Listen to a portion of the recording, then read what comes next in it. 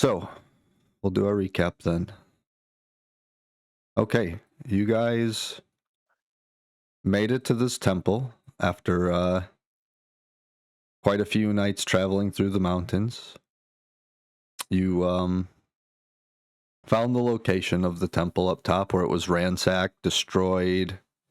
A pretty grisly scene as far as defacing a god and destroying like a temple and things. Then you came down into here, where you knew the entrance because of some of the visions you've been having. Where the whole time you guys were expecting this, eventually run into Drad down here. You fought through a boatload of cultists, lots of undead. You guys even seen a chained monster that was like an illusion that you thought was like an ogre. And I was insane. And when you shot at him, it disappeared and turned into this big chained monster. He told you his name. He told you the name of his master, and then he disappeared and said, like, essentially thanked you for freeing him. Adunius. I have it written down. Yeah, I got it. It's Sway Braska. What's his name? Yeah. That is how you pronounce ZWEH. Yeah. Zoe Braska was his name. And then he said his master was Master Verdun. What any of that means, you don't really know. He was a pretty intimidating figure. So it was him. Yeah, that's the guy. It doesn't look very nice. Yeah, welcoming, you'd say. Yeah, he had a really deep guttural voice. He spoke in common, so all of you could hear him. It was like in your mind, though. He didn't say it out loud. Like you could hear it in your head. Like he was like telepathically speaking to you. He had a pretty similar vocal patterns to some of the other languages the cultists have been speaking. Ooh, almost sounded abyssal. Potentially. Something along those lines. Maybe not, like he spoke common, so he wasn't speaking another language, but it was the way he enunciated and things was very, very... You had an accent. Yeah, essentially. Could have been abyssal, could speak some other languages. You're not quite sure, but he was not harmful to you guys, but he also didn't look like the nicest guy in the world, right? So encountered him. He kind of noped the fuck out of the place as quick as he could. Disappeared, got out of there. Exploring this place, you guys found a few different treasures, a book, some goggles, some boots, quite a bit of gold, couple potions, a decanter. Yeah, like you guys found some things. Yeah, we had a bunch, yeah. Some pretty interesting things. You helped rescue a little halfling girl that looked like she was forced into becoming part of this cult. You rescued another prisoner who is related to another person in the game world that you guys encountered, to the guard captain that you met. Yep. This seems to be an older sibling of hers, or an older family member of hers, either an older sister or an older cousin. You're not exactly sure. They look very, very similar. Like you could tell that they're related for sure. They share facial features. Yeah.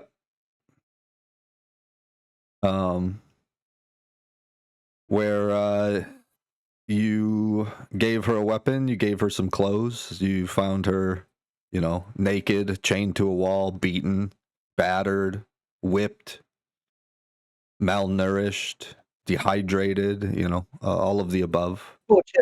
Tortured essentially. Yeah. Where you guys essentially freed her, rescued her, took her back up to the surface. You guys got a short rest. I gave her another candy, Yeah. perk her up a little bit, Yeah.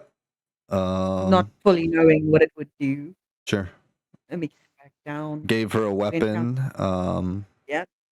And she is missing her sword.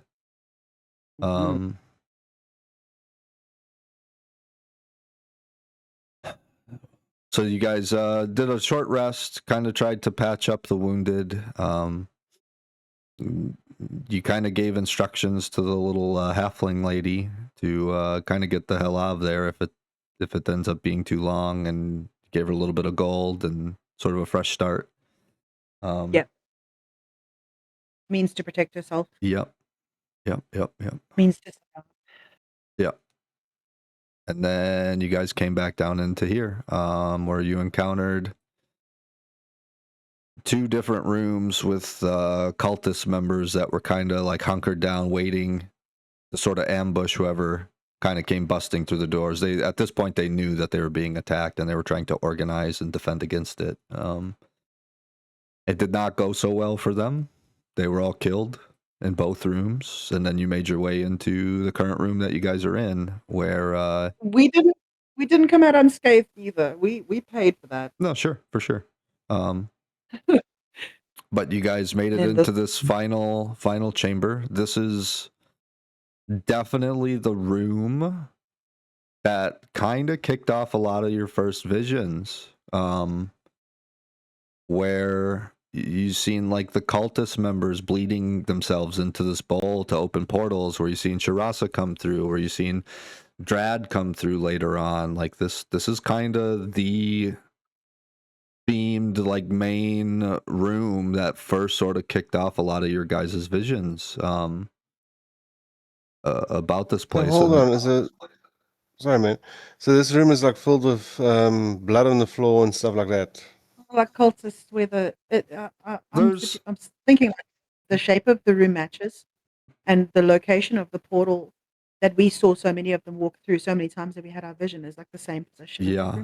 There's blood on the floor now because you guys killed a bunch of cult members and things. There was like a bowl. Think of like a little like bird bath kind of a bowl. You know that one.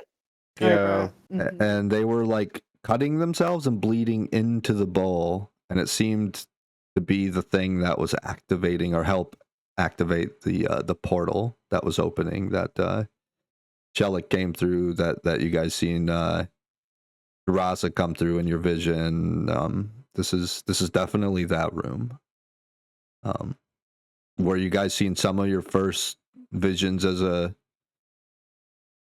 we'll say as a group. Like you each individually had the vision, but you were all having the same dream and the same vision. This is the like visions you were seeing back in Durnan's bar, yeah, in Dunsbury, yeah. Yeah, that's what made us leave Dunsbury, because we wanted to go. We were told about the circus. We were curious. Yeah. Yep. And then me knowing Maggie, I think trying to follow that lead to figure out why we're having the visions and we're sharing them. Yeah. Yep. Was the major one. Yep. Oh, that feels like so long ago. Yeah, for sure. So, you guys got into a pretty intense fight here, where Chelik came through the portal.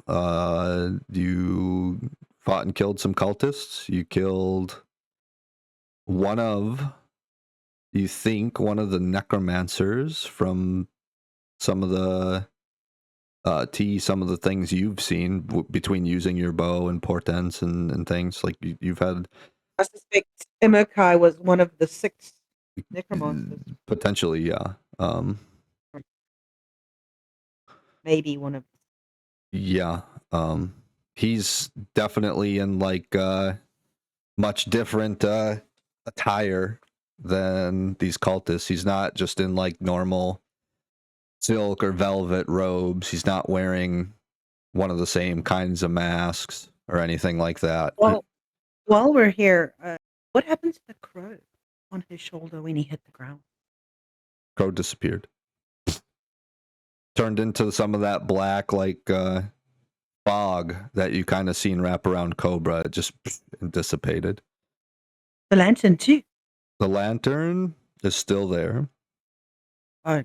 The Is light, the door open? the light, hang the on. light Recap is that. out. The light is out, but the lantern is there. The green light is, there's nothing coming emanating from it.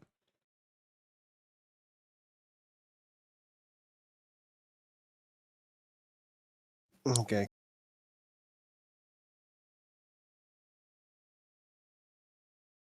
And this is kind of where we're at, guys. Shelik cast a banishment spell on Cobra during the fight. Cobra had a couple of tools up his sleeve to resist it a few times, but finally it took hold of him and teleported him somewhere. Cobra, you get the sense of, based on what T explained to you about some of her like portent stuff, this is that same, you ended up inside of that fortress that she sort of tried to explain to you. You don't know where that was at. You don't know what exactly it is. You know it was somewhere very far away. And you ended up inside of this castle, this fortress, where you seen Lady Shadar, who is she's the goddess of judgment. She kind of judges souls to see where they will end up, if they'll end up in the hells, if they'll end up in the heavens. Like she sends souls, she helps souls reach their final like resting place. However, there was a problem. It seemed like the portal or the means of travel that these souls, when they die and leave the body, to travel to the afterlife, to go get judged, to see where that they end up. Seems like that portal was being blocked by the lich that you guys know as Shirasa, and he was capturing souls, stopping them from coming through to get judged. Consuming them. Is that correct? It looked like he was eating them, yeah. But you don't really know. Like it's just, you know that the souls were unable to make it through to the realm of like judgment, really, to get judged, to see where they go. And as this was happening, you started to see her scales that she holds for judgment, starting, the chains to them sort of start cracking and cracking and cracking. The links in the chain starting to break.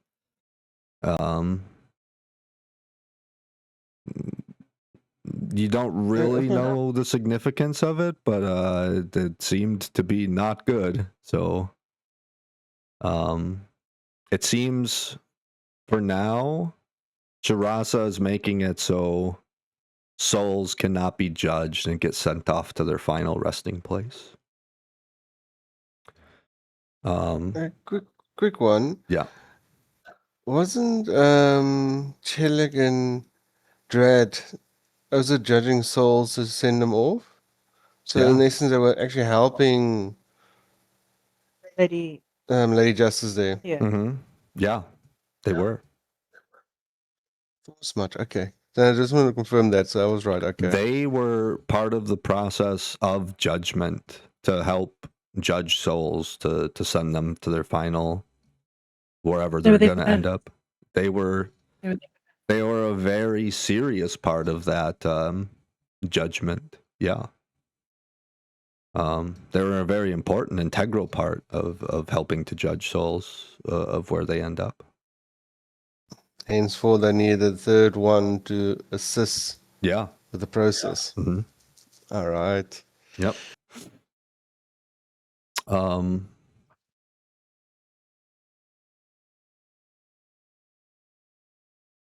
So she, Chelik, what looked like an evil Chelik, really, sent you off there. You witnessed all of this. You experienced all of this. This wasn't some like mind control or some vision. You physically got sent to this place and seen exactly what was happening with some of the judgment process. To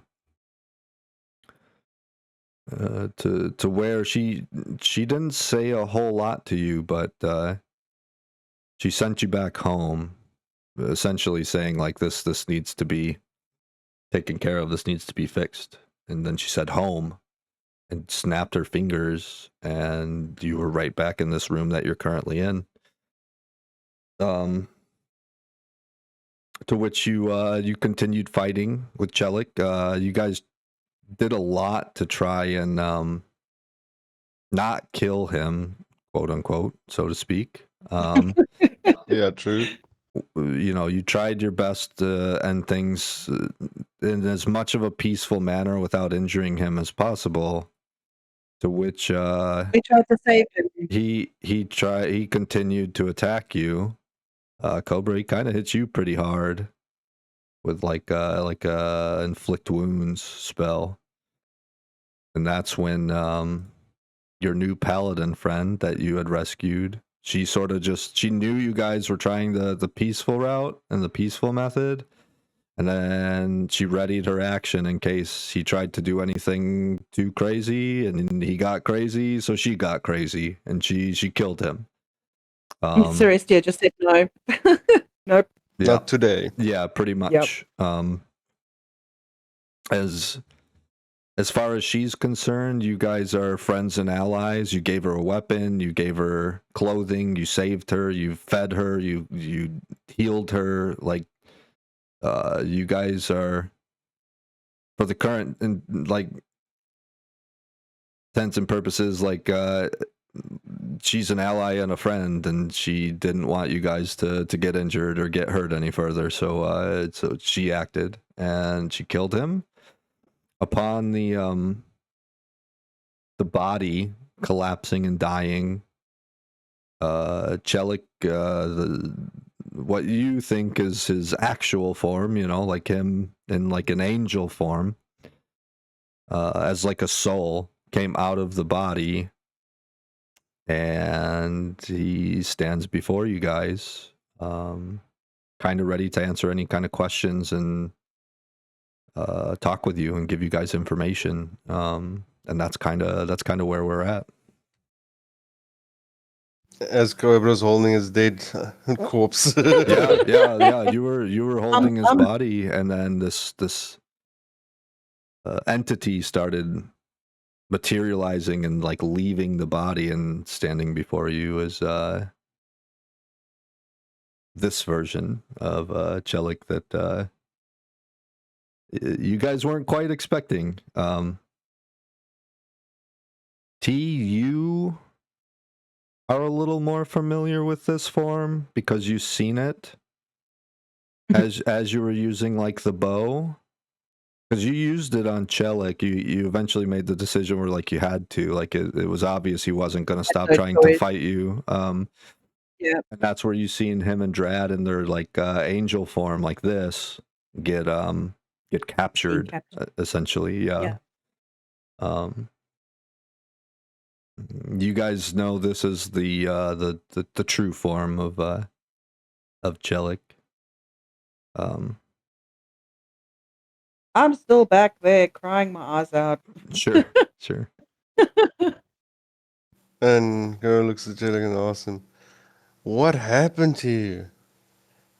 You were 1 minute Last time I saw you all good and everything, and next is like you want to kill me, kill everything. What happened? He standing there and he looks at you, and he ponders for a moment, and he says, "There's an ancient evil that needs to be dealt with. You guys are familiar with the Lich Shirasa, yes?" So far in dreams and glimpses here and there, yes. As I hear him say the name Shirasa, I look up at him and I say, my eyes, he's never left me. Chelik, Heard of him, know of him. He's part of me. Chelik says,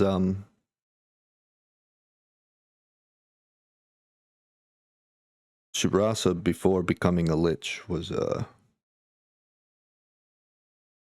a mortal man who was to be a potential candidate for one of the pillars of justice a very long time ago. And he grew starved for power. Some of the knowledge we bestowed upon him as we were inducting him into becoming a pillar of justice went to his head. How it can warp the mind. He got greedy, thirsted for power, for knowledge.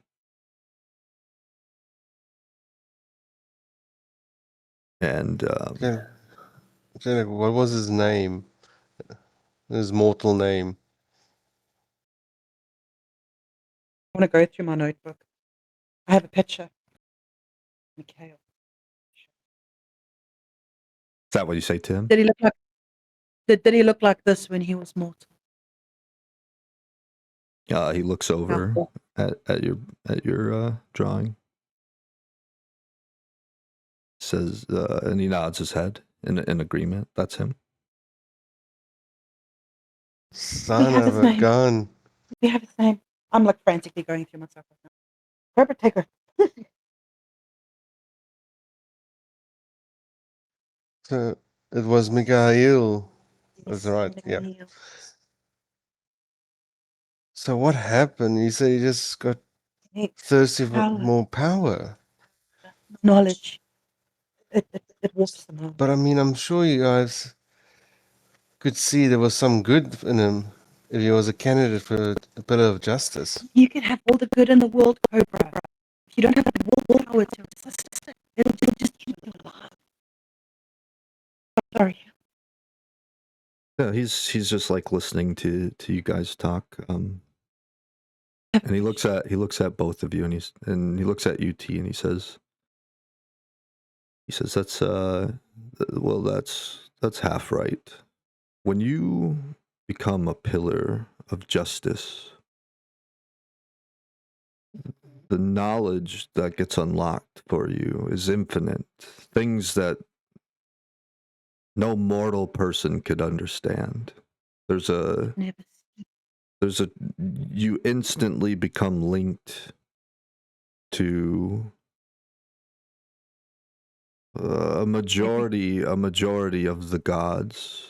Pretty much like as a DM to players, pretty much every accepted god, Shadar and Labora and Alyssia, and like all of these gods that are pretty much all of these gods are good. Shadar is technically like just true neutral. She's there to judge, not like she's there to like as a balance judge. Like if you're shitty in life, you're probably going to end up in the 9 hells, right? Like if you were off table, would she be in limbo? Sorry. Yeah, that's exactly what she is. She is the god of limbo, 100%. Like she's the god of purgatory. She's straight neutral in the middle, And her job is to judge where these souls are going, not to judge like, I think you were bad, you should have been good. Not like that kind of judge. You know what I mean? Like her job It's is at your core. her It's not your action. her job is to make sure the souls get judged correctly so that they end up in the correct plane of existence to maintain like a balance in the planes. It's not like her personal opinion if you were good or bad or something like that. You know, like it's to maintain balance and order in all of the planes of existence, because Gotcha. we'll get more into lore and things later on, but if she's not there to do that, then really bad things happen in the bad planes of existence, actually, in between the 9 hells and the abyss specifically. They rely on souls, don't they? Will do what? If they're not getting their souls because Sharasa's taking them. Right. Well, not just that, if I understand correctly, she judges all the planes of existence. All of them. Beings, everybody. Everything. So she's connected. Mm-hmm. She's connected to every plane of existence, yeah. Yeah. Because she has to be able to send the souls to, you know. This is very, very, very hectic stuff happened just now. Unlocked information. Yeah. I've been suspecting this for a while. So there's a thing called the Blood War. The Blood War is between the Abyss, which are demons, and the 9 hells, which are devils, which is like Asmodeus and things. They're both in a war. That both of those planes of existence hate each other. The 9 hells and the Abyss are not, hey, we're both bad guys, so let's be friends. They despise each other. Devils and demons hate each other.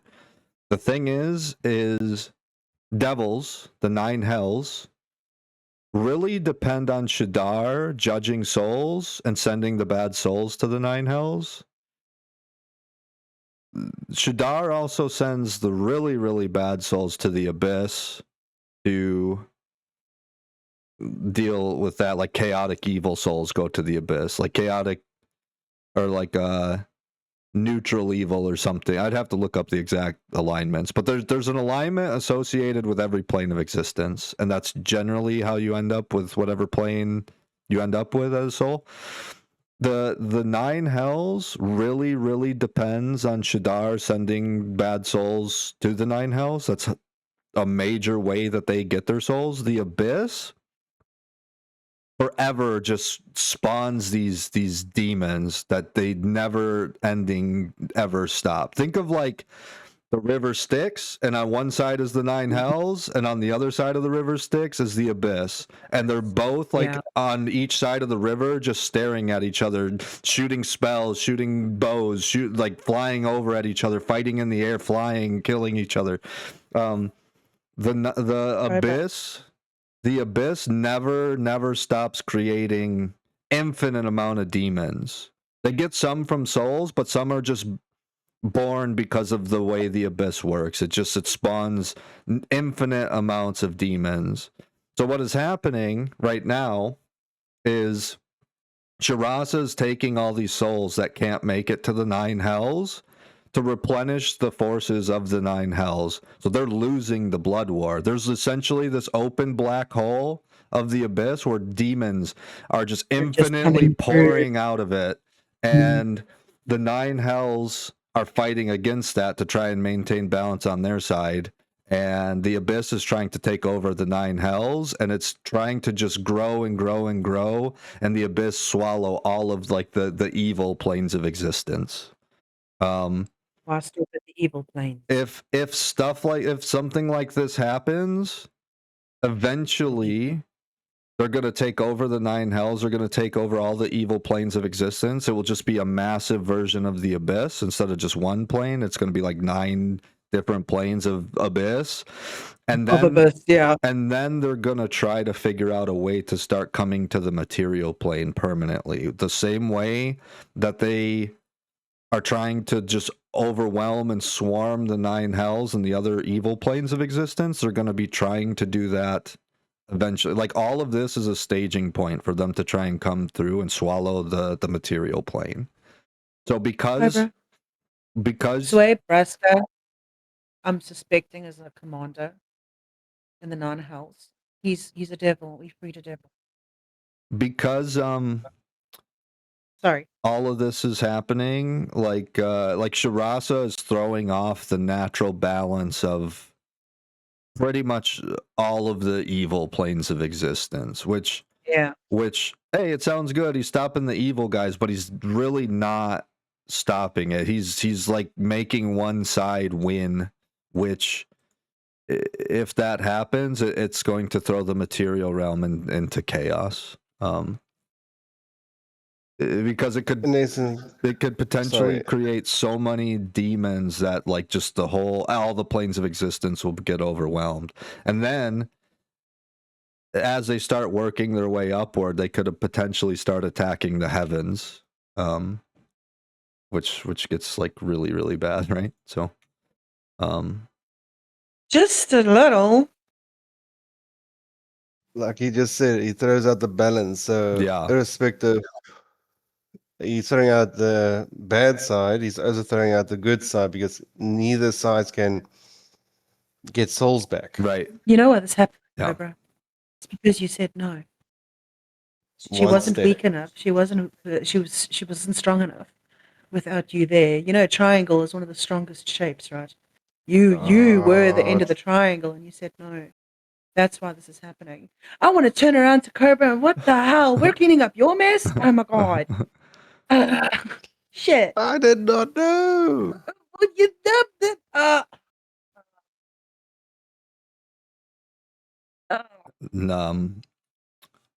Chelik looks at you when you said you didn't know, and he just says that's part of the problem of the situation is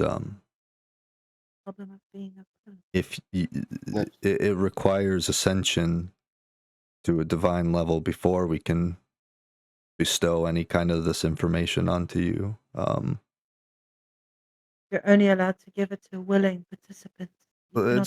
It's not so much that, it's that Malachi. You get so much information and you literally become bonded to all of these different gods that like the answers to the entire universe become unlocked. You ascend in power so much and you ascend into knowledge so much that like for a mortal person it could drive them insane. It's just you instantly know the answer to almost everything. It's too much for a mortal body to be able to handle. And so this is what he's saying, like they bestowed this power onto Shirasa when he was a human before they ascended him into an angel. So his body was not able to handle it, and he got all this information, and it made him crazy, and it made him go like blood drunk for more knowledge and more power, and it corrupted him. And this explains also how he could capture you guys because he knew where you would be, and he knew what to do to capture them, right? Like if just some random tries to capture an angel, they're going to try and beat him up and fight him, and they're going to get their ass kicked, right? Like he went a different method with these like lanterns and developed like this strange magical power that he knew exactly what to do to like subdue them and capture them, and it was easy for him to do, you know. In the vision that like T seen, like him and his necromancers came in, opened their lanterns, and then it was a done deal. Like they didn't have to fight angels at all, you know. Like if they would have had to fight them too, they would have got their ass kicked. They would have got killed, you know. Like Jellic and Drad would have just like mopped the floor with them if it was a fist fight or whatever, you know. Yeah. I have a question for Jellic. Yeah. When we first met in that tavern, you came to me and you knelt and you requested my help. What were you actually asking me for? Who sent you? Why me? He just looks at you and you see like his beard move a little bit, like suggesting maybe he's giving a little bit of a little smile. You see like his eyes kind of squint a little bit, like as if he's smiling, and like his cheeks went up, like so his eyes closed a little bit. Like you see him narrow. You can't see any facial features. It's just black under the hood, but his eyes sort of squint, and his beard moved a little bit, suggesting he's probably smiling a little bit. And he says, "Dear girl, you're linked to this, whether you want to be or not. Do you know what the short name for Mikhail was?" No. You might have known him as Mike. Right. I don't know anybody named Mike. Or Mikhail. Or even you. Maybe you'll remember in time.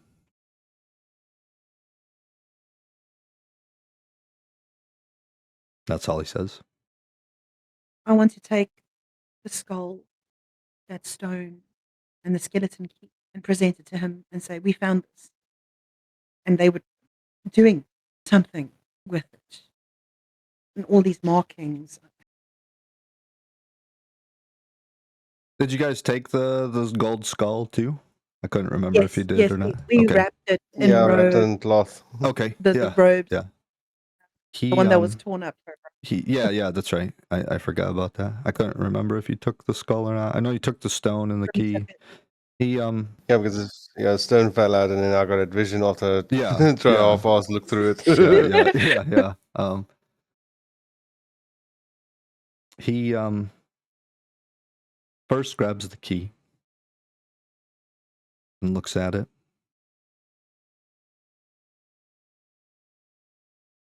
Gives it back to you and says, "This key belongs to these halls. Nothing more. Just a key to unlock doors in this place." Yeah. Mm-hmm. Okay. He grabs the skull and he inspects it and looks at it.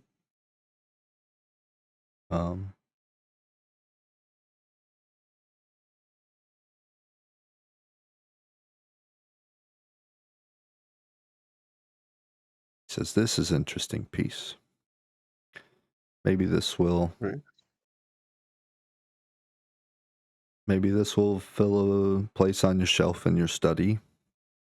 Or maybe it's worth something. Material possessions." Hands it back, suggesting it's probably just something valuable, or maybe something you keep as like a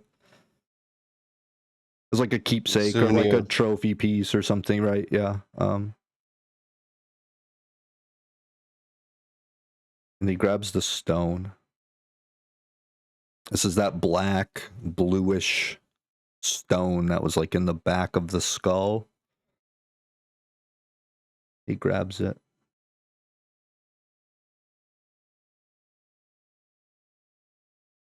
And he looks at it.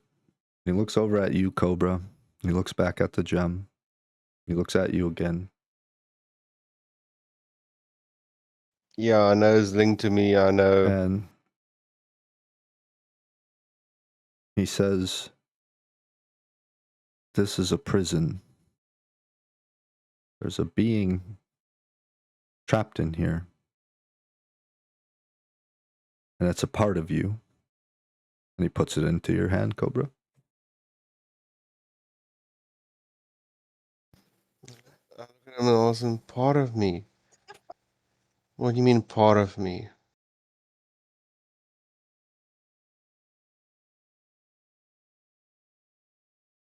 Cobra, you told me about that dream, right? Yes, I had that dream that felt like something from my past, but I wasn't sure. Remember when you had the main fight when you were all cool and shit, and that blackness came out of you and then formed as you?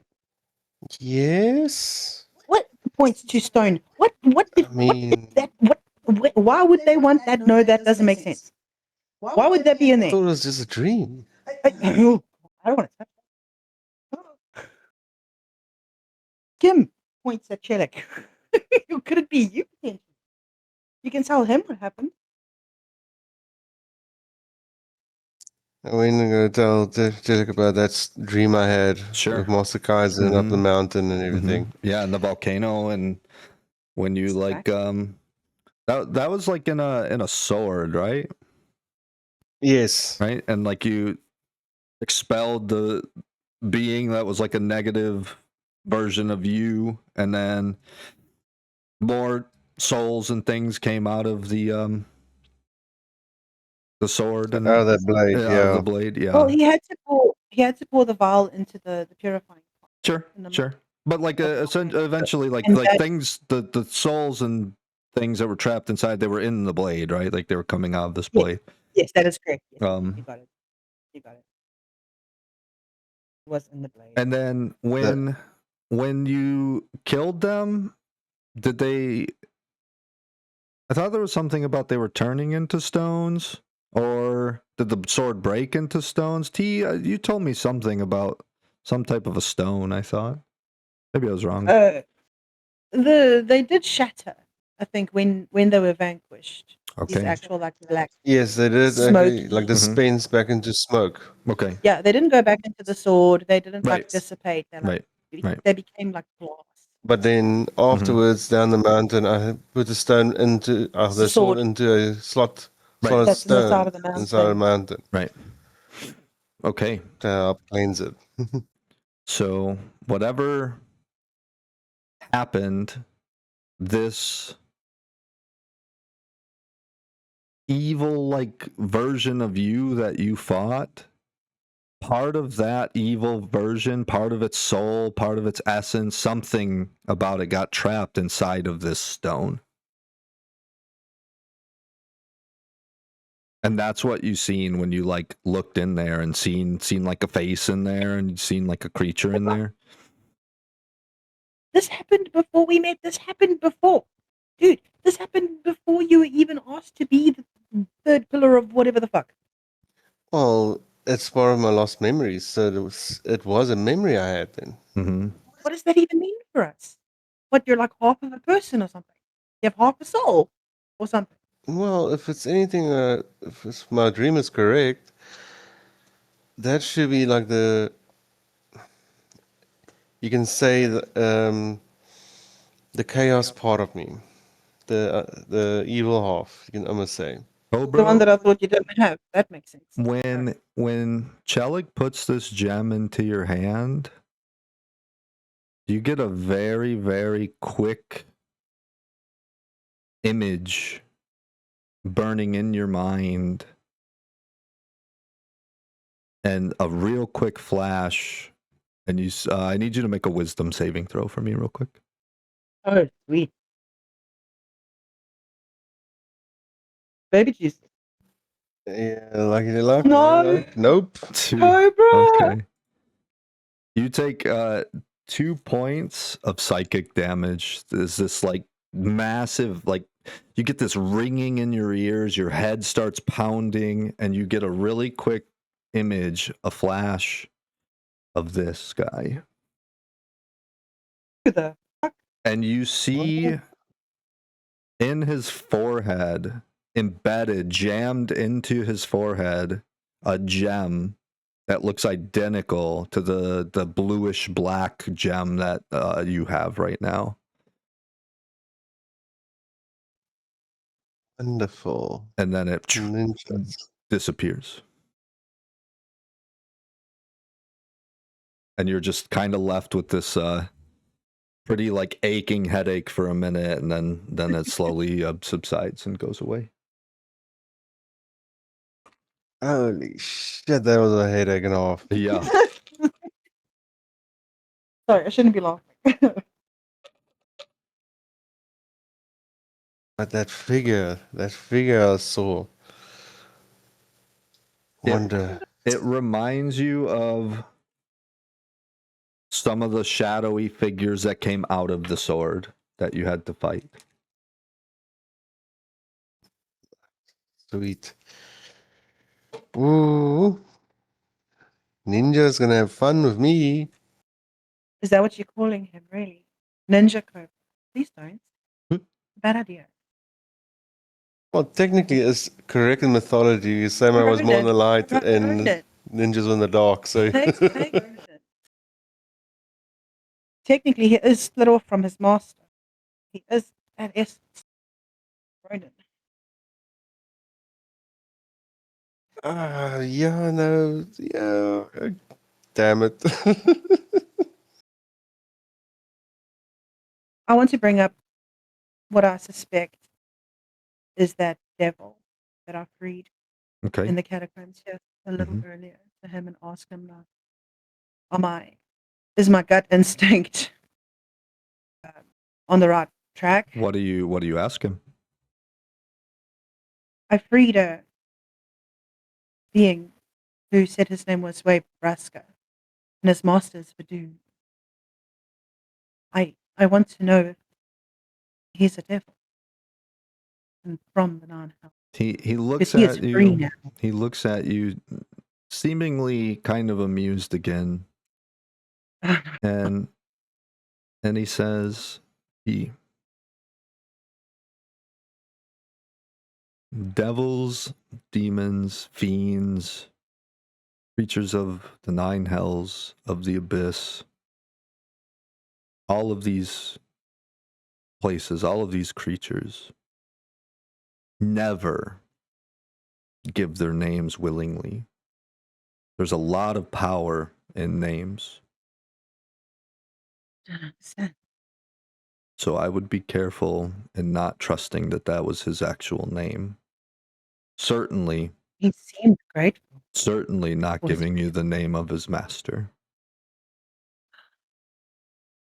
Oh.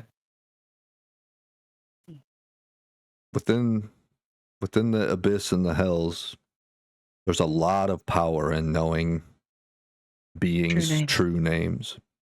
So be very careful with trusting demons and devils with names. As far as that one, I know the one you speak of. He's a chain devil from the nine hells. Yes, Cobra. I was on the right track. So he confirms that it's a chain devil. What would the implications of this chain devil being free be in this realm? Instead of, say, him returning to where he should? What if he wants to amuse himself in this realm? What would the implications be? Do you think that he probably, when he left, when he disappeared like that, do you think that he was probably going back to the nine hells? Okay. That puts my heart at ease. Thank you.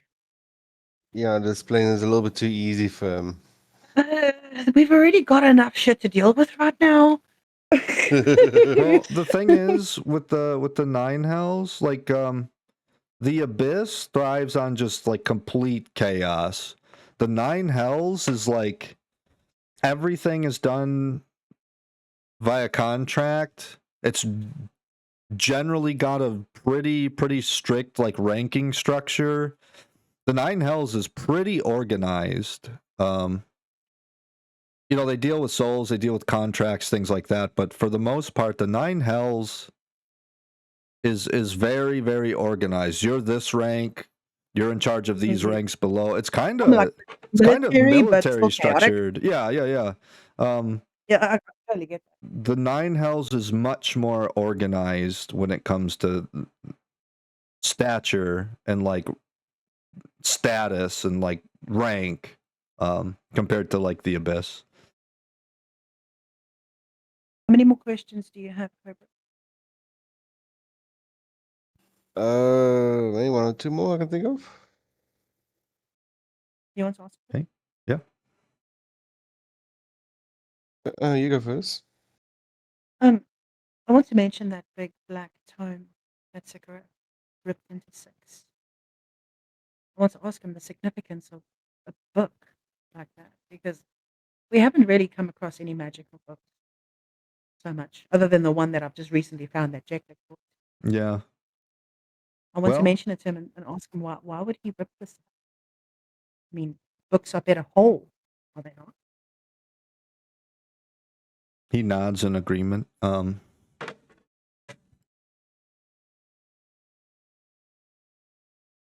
he says, the only thing I can think of is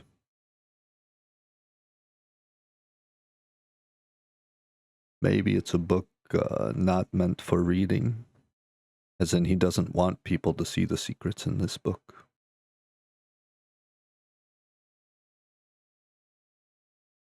I worry that this book will be assembled in a different plane, in some sort of ritual. But I don't know what. You were imprisoned, and you were feeding something inside of an egg. Do you know what was inside of the egg?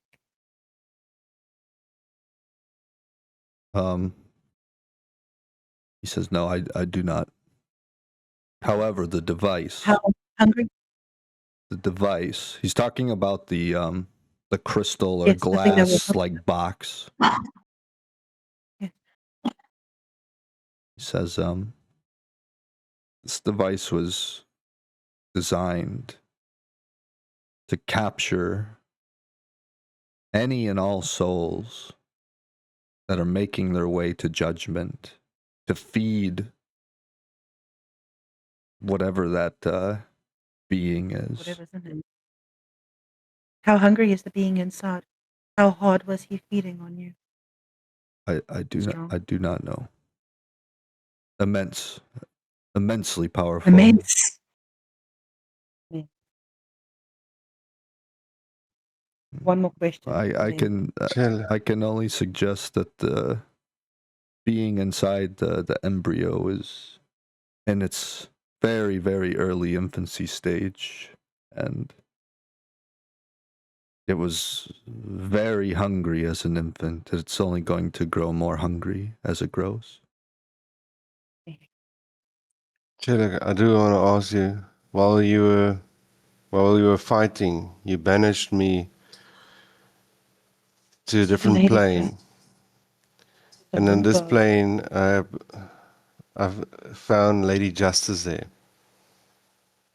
And Siserath in the portal. Seems like he was devouring the souls as they were trying to get through. But the concerning fact for me is, when I looked at the Lady Justice, the chains on his scale was like crumbling and starting to break. Oh, this is the first time I'm hearing it too. Mhm. So, how long does he have still? You think she's been... Oh no. He says, I apologize for sending you there, but that was the only way I could communicate. While inside the vessel that you destroyed, it's linked. These bodies are linked to that machine. It's feeding on us while we're inside of that mortal shell that you destroyed when you freed me. And as it consumes it, it drives the soul mad. And that's the only way I could communicate with you, is to try to send you there and physically show you what's happening. There are two things happening in the world right now. One is the soul sanitarium device devouring souls and feeding them to this being. And two, because of this, and because of souls not making it to judgment, a curse is sweeping through the land. It's the death curse. Any being Death curse. that has been killed and revived is going to wither away back into a soul eventually, where they will not be able to make it to judgment, and they will make it into the soul sanitarium device and be fed to the beast. That's what I don't care about. How do you, So, Cobra, how do you let thousands of people know that they're going to be food and have them enjoy the trip there?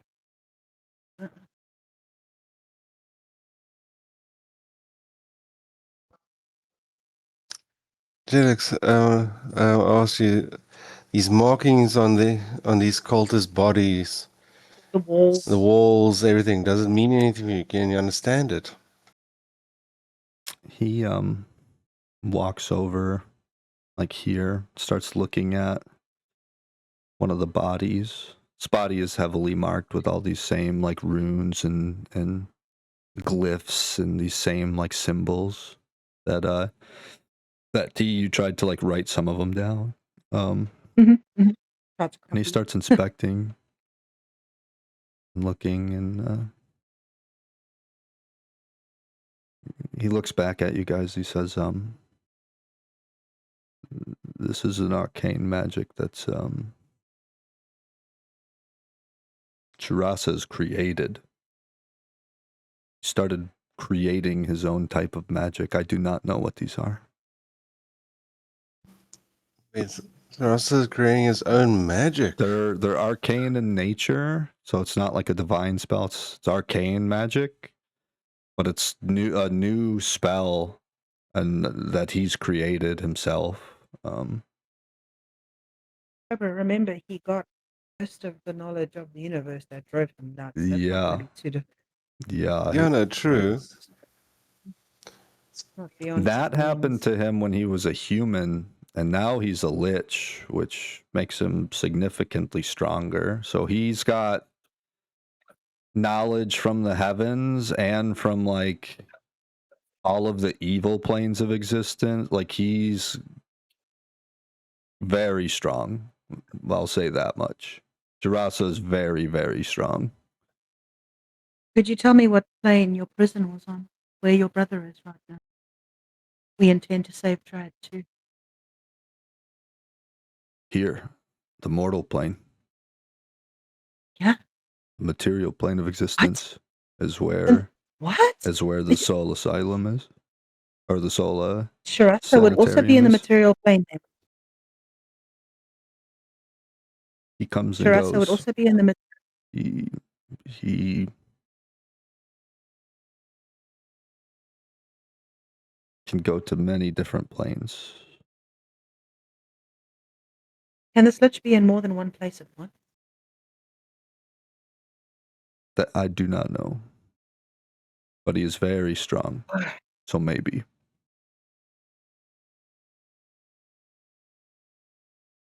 I'm gonna like furiously scribble By chance, in my notes. while you were under his control and everything, did he give any hints where his phylacteries will be? He's too smart for that. No. Try my luck. Can you do something about my green eyes?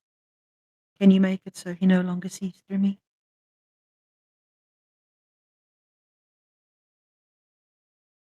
He looks at you. You see like a white light emanating from his hands, a little bit of gold at the tips of some of the white light. He puts his hands on like your shoulders. And this energy like absorbs like into your core, like into your chest, into your soul. And he tries to get rid of the spell, and it doesn't work. Your eyes are still green. He's whatever he's done, it's too strong for Jellic to like abolish it. Didn't work. This death curse, is it connected to my eyes as well? Is that why it cannot be dispelled? It's directly linked to him. I do not know. There's a lot of magic here that Shirasa is doing that he's created. So it's the only type, like it's a one of a kind thing. So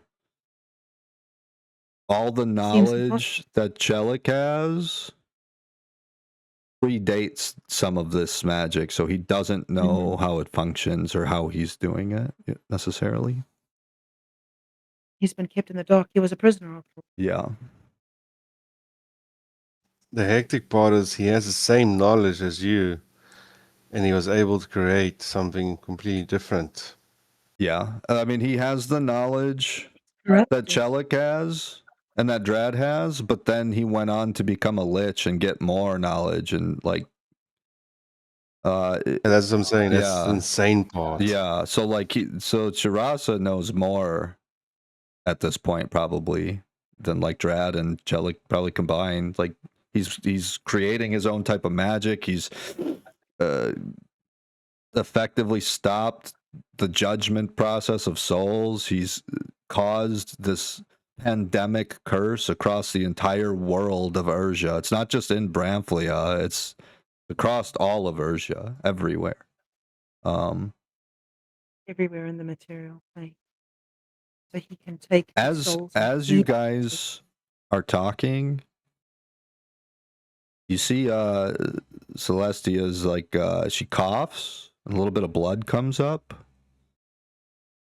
and she rolls up her sleeve for the clothes that you gave her, and you see this black splotchy part like across her arm starting to like spread a little bit. It looks like a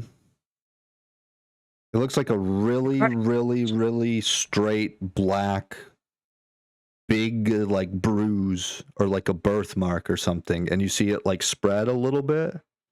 She coughs up a little bit more blood and it spreads just a little bit more, and then it stops.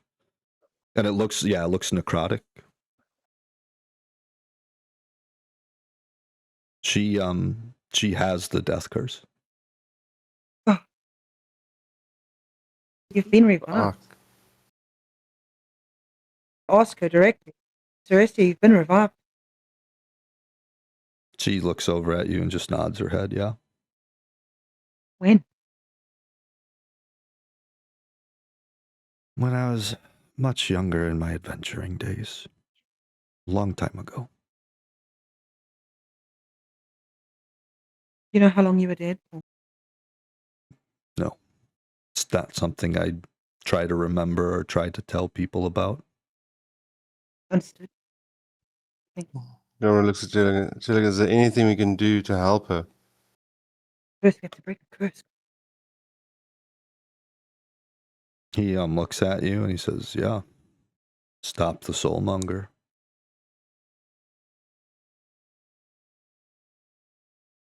Who has the capability of creating this? Would it be the Lich himself? Or would he need somebody to put it together? Gather the resources. You know, the Grand Order of Perpetual Motion? They make all sorts of things. I wonder if he'd had to steal some of them to create this. Yeah, you don't really know. That's grasping at straws. That's a question for a different NPC. Maybe Chelik doesn't have the answer. Doesn't have the answer for that. Okay. Any other questions? However, I'm pretty much. You do know of somebody who had a picture of Mikhail up in their house. House. Mm-hmm. Did. Nobody was in that house when that was up.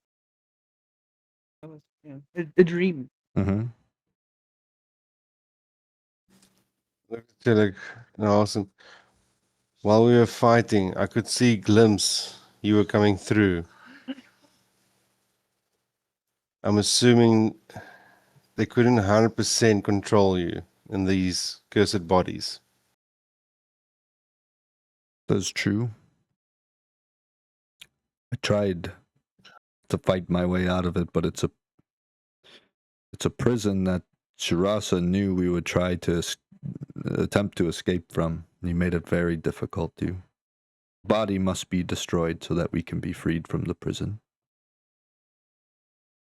Okay, so that's the only way we have to destroy the body to free your souls, actually. That is the only way I know. Are you an angel, Chad? You just see his like big wings spread out behind him. Can you protect one mortal for me? Just one. Just watch her. Make sure she's safe. Her name is Albertina Villar. Watch over her. Please. I know of her. I'll do my She's going best. to help us. She's going to help us break this curse. Lady T is trying not to. He just nods and he says, "Very good. I think that's the next order of business is finding out about the Soul Sanitarium, finding out about the beast, and finding out how to break the death curse."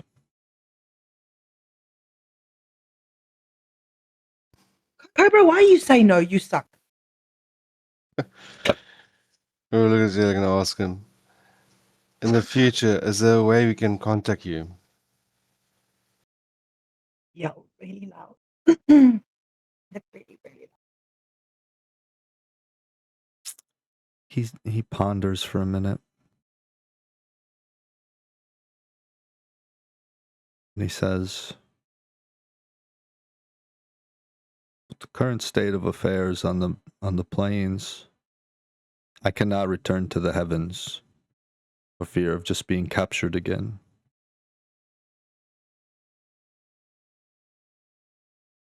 So I'm coming with you." What? Oh.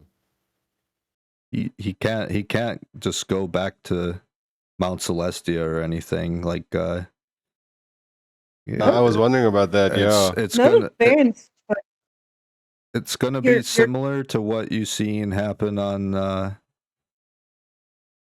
Lady Justice's portal. Chirasa's gonna try to capture him again if he tries to make it back to Mount Celestia. Basically, all of the planes of existence are cut off from each other right now because Shirasa is just capturing any devils, any demons, any powerful souls, any souls of normal people that are dying to feed them to this creature. He's cut everything off from one another to try and capture everything that he can to feed it to this monster that he's trying to grow and trying to create. So it's seriously, super hard for him to get back to the heavens right now, to Mount Celestia or anything. I ask Celestia, can your God hear you? Since everything's cut off, can you still commune She with the God that you've she looks at you and she says you heard? she says if he can, I do not know. If he can hear me, I do not know. I've tried prayer down in this place when I was imprisoned, and I have not heard anything in response. And you would hear normally in the past, yes? This is not normal, correct? Labora is very busy. Sometimes he responds and sometimes he doesn't. I have not heard anything since I've been in this prison.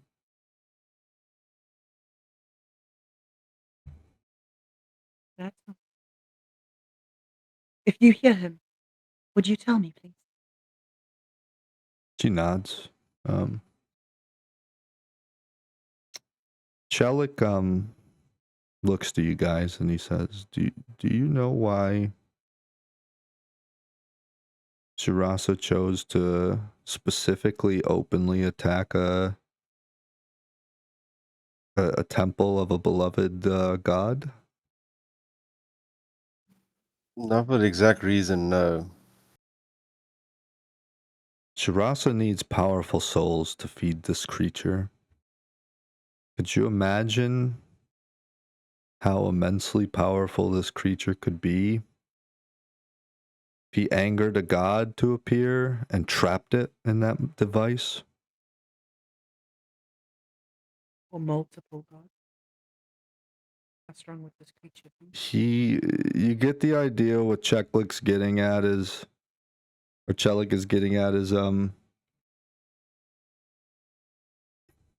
he's waging war against the gods to lure one of them to the material plane so he can capture them. What he tried to do here was piss Alyssia off so that she would appear or send like one of her like champions, like one of her strongest soldiers, because that's like a juicy soul, so to speak, right? Like that's like a soul that Shirasa could really like get, and it's going to like really nourish and feed whatever this creature is that he's trying to create or trying to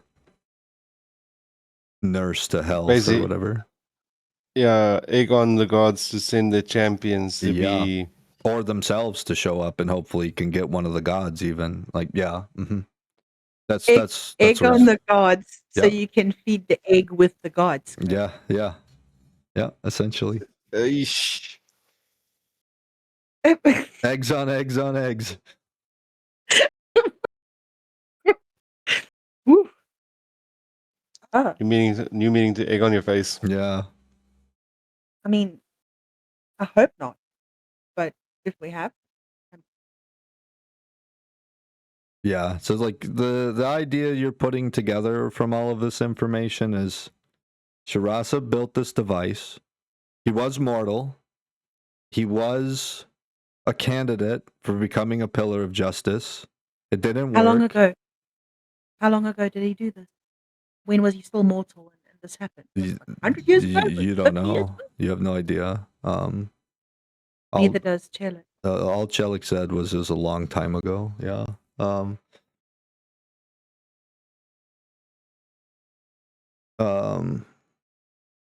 really, he can prolong his life and everything, and with all the knowledge he gained as a mortal, right. And then he became a lich, you know. So yes, in our visions, he's been using portals of specific colors, purple and green. And if you say he's not moving between realms, he's staying on the material plane. Well, he didn't say that. He said he's currently on the material plane. He said the soul device is on the material plane, but he did say he can go to different planes whenever he wants. So he's traveling all over the place. He's doing a lot of different things, it seems like. Okay, that helps. Thank you. But Chelik did not confirm, because he didn't know if Shirasa can be in multiple places at once. So he doesn't know about that. But he did confirm that he has gone to other planes of existence. Like, he's not just staying on the material plane. He's currently here, and it seems that this device that he's built and this egg that he's feeding with souls is on the material plane. It's on this plane of existence. But that doesn't mean he hasn't traveled to other planes of existence, or that he can't. Like, he's been doing stuff all over the multiverse, right? Yeah, gotcha. Okay. I think that was everything I had, Trevor. Yeah, I think currently, yeah. Just going to, because I have some on that. I mean, we still have to look for the lady's sword, which I don't think is in this tomb. I mean,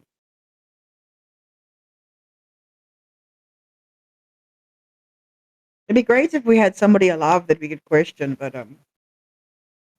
Yeah, I don't think that's the case. I think you guys cleared this place out pretty good. You guys didn't loot this room or anything, though. Oh, yeah, you're right. Cool. Can I have a look around this room? Sure. Make an investigation check for me. Okay. And I'll assist you with that. Yeah, sure. Do it at advantage. And do I need it? You can if you want. You might as well. I mean, 24. Okay. The first thing you notice back here behind this portal structure. That's the star. Back here, kind of on the wall, like on a mantle sort of piece. You see a sword. That looks On the like wall. Like yep. Play. It's like on like a little pedestal. It's like displayed on a wall. Big sword, small sword, You extremely see. large sword. Hang on here. Sorry. I'm assuming it's like a massive bastard sword or something like that. It's a big two-handed sword. Is like- that not It's like not Celestia's sword? it's like claymore sized. Whoa. Ooh, Pretty. Claymore. Mhm. Okay. So pretty. That is Can I gesture to And- Celestia and ask her, is that yours? that is in fact her sword. Go get it, honey. Yeah. You go get what's yours. That's what She- you're here for. Go get it. She gives you guys back your great sword that that you let her use, and she goes and grabs her sword. Yeah, no problem. And then like I said, it's a big two-handed kind of sword, and so she puts it like on her back, sheaths across her back. It's a hell of an item, man. Like it's a crazy sword. That's hers. Yeah. I'm glad she got it back. Oh, is there anything else of interest in this room? Yeah, would took a necromancer. Yeah. Okay. Okay. So for the I think he's necromancer, standing. I think Cobra's standing. yeah, he is. Yeah, I kicked to the side. Yeah, no, that's good. Just That's move fine. over a little, Cobra. Let me pull this up real quick. As you go up to loot him, you see here, where'd they go?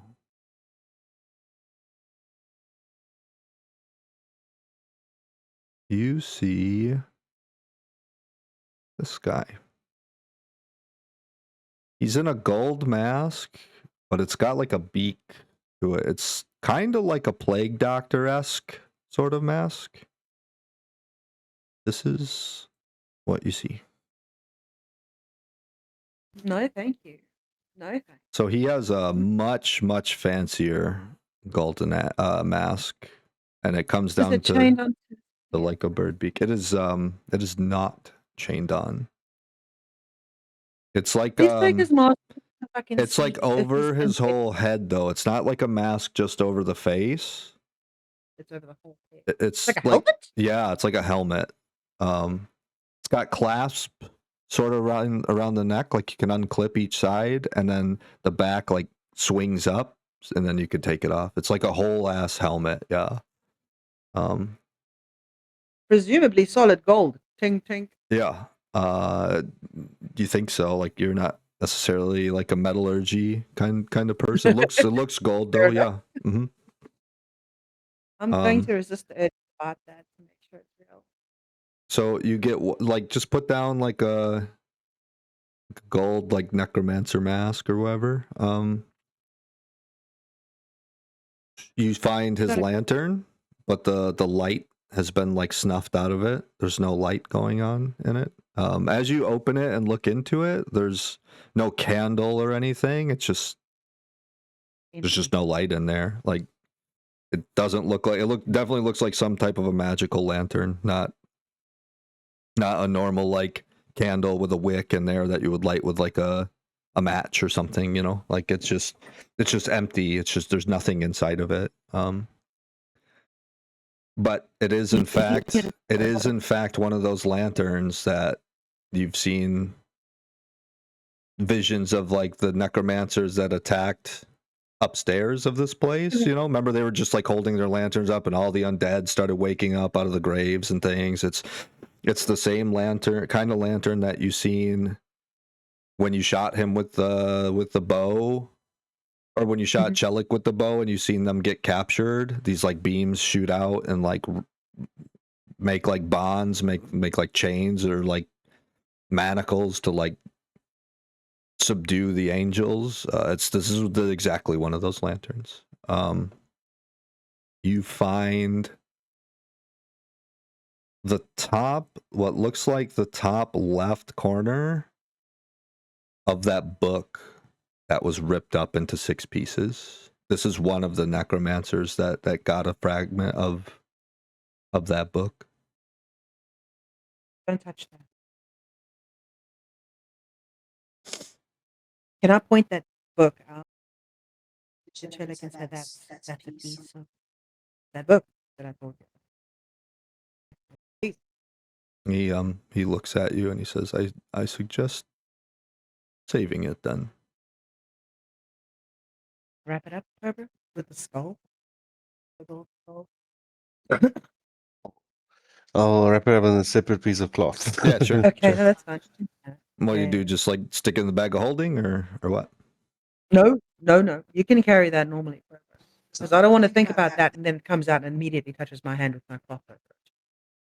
Well, it's going to be covered in the cloth. The way a bag of holding works is like you put your hand in the bag, think of the item that you want that's in there, and then it appears in your hand. Like you specifically, it's not like you put your hand in there and then you accidentally think about this book randomly and then it appears. Like you go in, you're like, 10 gold is what I want, and boom, 10 gold appears or whatever. Like it's in the bag. Like you specifically have to put your hand in there thinking about this is the thing I'm trying to retrieve, and then that's the thing. Does math for me? Yeah. My bag is a calculator?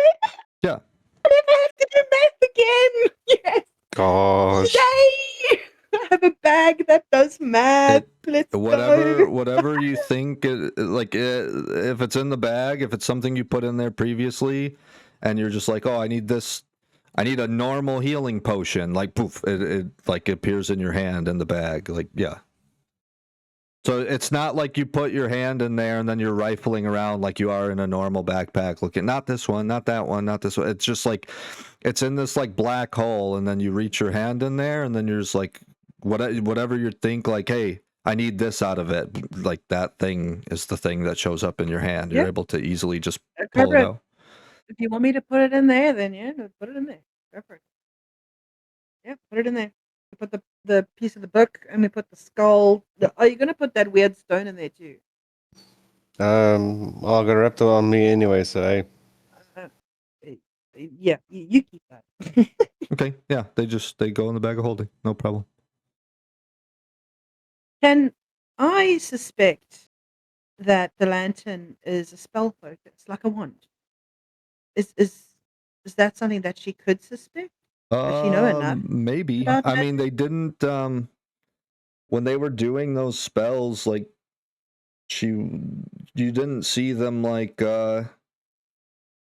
sprinkling salt on the ground or pulling a feather out or doing anything weird. So like potentially, well, we know they have component pouches. Does this guy have component pouches on him? This necromancer on the ground? Yeah, he has one of those same symbols in it, and that's it. And then he has about 60 gold. A lot of gold for you. Okay. Mind you, his face is. And then he has. Hang on here.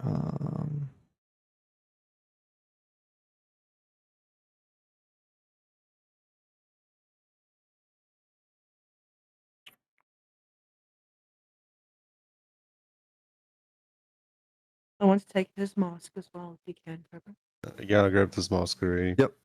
You got his mask. What does his face look like underneath the mask? Does he look like he's been dead for a long time? Very, very, very, very white skin, like he hasn't had sun in forever. No like facial hair. Yeah. Like the bad Chelik. Yeah, very gaunt. Like his cheeks are kind of sunken in, like he hasn't eaten. When I shot him, I don't think he was alive. As weird as that sounds. Just saying. I don't know what this means. The weird part is more like As I asked Chelik if I can loot his old Chelik body. It's like it's a conundrum. It's like, wait, feels so wrong on so many different levels. I mean, if you do, like, he's not gonna stop you. Like, he doesn't care. Is that what you do? Loot that body? I mean, just probably have a quick look around and see, well, if there's anything extra we can maybe use or information we can gather Sure. As you check the body, you find a set of let me see here. See what he had in his inventory. He had 200 gold. He has a mace +1, a shield +1, and a set of half plate armor. Oh, nice. Okay.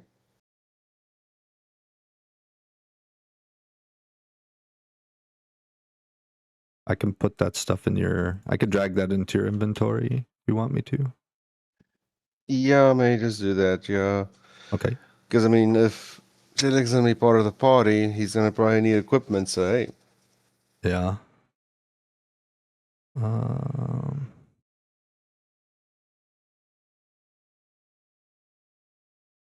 Let's see.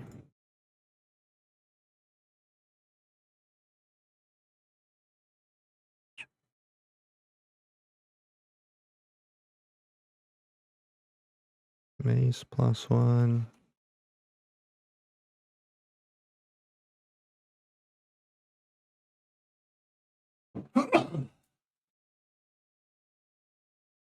Shield +1. And then a set of half plate armor. Yeah. Okay. And then 200 gold. Oh, shot, yeah. You can put that in. Yeah, so those Yeah, items I should be got in your it. inventory.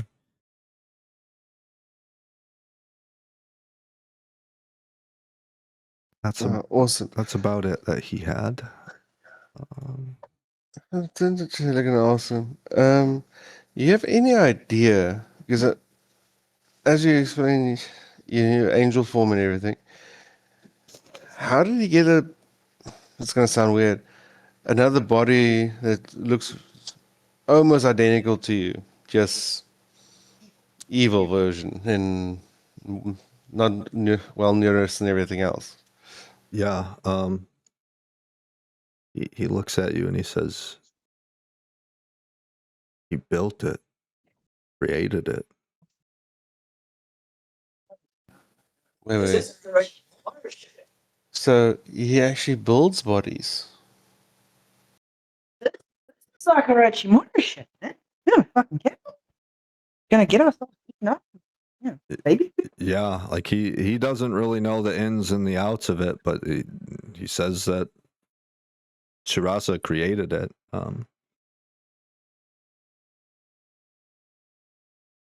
So I thought the man who was being pulled at the back of the horse and then taken to the river and drowned Mhm. was a vessel. So he could place his chosen soul into that vessel.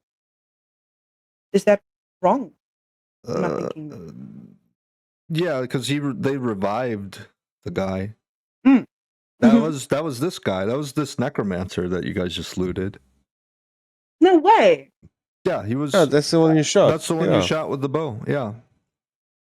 He was the one getting dragged by the horse, and they drowned him in the river, and then they put all those like runes and shit into him, and the blood came out and made that circle and stuff. That was this guy.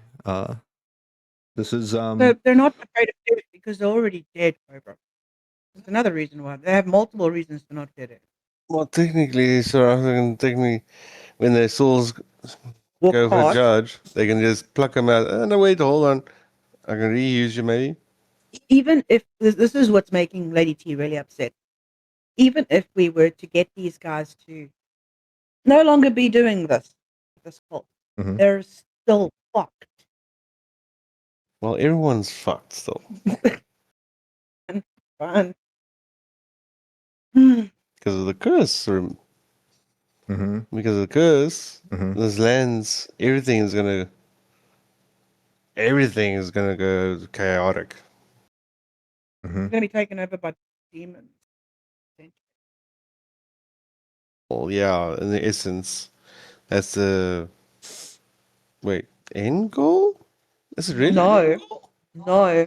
Catching whatever the hell that is in. So whatever is hatching is That's way stronger than the Mhm. abyss. Yep. And let's to whoever the hell listens that he cannot create another one of those eggs. Because if we go there, we destroy. He's just gonna make another one. He's making human bodies.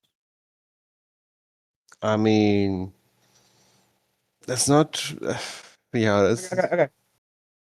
How do you defeat a being that knows everything? Go. be unpredictable. That's the only thing you That's can not do. good teamwork at all. I mean, being that knows everything, has all the knowledge, previous knowledge of God's everything alike, all existence to that point when he got it, the knowledge, and he really built onto it further. Oh, I get flashbacks of when I first entered this room and I was invisible. And I think it was a purple portal. And Shirasso was on the other side and he saw me. Even Mm-hmm. though I was invisible, he saw me. And then he pulled back and a green portal opened and checked. Why would he let me destroy everybody in this room? Why not intervene You have in no a mess? idea. You don't know for sure if he saw you. You think he did because it looked like he looked at you. Maybe he looked over there and just knew something was there. He didn't necessarily look at you and like point at you and say you or something, but like he looked your direction, stopped, turned around, like went back through the portal, and then it changed to a different color, changed to green, and that's when like Chelik came through. He definitely stopped and looked in your direction. So you get the feeling that he definitely knew something was there.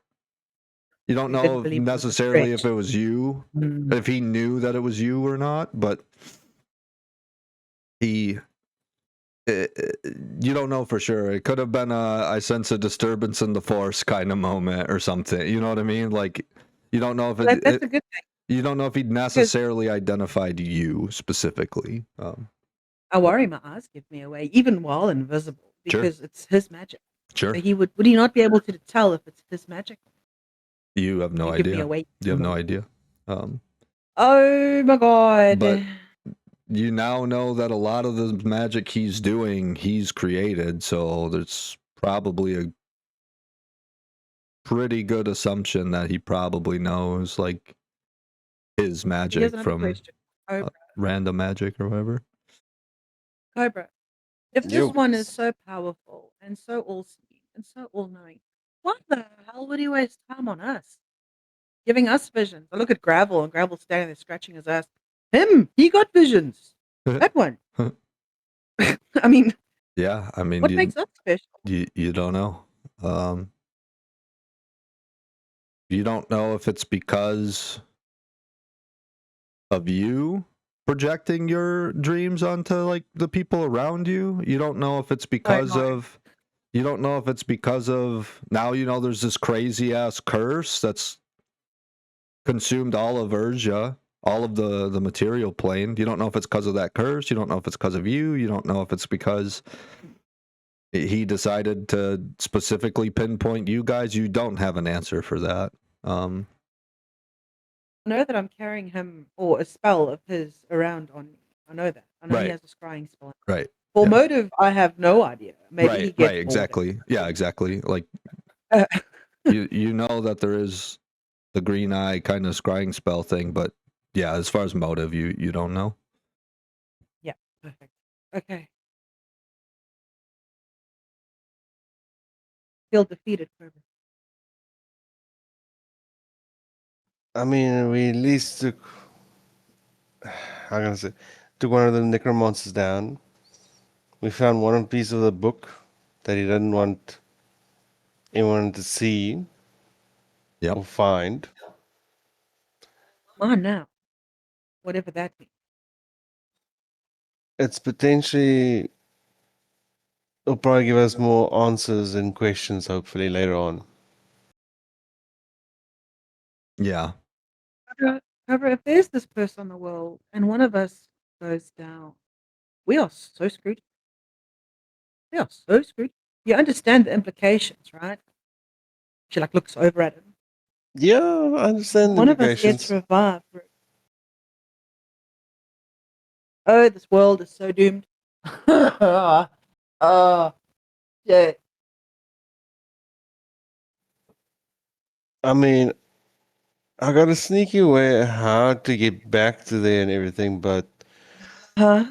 not. I know I'm not strong enough as yet. We are not strong enough as yet. What do you mean back? Back where? What are you talking about? To meet Sarasa. What are you saying? We're gonna go meet him. We're gonna have tea with him. What's going on? Potentially found a way how to get to him. I'm What are suspecting. you gonna do? You're gonna walk up to him, slap him in the face, say no more bad. The fuck? If only it was that easy. He's gonna eat you. He's gonna eat you. Yes, I know. That's what I'm saying. I potentially know how to get to it. I know we're not strong enough as yet. And need a bit more planning, but at least. Oh, Cobra. You know that really powerful soul thing? You know? He's like tapping Chelik and she points at Chelik and like, yeah, big powerful. What about the other half of what's suspected to be your evil side in that stone? What if it's like a channeling thing? Do not know. I have to. Best way I can say, meditate on it and see if I can may recall some memories where this was. Remind me to buy tea. I wonder if they'll have some nice lavender meditation tea.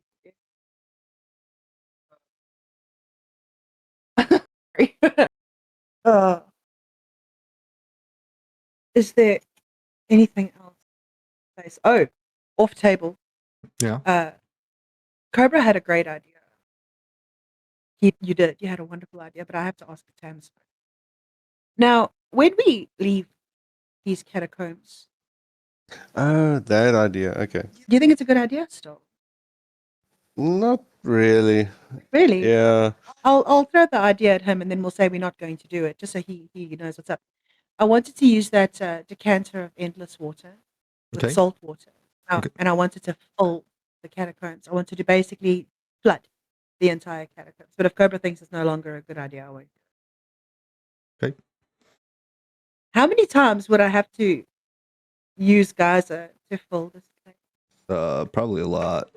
It's pretty Yeah, a big. lot. 50? I think more like 100.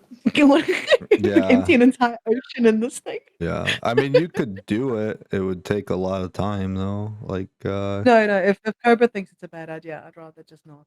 Geyser creates 30 gallons of water. That's definitely not enough for this place. Like, you would have to do it a bunch of times. How many feet up does it shoot in the air again? I got the gallons, but I didn't get the 30 feet long and 1 foot wide. 30 feet. Yeah, like I said, fire hose. Mm-hmm. Whoa. Excuse me. Okay. Okay. Now, stupid question here. So, are you just gonna be part of the party in your angelic form? You're gonna draw everybody's Oh, attention. Waving invisible or something? Do you That have a everybody will gawk at you? disguise, maybe? Not. Yeah, He does you stand see him. quite a bit, doesn't You see him kind of cast a spell. And he kind of shrinks down a little bit shoulder. Like he's tall and he's big and he's got like a huge wingspan right now, you know? Like he's probably 10 foot tall right now. So he's bigger. And you see him shrink Whoa. down to a normal, like 6 foot, like human size. And then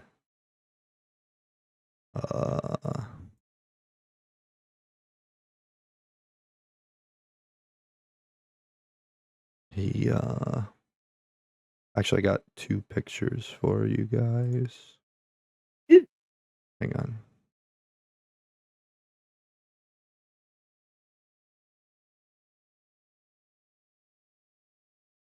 This. The implications of this information is immense.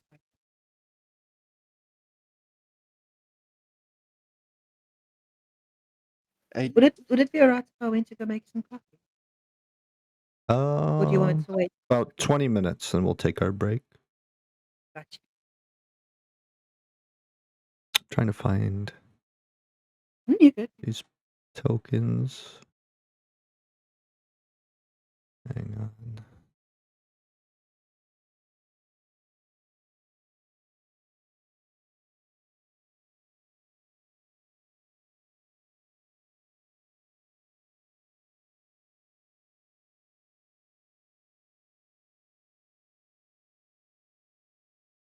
There's this.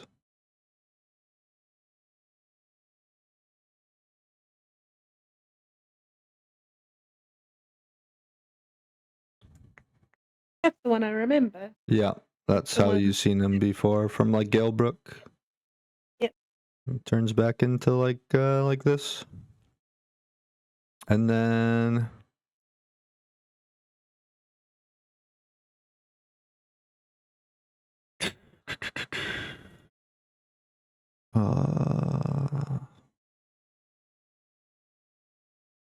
she's not in this armor. She's in normal clothing.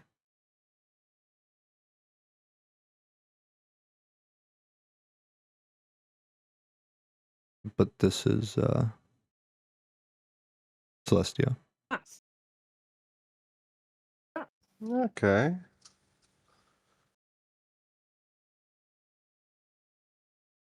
So now you have an idea of kind of what both these characters are looking like.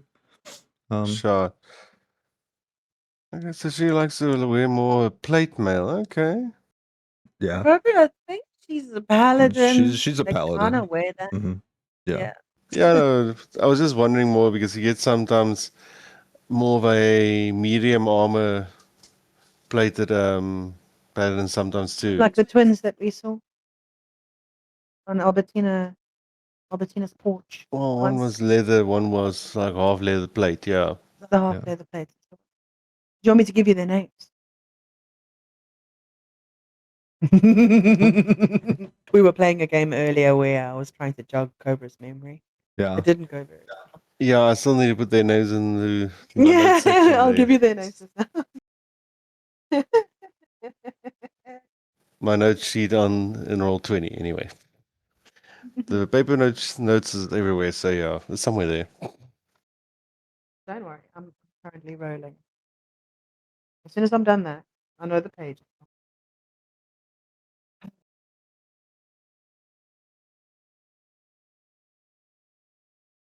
I still don't understand these gold masks. If they're already dead and they're already like very happy to be here, why would they need these masks to keep them in place? You know, to show the others, oh, this is what you're going to get. You look forward to it. I'm not so sure about this.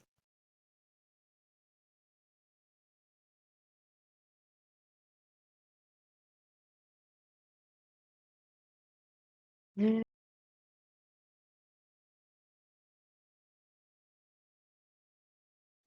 I mean, I don't fear death because I never really. They've already died. They're part of the system. Yes, So if they die again, they're going to go feed the egg. I'll see, yes, They've been but I right. don't think that's the full extent of it. Okay. What's your hypothesis then? Because, I mean, the whole point is they not afraid of death because they know they've been reincarnated already once. So what's saying they can't be reincarnated more than once? Because remember, as they die, they're going to be walking right up to Sikarath, who is currently eating, and he can be like, "Oh, you're one of mine, bitch. You go back." He's doing the job of Lady Justice. Yes. Yeah, okay, fair enough. You know what I mean? You're looking at the Selden sisters. You've got Moira and Jennifer. But, okay, using that same logic, Yeah. technically the guy we removed, the necromancer here, he's just going to come back, isn't he? Well, maybe. Possibly. He was already there. Well, body yes, soul no. Did he have a soul? The thing is, the Raven poop. What if the Raven is the soul? That's what's going to make him come back. Because he's, a higher ranking gold mask. He would be given something other than a chained, face mask. The newest fashion of Yeah, okay, fair enough. But I mean, still. I don't know. I could be wrong. Look at ranks. Yeah, rankings, yes, fair enough. Can I check this guy's head if he has horrible chain marks in his scalp? Yeah, Where a gold mask used to be. and he does. You see, the points, points at dead corpse. Hopefully stays dead. Yes. Chop his head off, please. Well, that's not going to help because Don't care. as it stands already, they can mold a new body, you can create, and obviously manipulate the souls and guide it back into a body. So Like any of them. ultimately, technically, ones we already killed already have or still in the process of being resurrected. I don't like any of this. Or they could be just now cannon fodder and he's just getting stronger ones in their replacements. Cannon fodder seems more correct because, ranking. So you'd know who to throw at the enemy first. Frontline units, if you will. Can we get out of this horrible basement? Is there anything else you want to do down here? I don't like it down here. God damn it. Can we go talk outside? If there's anything else you want to look for, look in, look at, now is the time. To be honest, I think we looked everything through as we came through this place. So I think this room was the last place we didn't check. And you did a perception or investigation roll and we found the sword. Was there anything else there by the sword, or was just the sword on the wall? Just the sword. What about the bird baths? It's just The blood bath. It's right about where your token is, T. It's just a little like bird bath shaped bowl that's empty. Hey, Cobra. It's got like What if I dried, were- like caked little speckles of blood and things, but like it doesn't have any like actual liquid blood. It looks like it gets consumed when it's used. Yeah, so it's empty. Hey, Cobra. What would you say if I bled into this? You think we'd open a port? Right now. Yep. Mm-hmm. Please no, not now. I have a pack. That's what they've been using. What if it opens to somewhere where we can do a lot of damage? Or die ourselves? Yeah. I mean, we have the opportunity. I could do a quick heal on myself. We know how they do it. Must I just get you to stand to the side and chant saw while I do it? I mean, there's enough people here. For a person that does want to get out of this place so quickly as possible, now you want to spend more time to go deeper into a further hole, portal hole. You making me stay down here and look around. I mean, this is what I've seen it been used. You want me to sit in it, Rob? What do you want me to do with it? This is what they've been doing with How about nothing at the moment? it. We get our happy little asses out here, Yay! Finally. and then hopefully go report to Albertina what happened actually. Is there any markings on this weird blood bath Nope. thing? Just smooth. Is it made out of a stone? It looks like it's made out of either marble or like porcelain. Oh. It's white. Oh. Cool.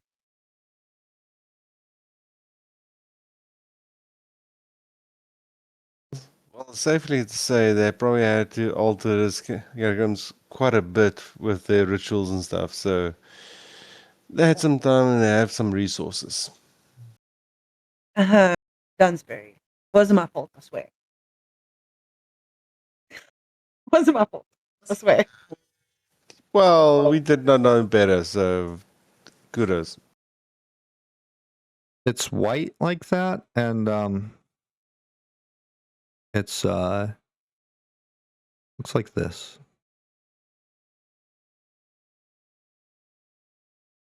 Hang on.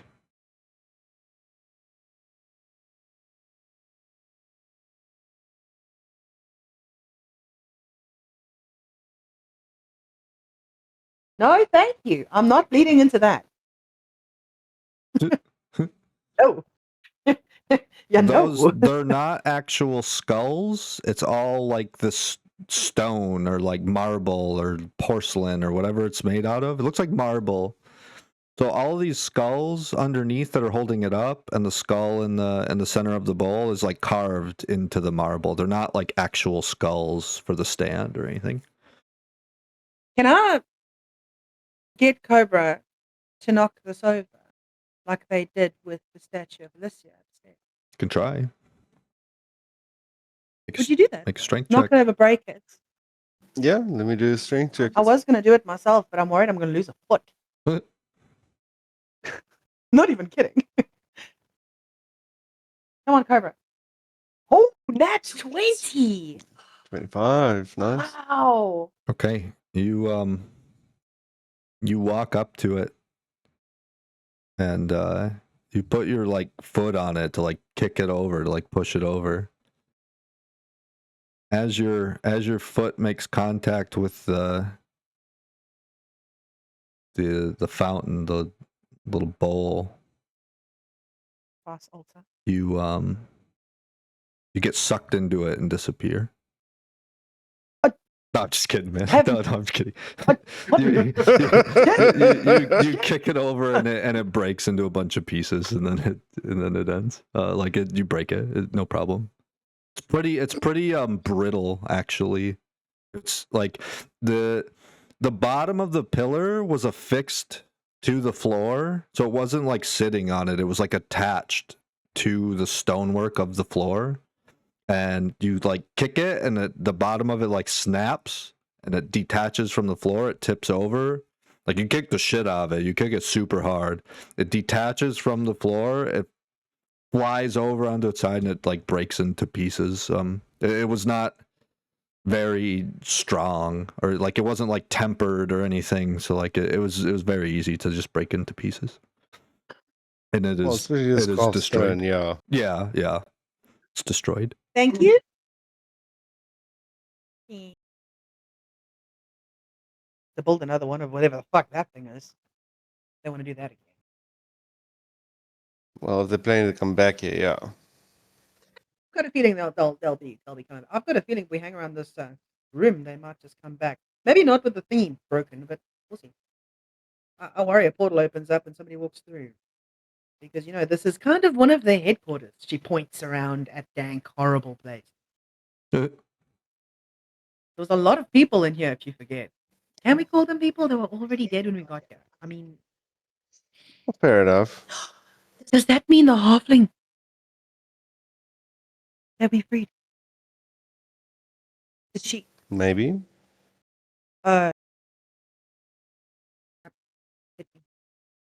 Well, we get out soon enough before it's dark. We can probably catch her before she leaves. Does that mean we're going to go outside and see the sun again? I can't wait. Well, the whole idea is we told her she must, If if the we're sun not goes down, back by the next morning, she must go. she must go, yeah. Yeah. I think it's been that long, has it? No, it hasn't been that long. Are we done down here? I believe so. Okay. You guys make your way back up out of these dreadful halls that you've been dealing with. Damn basements. And it hasn't been too long. The halfling girl is here, and she's actually caught a couple of little like animals, little squirrels, and a rabbit, and Ooh, she's right here. They've been butchered, skinned, cleaned, and she's actually cooking them over a fire. And she seems to have, like, as far as you can tell, like she seems to have good like culinary skills, where she's cleaned the animals really well, butchered them really well, Smells good. and she's cooking. What time of day is it? It's evening time. The sun is still up, but it's not super far from going down. As you guys kind of come up these stairs, you see her turn back towards the stairs with the knife drawn, and then she realizes it's you guys and like puts it away. And she nods and she smiles and she says, "Oh, I just caught a bit of supper. Please join me." Well done. And We need a rest after that. she's cooking.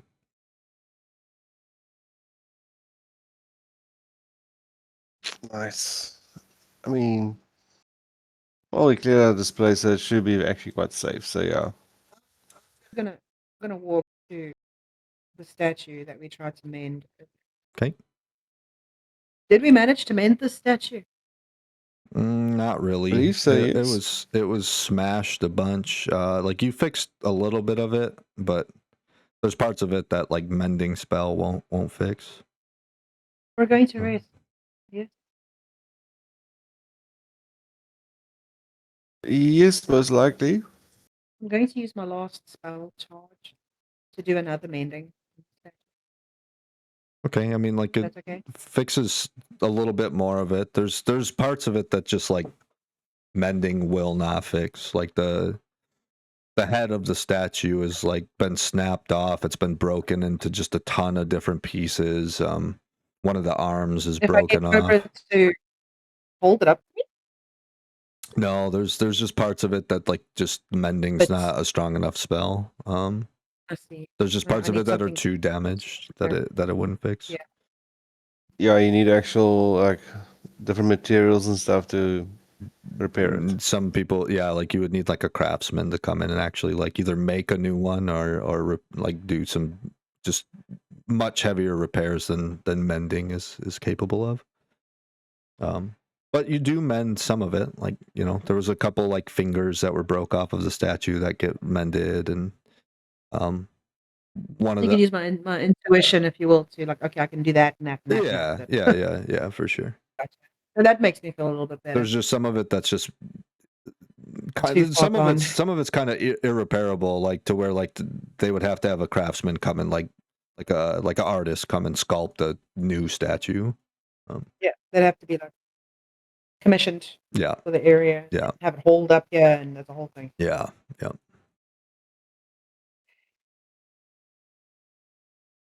Okay, so what's the plan, guys? I mean, Ask the I don't have the whole. Has she already? Has she been? Would she even know? I walked our halfling friend Mm-hmm. you rescued Mm-hmm. as she's cooking away and everything. Yep. She looks up at you and nods. She says, "Oh, it's almost ready." Oh, awesome, dear. Smells good. Smells great. But I want to ask you something. By chance, have you been resurrected? Do you know if you died once and came back? She kind of looks at you kind of strange, like maybe not even understanding that that was even possible. I look at her, see the worrying on her face and say, don't worry, dear, don't worry. We found out some information. The higher up the gold mask people has gone some kind of ritual with that. So we're just wondering if the lower rankings, your silver mask, happens the same way. She looks visibly scared. She was already scared enough by these people as it was. Now hearing like this kind of information just fucking terrifies her. And she like looks herself up and down. And she says, "No, I don't think so." That's They good, dear. captured me and brought me here. They made me sew uniforms and do a lot of the cooking. What were you researching in the library? Those were cookbooks they gave me. They got sick of eating the same food, and they wanted me to come up with new recipes, and Did you come up with something? forced me to read those. I kept telling them ingredients I needed, and they didn't want to hear it, and then that's when they would beat me. So I did the best that I could, but some of those guys down there didn't eat for days. For days, you say? Some of them did, but some of them didn't. Some of them did.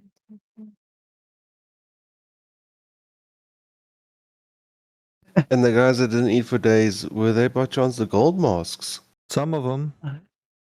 Some of them were other people that I never seen before. Some of them didn't wear masks at all.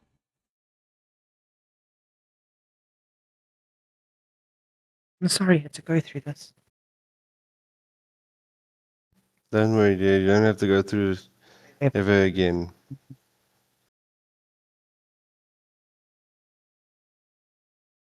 She just like nods her What- head and starts. Beatrice, what meals would you find yourself cooking more often than not down there?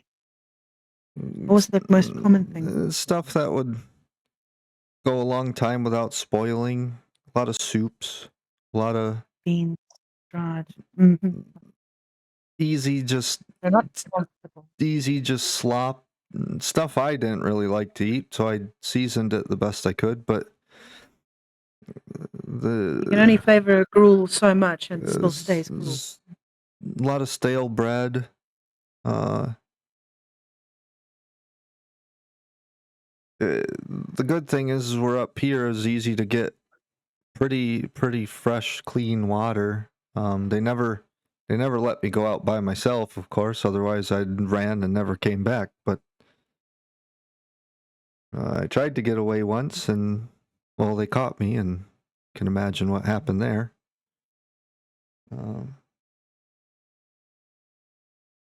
Mainly, they just gave me cookbooks to read, wanted me to try and cook them better food, but I can't if I don't have the right ingredients.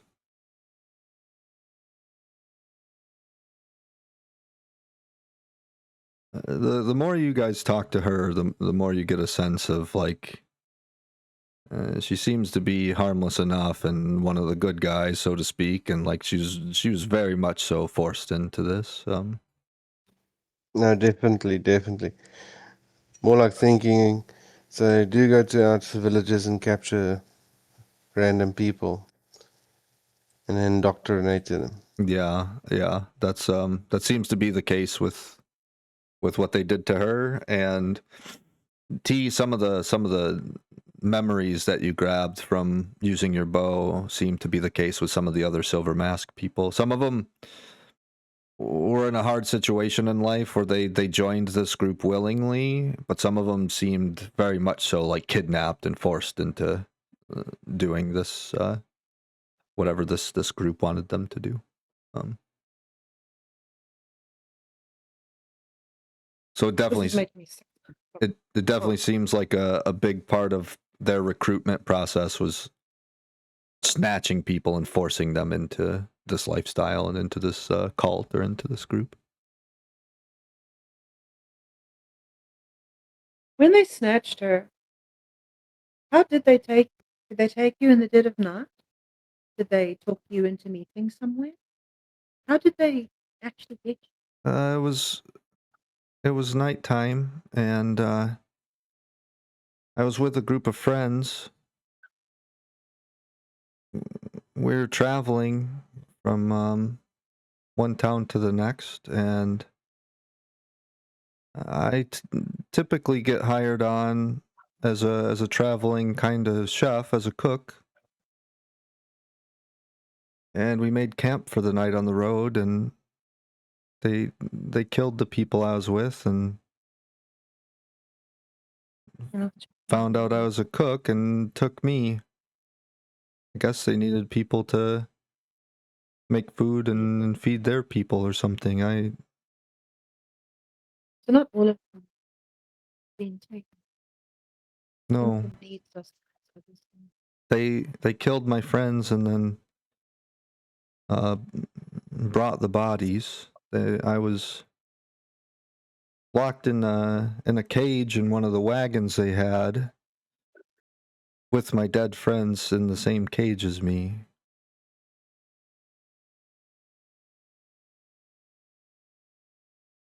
You poor thing. You shouldn't have endured that.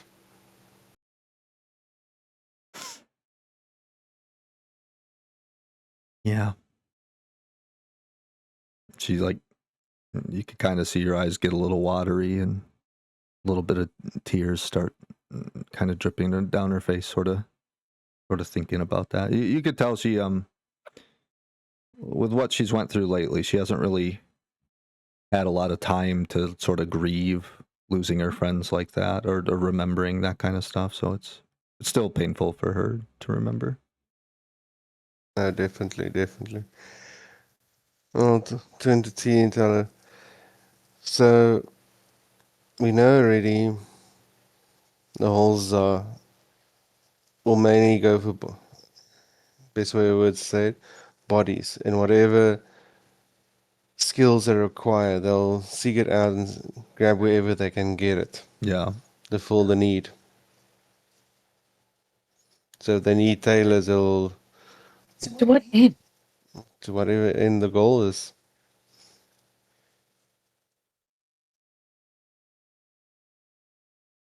If he can just carve some things on bodies, have them fight them, why go through all of that? Well, Just to feed that one egg? think about this more. It's probably taking some of his... How can I say this? His energy, his magic to create bodies and stuff. So instead of creating all the time... As far as we know, he's like endless energy. Look at my eyes. He's been scrying, what, 3 months now? Permanently? I didn't say he's not all... He's quite powerful, yes. Seems unending. There's always an end. Where? You just have to find it where it ends. Yeah, it's egg-shaped. It seems infinite now because we're not so powerful and strong as yet. But one day... You speak as if you know. I have never felt so powerful. How do you stay so confident? My dear, I got hope.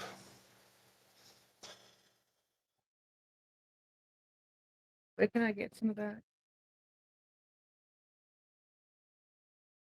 It's a foolish idea, but you can always just believe. Believe you can do it. Believe of the good. I've Believe seen that you so much can. more bad. I mean, my vision showed me a whole bunch of things. That's been eating away. And that's a lot of information. And now that it's all fallen into place, it seems overwhelming. Yes, it seems overwhelming now, but give it time. We will find a way. We will find a weakness. And we will bring peace to this realm.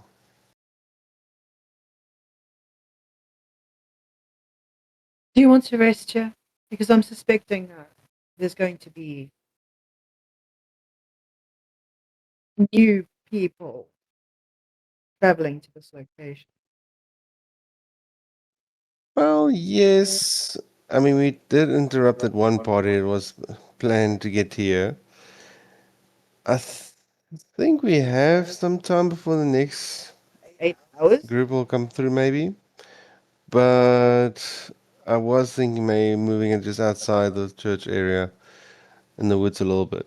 How far is Jack Lick's caravan? It's pretty close by. Like, as far as you know, like you haven't really checked on it, but like you guys. Isthmus down the mountain, isn't it? We didn't No, walk yet. no, it's up the mountain. Was it up the mountain? Oh. Yeah, yeah. There was like a path. There's like a trail leading up the mountain to get to here. You guys parked it off the kind of the side of the trail.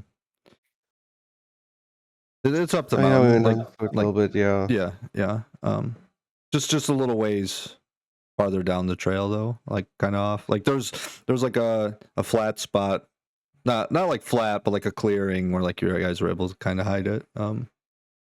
So you're not that far away from his wagon. Could make it there and You think start they'd have- making your way back down the mountain if you wanted, or whatever you guys want to do. I'll look over at Cobra and I'll say, "You think Lady Albertina will let us rest at her place?" I was more like thinking we can get to the caravan and make up camp there, and the following morning go Yeah. through Yeah, we to. may as well do it here. Yeah. It's the same road, unless they're coming up a different. I mean, there's two sides of the mountain, and you guys are the wagon is off the trail. It's not just sitting there on the side of the road or whatever. Like there's a clearing. You want to do that? Yeah, so Smara make camp by the wagon. I'll help And Beatrice carry some of the food. Sure. So Okay. we'll eat when we get to. I mean, there's parts of it that are, like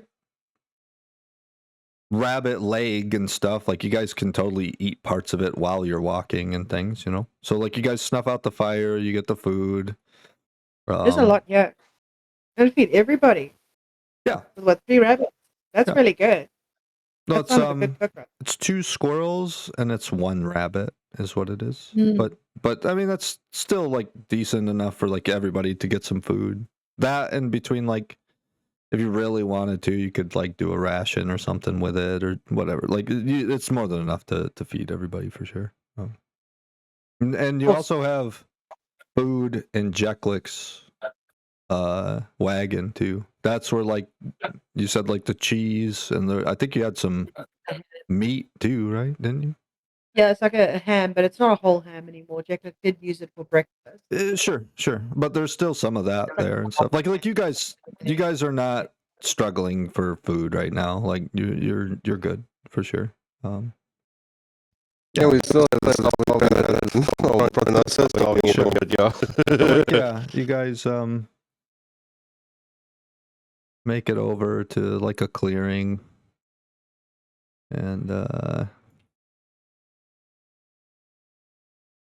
Our party has grown so much. We'll move you guys kind of like over We here. have a halfling, we have a paladin, we have an angel. Yeah. Angel cleric. I don't Yeah. even how does Rab head Which- around what now? Hold on. He has no equipment now, correct? He's just wearing Chillick. like regular, like farmers kind of clothes. Yeah. I suppose you can hand him that great sword. The one that she was using. You're like, oh, this is going around. You may as Yeah. well.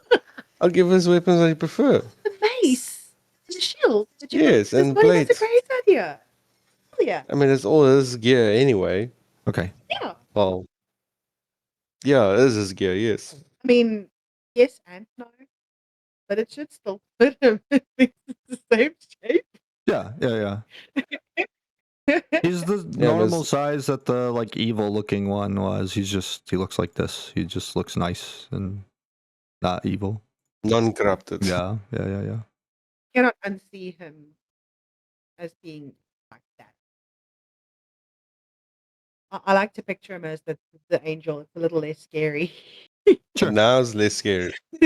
Well, after seeing Sunken Face Hello Boy, yes, Mhm. he is less scary. Yes, okay. Mhm.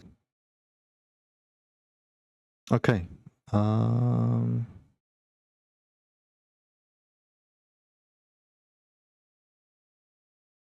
Yeah. And then you got.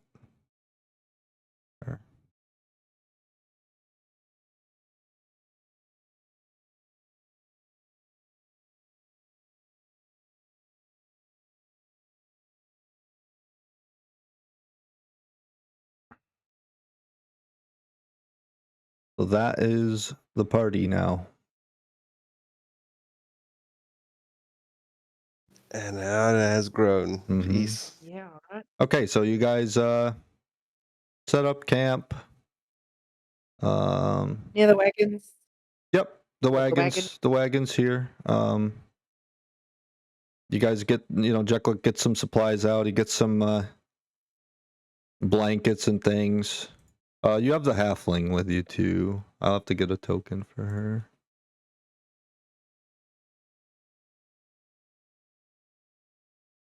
Beatrice is with you.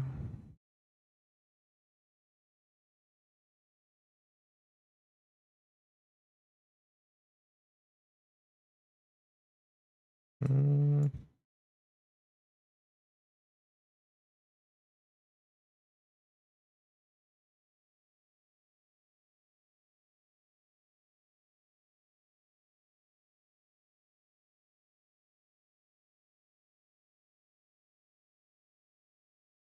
Okay. So wait, hold on a second. Is Chalik now mortal? Technically. He could be sent back if he died. You're not sure. You think this is more of like an illusion than it was him like creating a body or a vessel to be in. He just looks this way. He's still like in his angel form. He just casts like an illusion spell on himself to make him look mortal, make him look more inconspicuous. 100%. I was just asking because technically, does he need to sleep? Or does he even sleep? No. Does he need to eat? No. What? Are you serious? He's an angel. He's technically. So what's his race? It's a divine cosmic being. Don't know what that means. He is not human. I think that's the best way of explaining it. He's not human.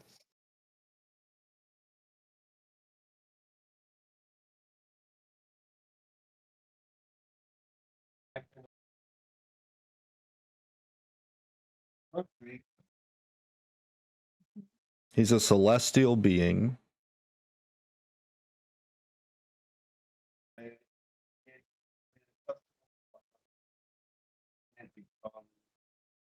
The realm, from the belief, from Their god? their god, technically, yes. Huh? Was he born in it?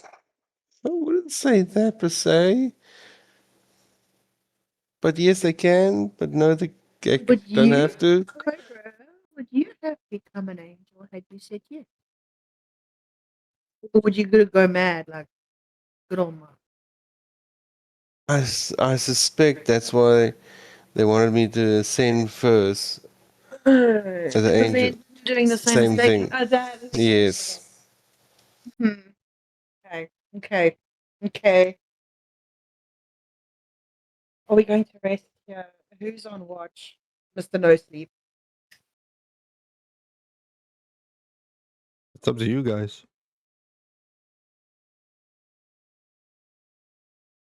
I mean, I think me and Artemis will take the first watch. Second watch probably be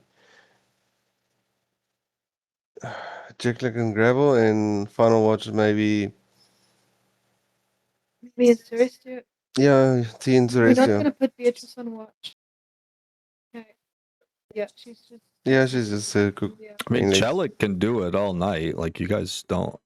Like, you guys can get, like, a good, like, full rest. He doesn't have to sleep at all. Like, I mean, it's up to you guys. Whatever you want to do. But that is an what we option. can do, actually, maybe a better idea.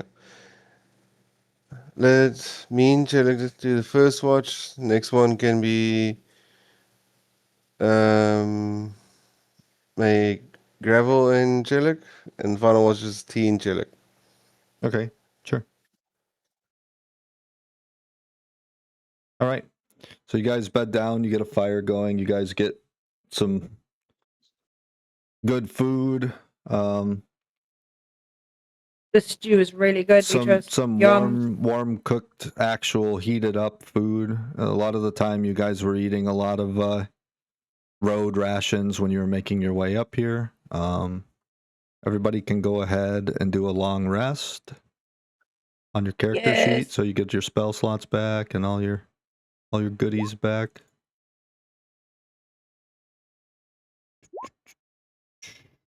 All the goodies are back. Yeah. Yay! Yep. I would like to do a portent roll. Well, not yet. Okay. That'll be in the morning.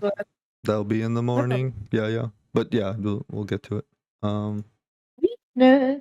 How do I do a long rest for Aramis? Do I just reset his hit points? He doesn't really have charges for things, so you just do his redo his hit points. Yeah, max hit points. Yeah, sounds good. Oh, it feels better. So you don't really hear any noises throughout the night. It's a really peaceful night. It's windy. It's pretty windy up here. You guys, keep the fire going really good, and you get kind of a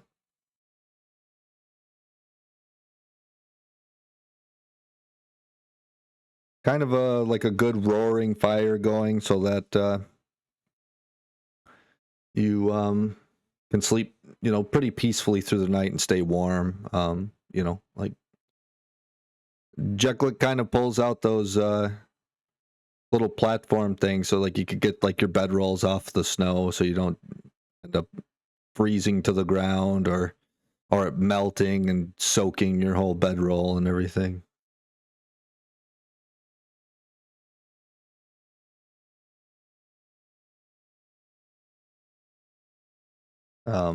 And actually, I'm not even going to make you guys roll for anything.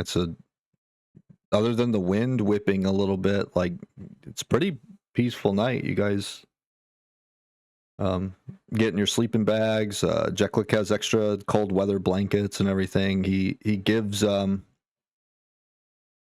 Beatrice and Celestia both like kind of those same kind of cold weather like shawls that he gave you, like the kind of like The capes. Yeti fur. The Yeti furs. He gives them some, kind of some stuff to help them stay warm. And it's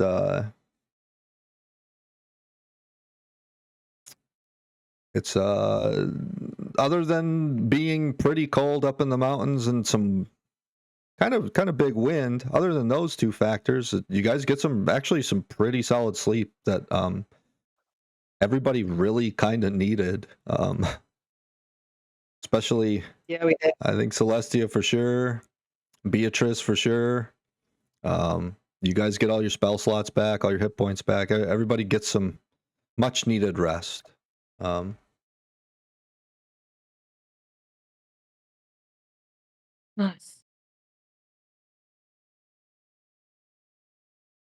Brilliant. And So no wildlife. Nope, nothing. It's peaceful, and you guys, other than having to get up for like your watch and things, it's uninterrupted sleep. Everybody's able to like really get some solid rest in, and then morning time comes, and T, you can do your portent now.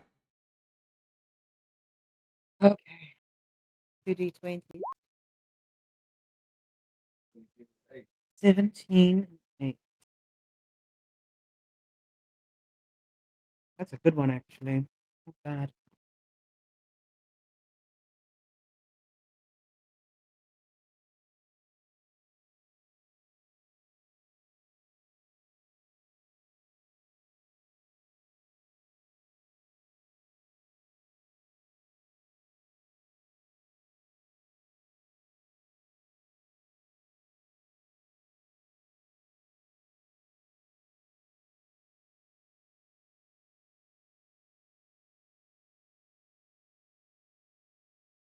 All right, let's see here. 17 and an 8. Okay. T, the vision that you get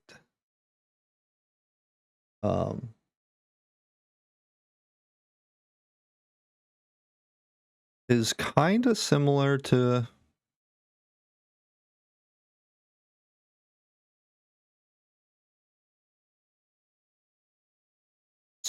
what you heard Cobra explain when he was talking to Chelik inside the halls.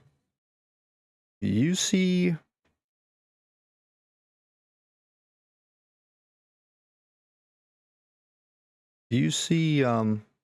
that same kind of portal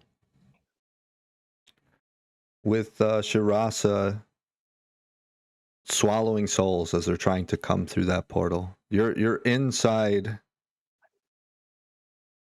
the halls of judgment, and you see Shadar sitting there staring at this portal. Like, I say staring vaguely, like her head is turned towards the portal, but she's blindfolded, so she's just like facing that portal.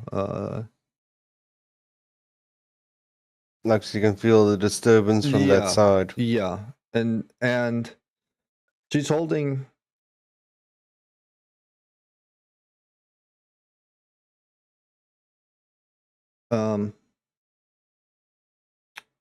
her scales, and as these souls are trying to make their way in and just getting swallowed up, getting swallowed up, getting swallowed up, you start seeing those chains.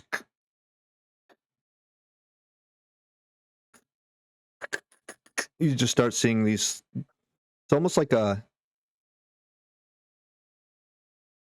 glass spider web kind of effect, you know, like when the glass starts like spider webbing out, it starts cracking and cracking, and it starts spreading bigger and bigger. It's spreading up the chain. And you see one of the links finally break, and one of the bowls, the little plates to the scale, falls to the ground, and that plate hits the ground, and it just shatters into a million pieces. It almost looks like diamonds glistening in sunlight. Like the plate was like a brass or a gold color, and when it hits the ground and shatters, it shatters into a million pieces of like, it looks like Almost like gold dust. It's not gold though. It's like diamond. It's see through, and it turns see through, and it turns shiny, and it looks like diamond dust, and then it just like dissipates into the air, and one of her scales is now broken, and then your portent ends. Oh shit! Are we too late for this? Dun, dun, dun.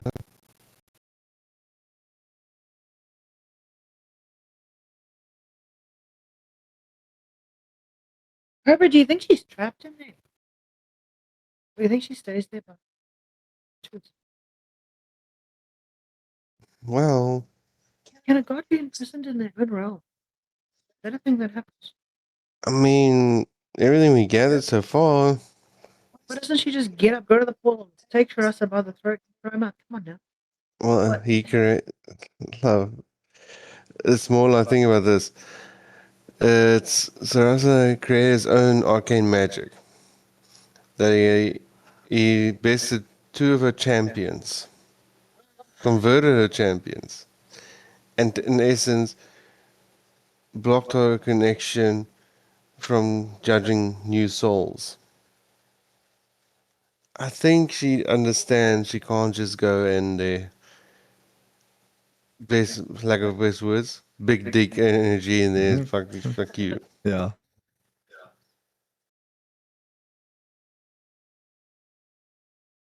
What if she knows?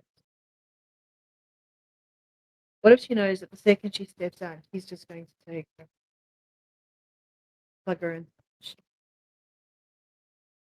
Well, most likely because she probably saw what happens to her champions. So what happens when she crumbles to nothing? Then what do we say, Cobra?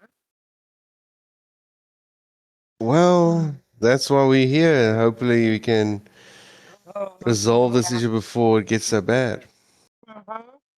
It's already bad. Already bad.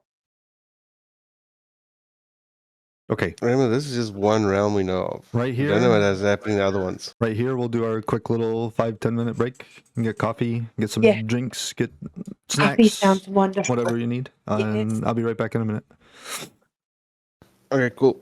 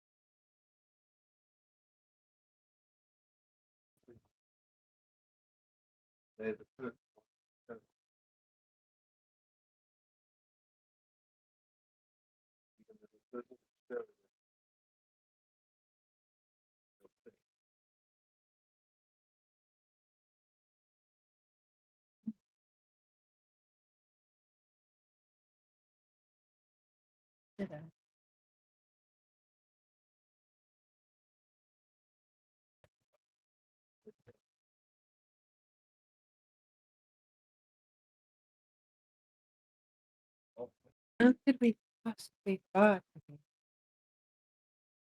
Seems like certain death.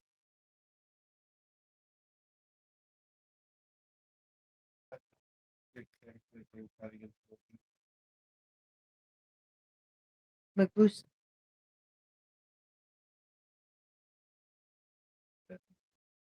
You ever wonder where moose goose comes from? You can make like a whole pan.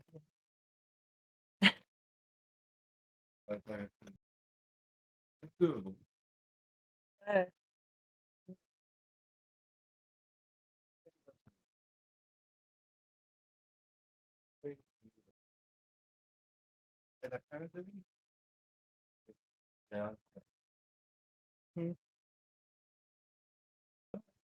only one neck no more. We'll have 5 more. Possibly back up to 6 because of it.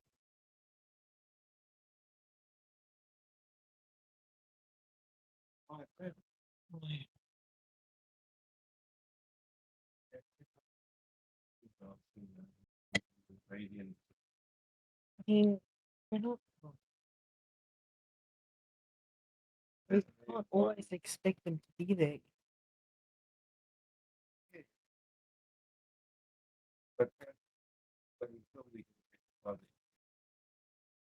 Which means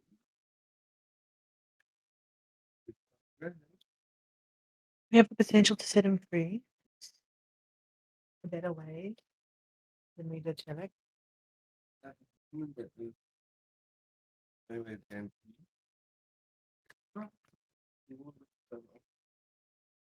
How do you break the curse?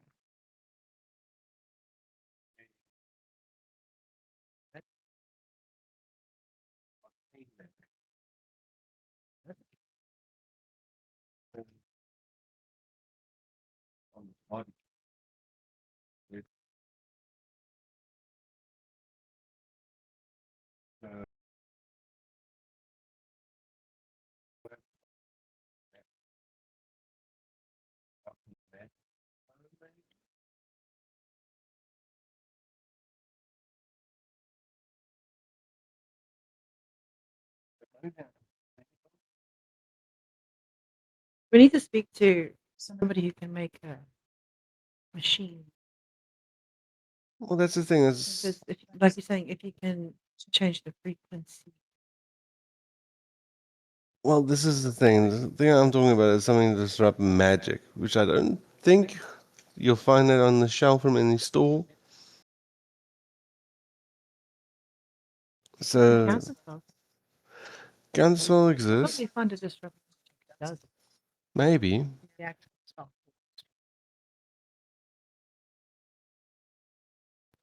In this world, I don't see why not. I mean, if there's options and we have the tool for it, we can try it. Wait, it costs like a dispel magic at level 9 or something.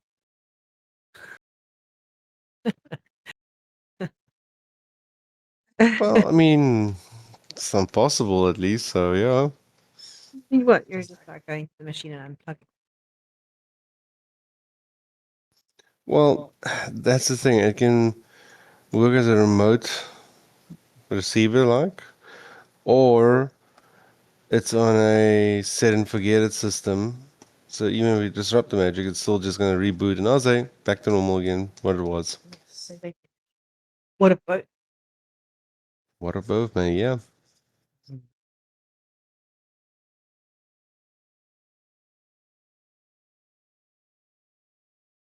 Did he create this cake? Had to.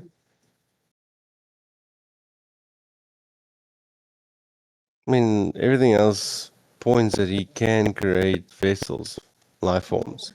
It doesn't always have to be created. It can be just between mates. You can get an egg. Literally, any.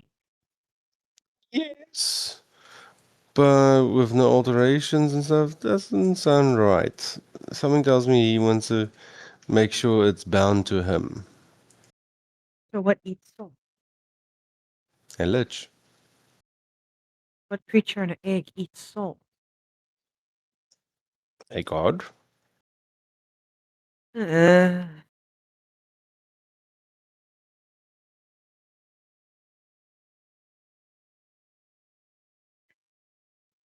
It's at least in very early infant stage in the egg and everything. So we have some time to get more information, to gather more strength, get some training done, maybe find unlock potential in the process.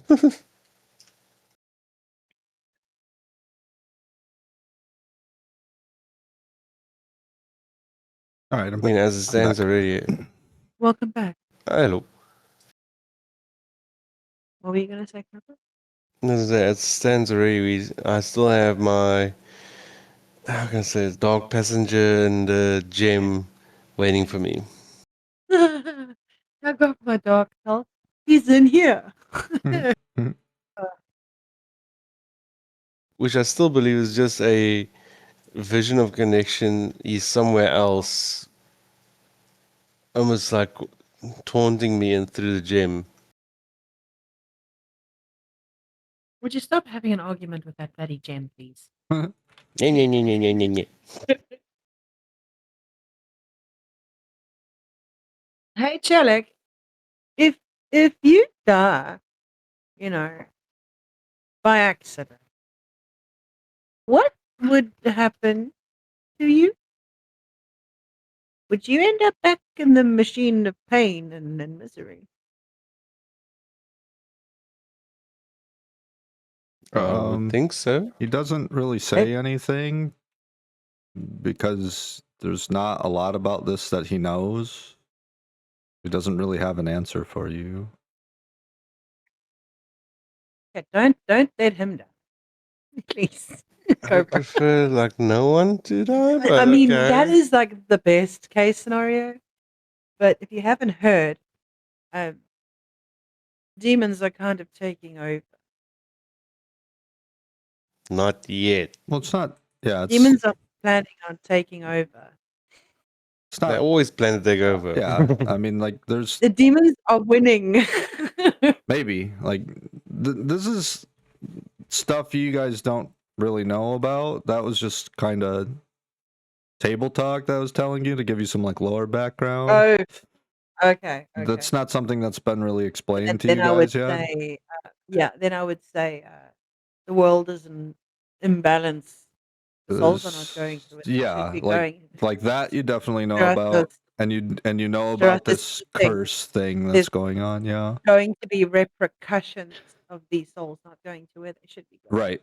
Yeah, Like, Yeah. like that's something that Chelik has explained to you for sure, is that like because souls are not making it through judgment, they're not making it through purgatory, like it's definitely throwing off imbalance in the planes.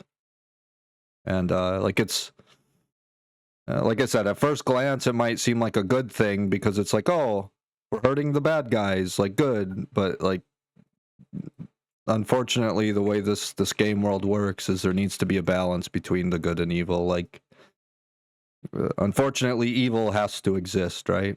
Like There's always evil where there's good. yeah, If there's not, then it's never balanced. right. And that's you know, that's part of the problem, is like as much as you would love to like get rid of the hells and the abyss and stuff entirely, it would create too much of an imbalance, so both sides have to exist.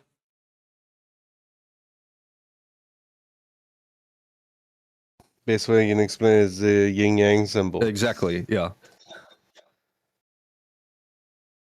You and me know that symbol a little too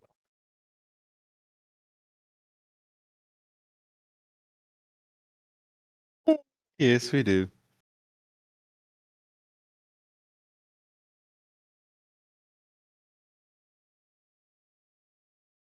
Oh, what's I went blank. What's happening? Is it morning? Well, it's morning. You Yep. got reporting rolls done. I yeah. Yeah. got my ritual thing done with the sword, clean up and everything, maintained. Yep.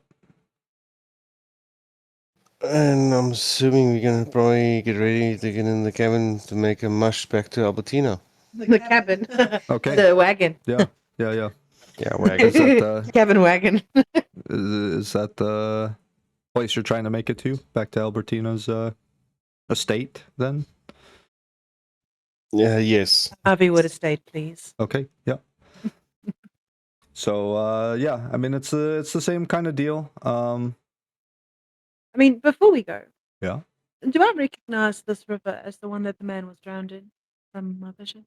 Or is this a different river completely? This is a different river, but it did have a shape kind of like this. You see how like over here is like a U kind of shape? It was something kind of like this. It doesn't look like it was this river though. Okay, thank you. It looked like somewhere much different, but it was like a U kind of shaped like this. This is just happens to be a coincidence that this map looks like this. It was not this river. Cool. But No it's problem. a good representative of like that's kind of how the river was. It had like this U shape to it, like this. Yeah. No, but it was not this river. Okay, so you guys end up working your way back down this mountain kind of trail. It winds through the mountains, heads down. You stop periodically each night to do your rest. It's very much different than making your way up here. You're not seeing crazy frogs. You're not seeing cult members. Like after all the stuff you guys have been through, you take comfort. You're kind of caught off guard the first night or two, where you're just like really kind of on edge, like expecting a fight, expecting something to show up, and each night nothing. It's a welcome calm and a welcome peacefulness that you guys haven't really experienced in quite a while. So it's as much as the weather is cold, it's still a peaceful journey back down the summit of the mountain into a little more familiar territory. It's almost like the earth itself is grateful for us removing that evil from their cobra. You think so? I don't want to step out of line, but when we ended the Wendigo, the forest did the same thing. It did. Something pretty similar, yeah. So we vanquish I the don't evil know. magic, maybe. Being a ranger, thinking that she would know a little bit more like intuitively of nature, she could feel the gratitude from the surrounding earth. That we've done something good. Awesome. That means you're on the right path. Yeah. Getting on the right steps. We're getting there, step by step. We're there yet. So you guys make it back down the out of the snow. Make it to about here, like towards the edge. And then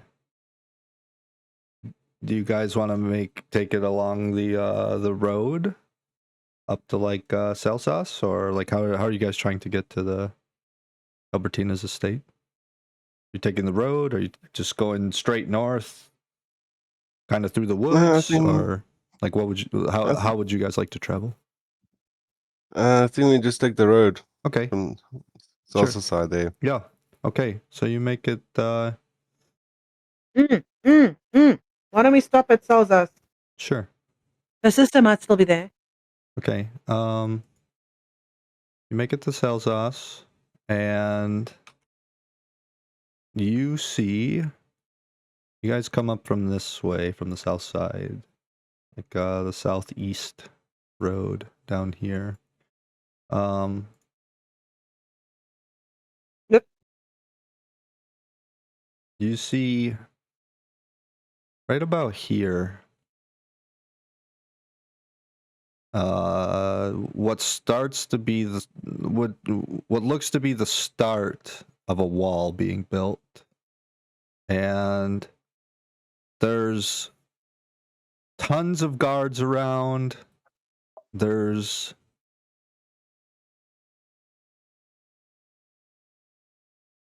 this this creature.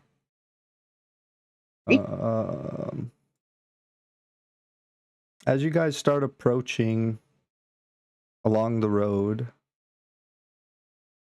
Yeah.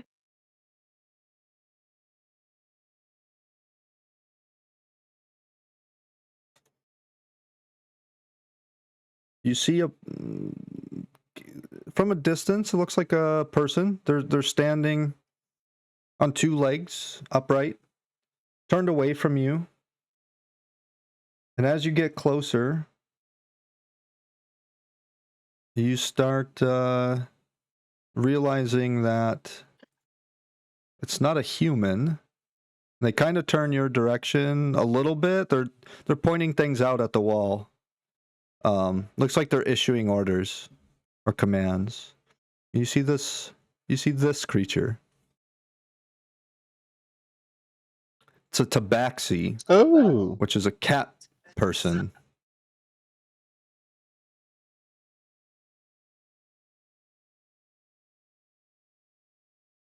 And what she's doing is she's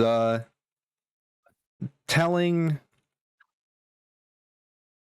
a group of looks like 5 to 6 different dwarfs. There's a few other tabaxi around, pointing at different areas of the wall, and they're talking to a group of dwarves that have like tools and toolboxes, or they're carpenters. It looks like they're craftsmen.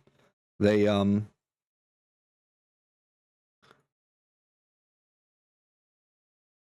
helping build a new wall that's going to go around Celsas to help protect it. This wall extends through here, down here. It's going all along through this like tree line. They're trying to get their farms in there too, and then start seeing it go over this way.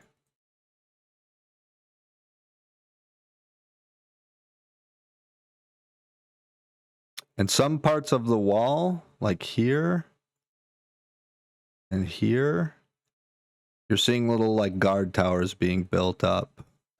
There's another section of wall way in the distance being built like this. And this has what looks to be the start of like guard towers being built over there as well. So it looks like these are very infant stages of these walls. Like they're building like the foundation and the structure of it. They've cleared out some of these trees. They've chopped a bunch of stuff down to like harvest like lumber to help build this wall. And you see this this tabaxi is kind of issuing orders, telling them like more rope here, over here we need this, more beams here. Like she's essentially like an engineer explaining how to like craft like this wall to make a really sturdy, good, like a town wall essentially, to help protect this village more from hopefully not having something happen like what happened recently. And as you approach, you can see like over here and over here the villagers working, more different like groups of like dwarf carpenters, and more tabaxi that look very much so like the tabaxi that I just showed you. They got like weird like steampunk kind of helmets with like gears and cogs on them, and they got like gloves that have gears and cogs, and they are wearing like wristwatches that actually keep time, and like they're very, very like steampunk tinkerer kind of engineers and craftsmen. And you get a pretty good idea that these are members of the Grand Order of Perpetual Motion that was mentioned before.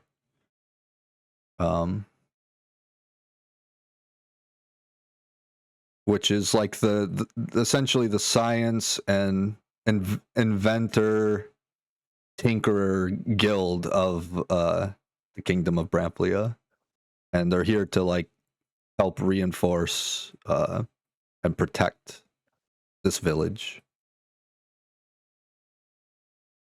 Okay. I'm assuming Jack's going to park the wagon outside of all of this construction work. Yeah. He kind of stopped short and. I mean, Cobra, I'm just here to see if Celestia's sister's here. To see if they maybe haven't seen each other in a while. Something. Well, why don't we ask Cerithia when last has he seen her sister, Lady Arathia? Okay. As you approach, there's a couple guards that stop you right here, and it's two dwarfs. They're in the same kind of armor that you've seen members of Bramping wear. They've got that like that shield pauldron on their shoulder. It's got those same colors on it. And they stop you and they halt. What's your business? One of them says. They're two dwarfs, and they're kind of just posted up while behind them you hear like saws going and hammers going, and they're working on this wall. Greetings, gentlemen. I would like to know if Lady Arathia is still here, or if she has moved on. No, she sent some runners up a few days ago to come get us, and we mustered forces, got perpetual motion members, and made our way down here to help protect these lands. She is returned to the kingdom, though. I see. Thank you very much. Do you want to go have a look around, Carver? Or do you want to move on? Hold. But what's your business? You asked where Lady Arathia was. You didn't tell him why you're here. I happen to be in the company of what I suspect to be Lady Arathia's family. and I was hoping I could reunite them. That's why I'm here. When you say this, Celestia like gets out of the wagon, and they immediately like recognize who she is. They both these dwarfs they take a knee and they bow down. They bow their head. They're like, What? they're like, oh, Lady Celestia, your sister's been looking for you for weeks. Immediately on that. And she nods to them. She says, stand up. You know, she gets them back onto their feet. And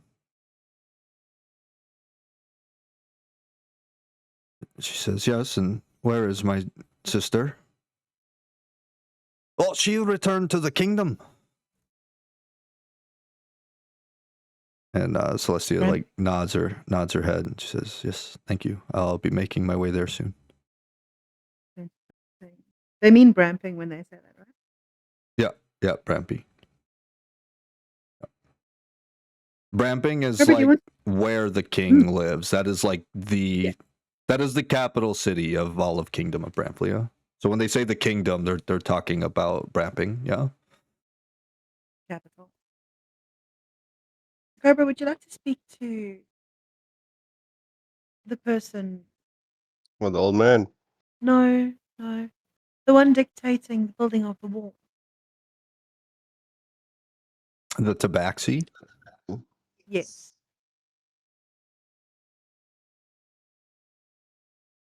Okay. She seemed knowledgeable. Could I make a connection? Could she, Lady T, make a connection between like what this Tabaxi's wearing and the pistol that she picked up off the bandit? Because the builds seem quite similar. I didn't even think about the pistol. Maybe you'd have to talk to her about it. Technology. Yeah, it's like a different Possibly. technology. I mean, steampunk style and some tinkerer, and I mean, it would make sense. It could be a nice icebreaker, but it could also be absolutely terrible. I mean, it is a weapon after all. Yeah, it is a weapon. So, what do you think we should do then, Cobra? We have the opportunity to speak to a member of this group. It was the Grand Order of Perpetual Motion. Yep. Yeah. I mean, yeah, we can maybe find out where their base of operation is, and maybe later on find out a bit more information of some strange technology is getting built or being used. Later, not immediately, later. I mean, sure. Are you going to lead us in? Or? Well, yeah, I mean, like we you guys stopped and everything. No, you guys are pretty much free to like walk into here because of who's with you. Because Celestia is with you. Like all of these guards know who she is. God, power. Yeah. She is a 12th level paladin.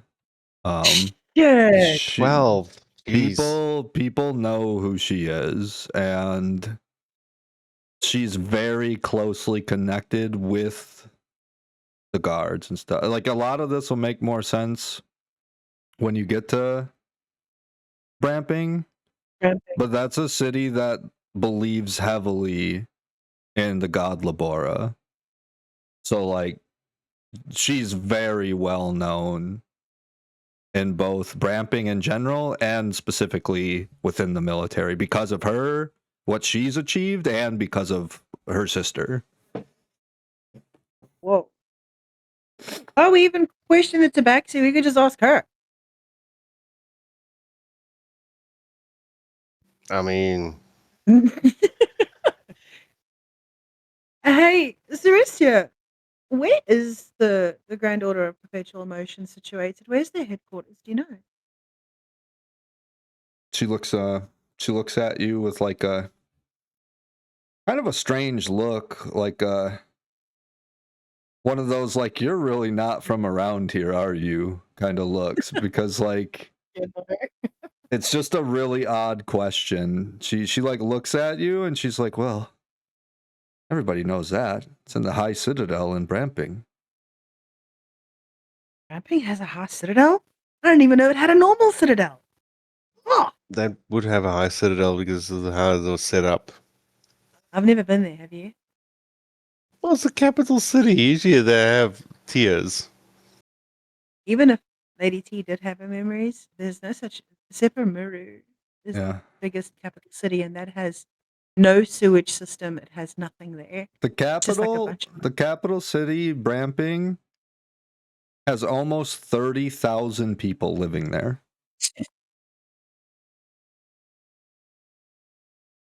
30,000 people. Yeah. It's like 28,000 people or something. Like, this is like where the might of Bramplia is. Like that, like when people say Kingdom of Bramplia, they're thinking Bramping. Like, they're not thinking about this little town. They're not really thinking Galebrook or Dunsbury. When somebody, like when you go to a different other side of the world and you say you're from the Kingdom of Bramplia, like people are thinking Bramping. Like they think like you're living in Bramping. Like this is like the majority of the military might of Bramplia.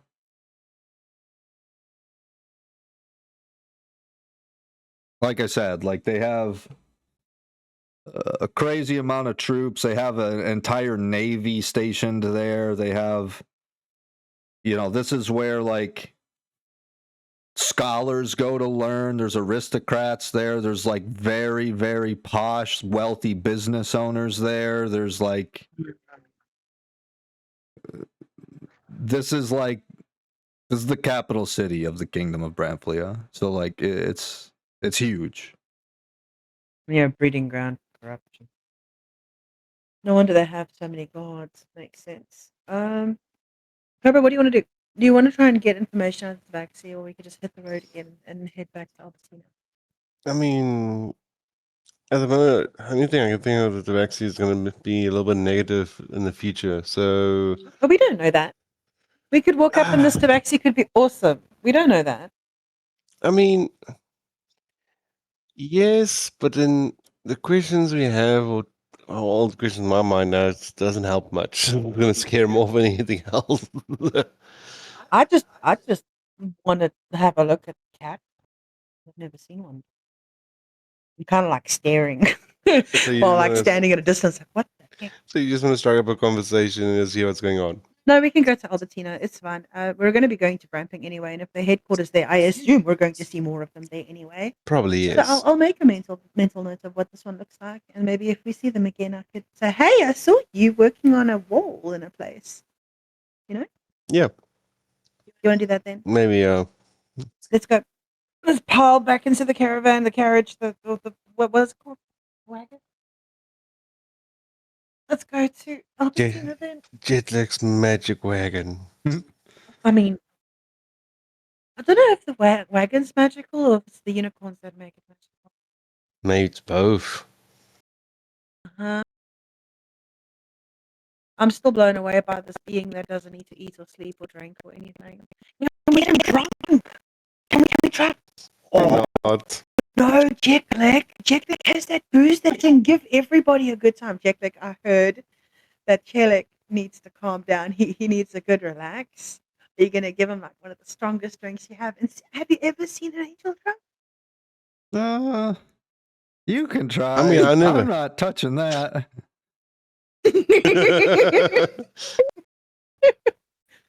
Fun. I think you'll empty out the whole brewery and still like, no, what's up? He looks at you and he says,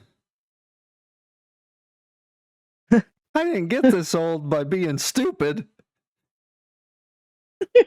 And then, whoosh, like hits his horses and then takes off in the wagon. And you guys just are a little fun. making your I way. thought you were all about fun, Jacklick. I mean, he gave you free reign to try and give the guy booze, but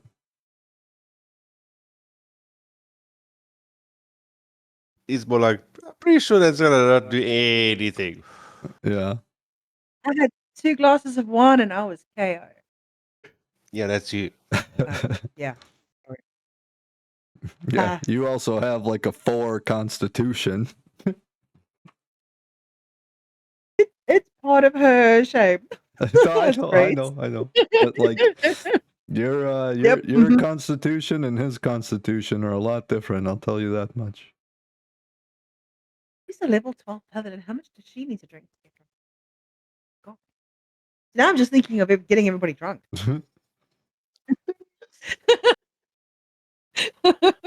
Hey, I think we did good. You know, we might need to celebrate. Yeah, I think that's gonna come up soon. So yeah, Okay. I'm So not business so first. sure. I'm not so sure Madame Velat would allow us to have a house party in Ivywood Estates. so Oh, you guys make it all the way back to the Ivywood Chateau. Oh. And a familiar thing that you see is these statues, and they're all, you know, one of them kind of, a bird comes whipping in, landing on the pillar, turns to stone. And as you're walking through the courtyard, they're all just slowly turning their heads, staring at you as you walk by, just like they have been. Would I be able before. to recognize mine?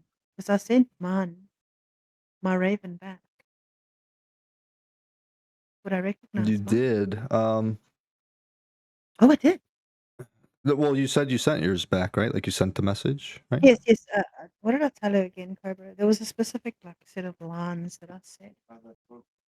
Yes, the book being split into 6. Okay. So So I have it here somewhere. So what happened was the bird left, delivered the message, and then it appeared back on your pendant. Oh.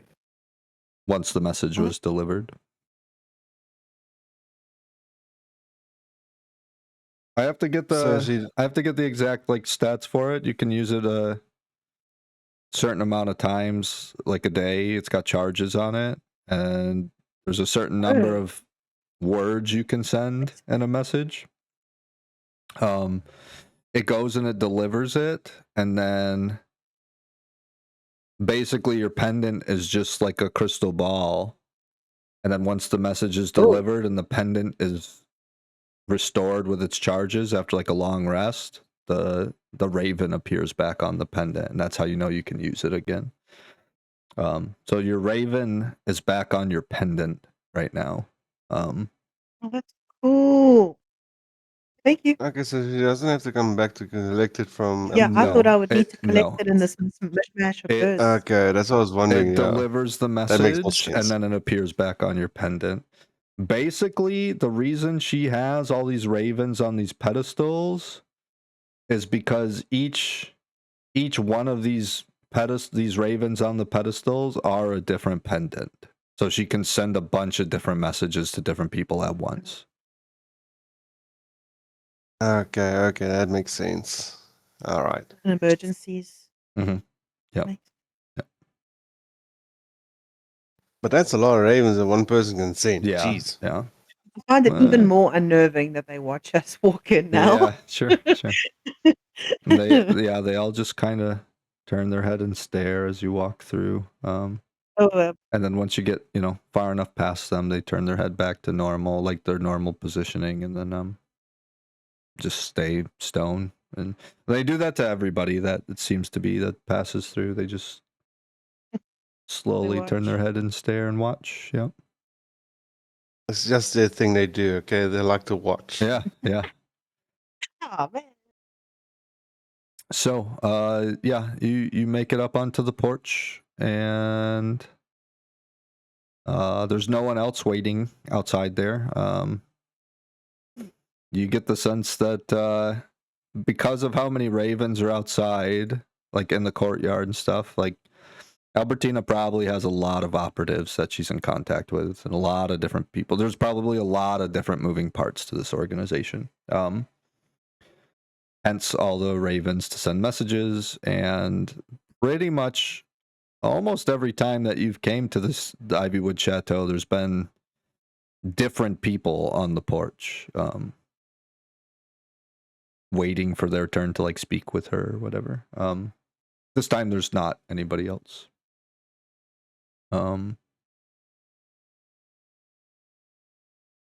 What do you guys do? You're on the porch. Oh, go and knock on the door. Okay. You knock on the door. After a couple seconds, the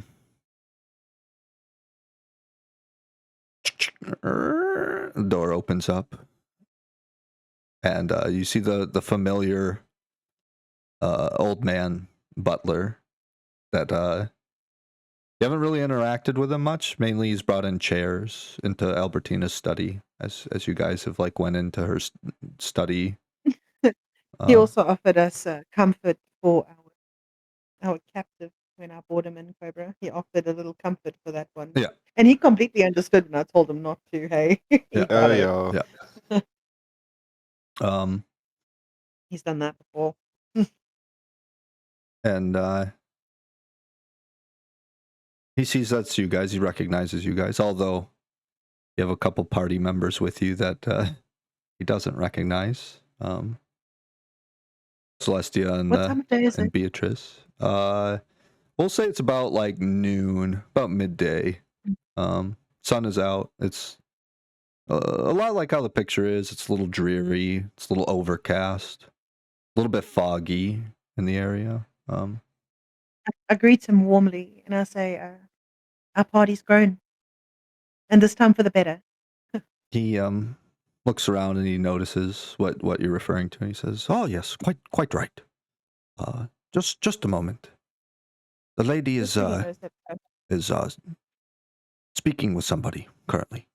no problem. Where would you prefer us to wait? Here would be fine. I think they're almost done. I think they're wrapping up their business. No problem. Do And I so, see anything strange on this patio? Anything that catches my eye? no, just looks like it looks well crafted, well maintained. It's got like a dark mocha color like stain to it. It's got like a handrail. It's pretty intricately carved. It's all out of wood. The wood looks not cheap. It looks a little more exotic wood. Like a heavier, denser wood. Yeah. Mm-hmm. What we would call sleeper wood. Yeah, pretty much. But it's also very weather guard. Yeah.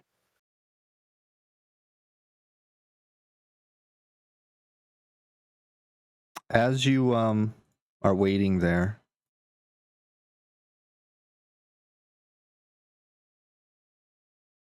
you the door opens again, and you see Albertina walking out with this individual. You've seen him before. Is it Zolan? No. Not Zolan. See this guy. Whoa. What the heck? You've seen him at the circus, at Jekyll's Circus before. I think it was when you seen Maggie. T. When you had For the first time. I think it was, I believe it was then when you'd seen it in like your portent or in the dream or whatever, where like you had your Yeah, I fortune did have a read. vision of him once, but he was just standing in a field, I think, and that was it. Okay, maybe it was I just that saw then. him. Okay, I thought it Yeah, was at the I just, circus. I just, Okay, well, it so might have been, but you seen him in like it was either a dream or a portent or something. Like it was Mhm. not It was not like the time you all went to the circus or whatever. I thought maybe it was a It was circus. either Maybe not. I think it was either the first time I went to the circus, That's or it what- could have been one of my important dreams, like directly That's after. what I thought it was. I thought it was the first time you went to the circus. That was when you like cut a hole got in the my side tarot of the cards. tent and tried to sneak in there and chase that orc down and Yep. stuff. Yeah. Yeah. That's the first time. Yeah. Yep. Yeah. Never forget that. You see this guy, and he doesn't look human. His skin is like really weathered, really tight to like his jaw and to his cheek. It looks very old. He looks kind of like a withered up scarecrow in the face, kind of.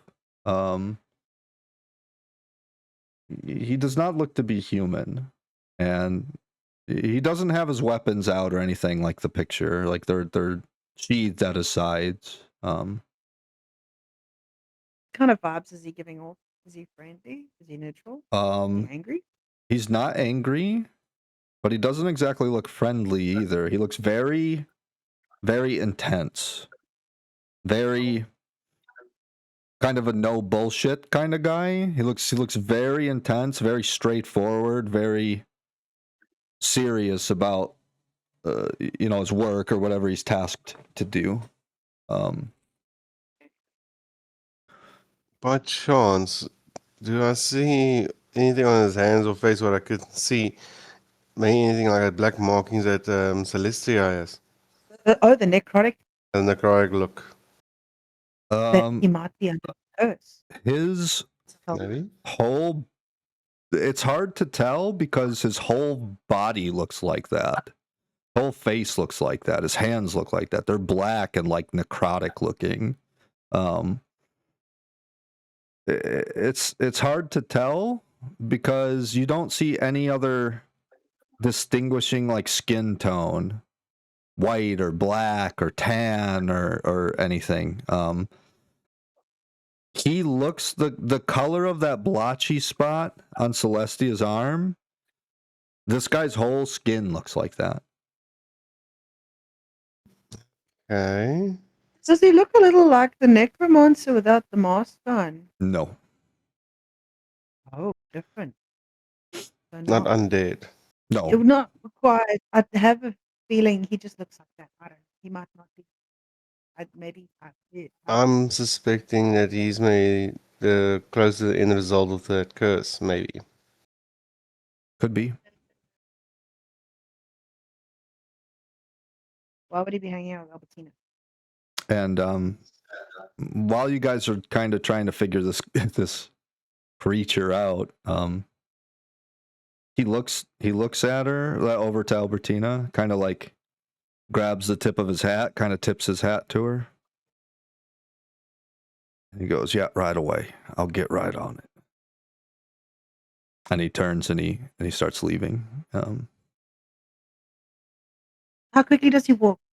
Normal. With purpose?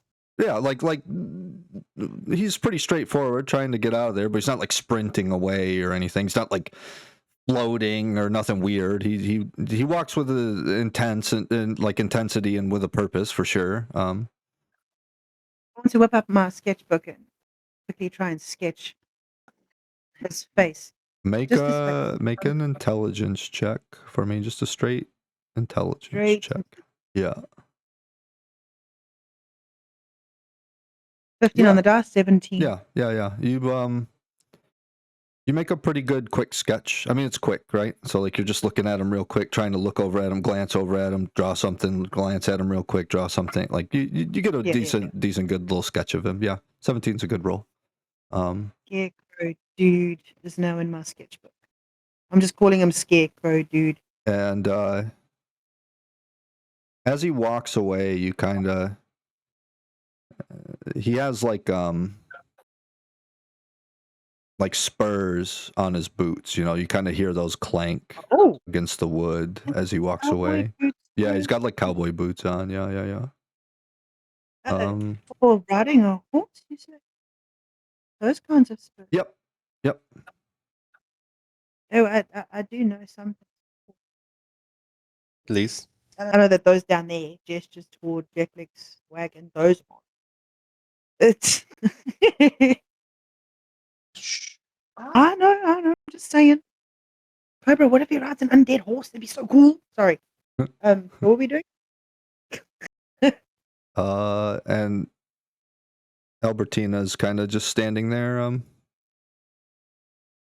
looking at you guys, and she goes, have you news? Other Madam Lot. Yes, you can see we finally returned. Indeed. Well, Here's good news. Here's another picture of him, maybe a little bit better of one. He's more like this. He's got a lot of like daggers and throwing knives across like his chest. He's got a big like buck knife on his belt right there. He's got his two swords that are sheathed. He's got like a big like duster kind of overcoat, a big, kind of sort of a strange looking skulled like cowboy hat on. And then he actually has spurs on his boots. So Right, so he's more like a rogue, dual wielding, throwing knife style. looks like it. Yeah. Okay. Mm-hmm. Yeah. He looks like a hunter to me. A hunter. Maybe. Yeah. Well, yeah. Well, that's it. I'm a headhunter.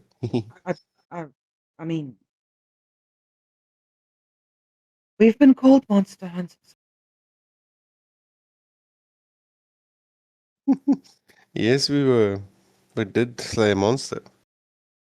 Cobra, I think you should give the. Hang on, I have it. The skull, the golden skull, and the key. Well, maybe when we get inside. I don't want to hold them. I'm just glad that shit's basement. Okay. So she like ushers you guys inside, takes you over to her study.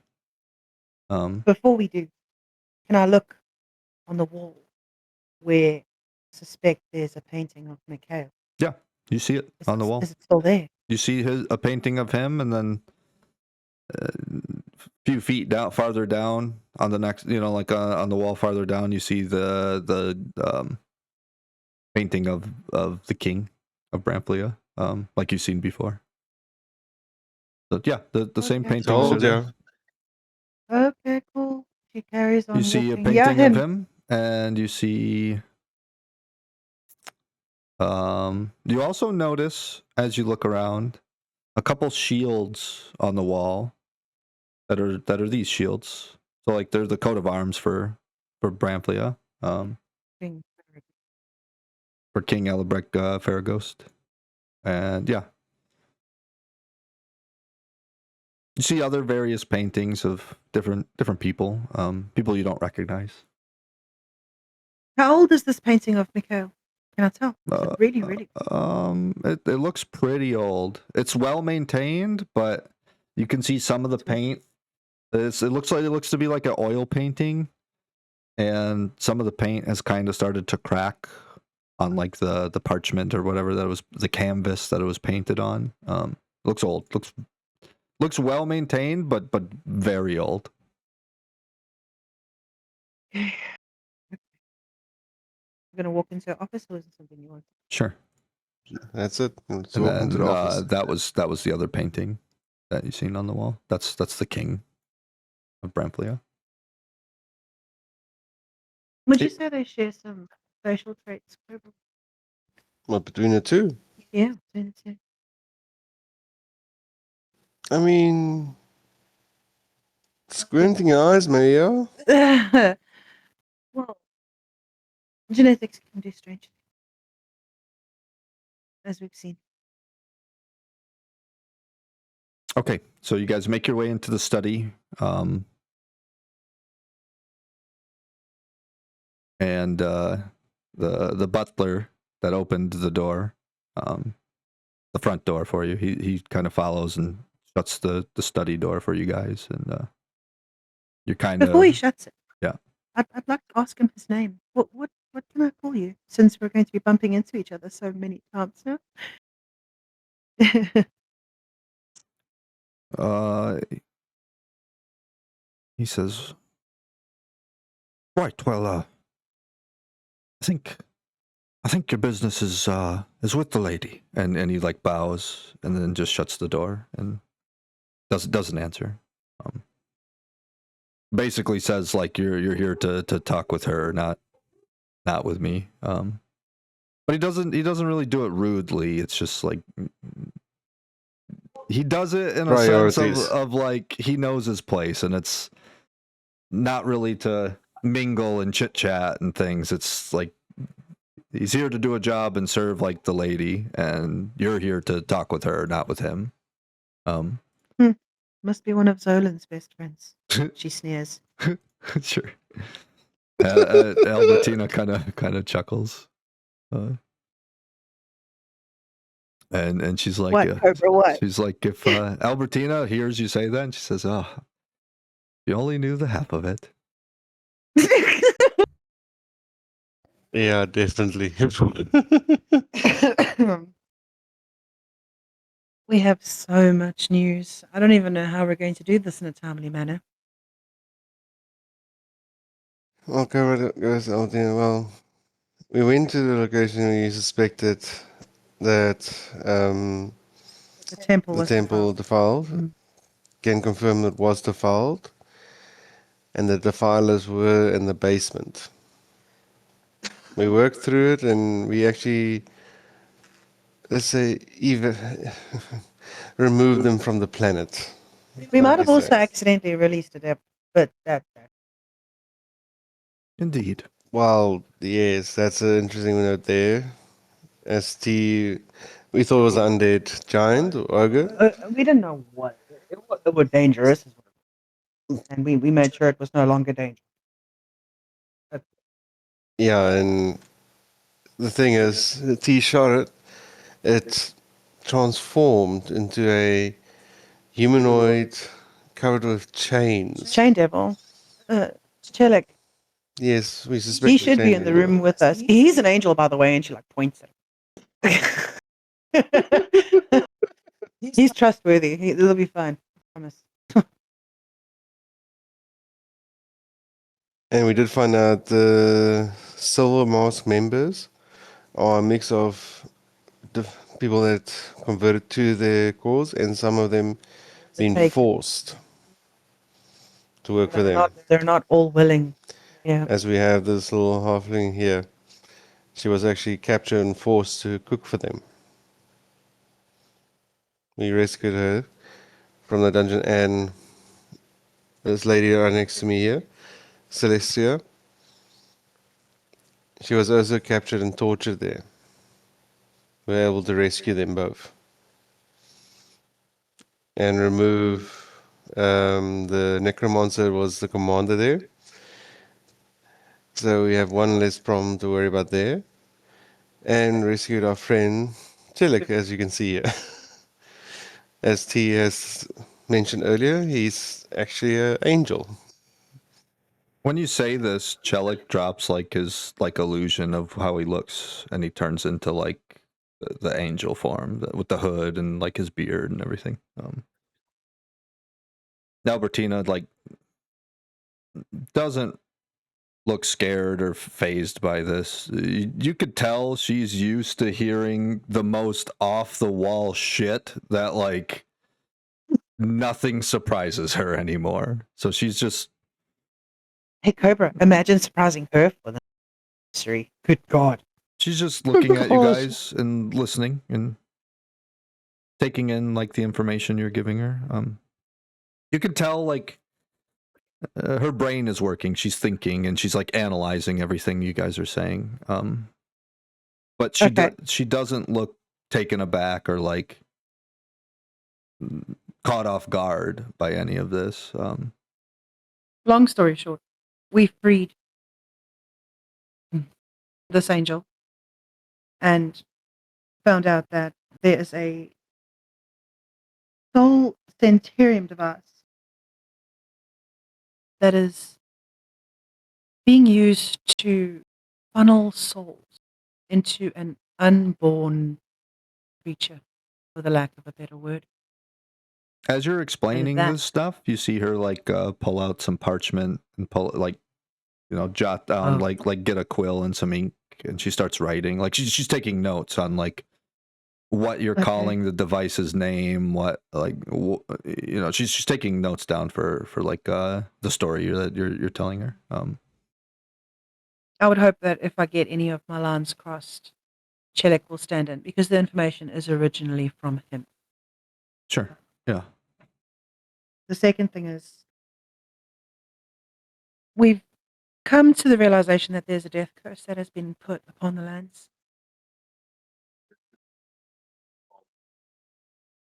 Do that, Curtis. Then I asked Celestia to show that necrotic mark on her arm to Albertina. Okay. She's been Show revived her like once. what she's going through. Yeah. Yeah. And say she's been revived once, and Yeah. the curse has set in on her. Celestia steps forward, kind of rolls up her sleeve, shows it, and you see that compared to last time that you've seen it, it's spread more. Upper arm a little bit more. It's not like all the way up her whole arm or anything, but you can tell that it's spreading. It seems like Spreading. because it took you a few days to get here. It seems like each day it spreads a little bit. So we have to take the arm. I don't think it's that bad, but yeah, okay. No, it doesn't seem that bad, but it's definitely bigger than what it was when the first time she showed you. Not I worry. not hugely bigger, but like maybe like a quarter of an inch that it's spread. So it's slowly spreading, but it has definitely grown bigger and it has spread. Yeah, so it even got worse. Mhm. All right. Mm-hmm.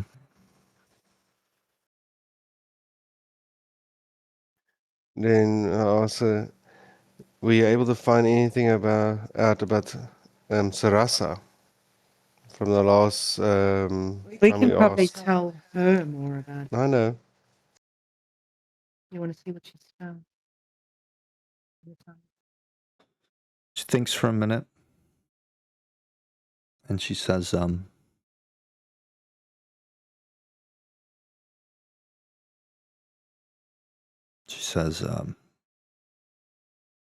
think I have an idea, a little bit, about this Shirasa individual.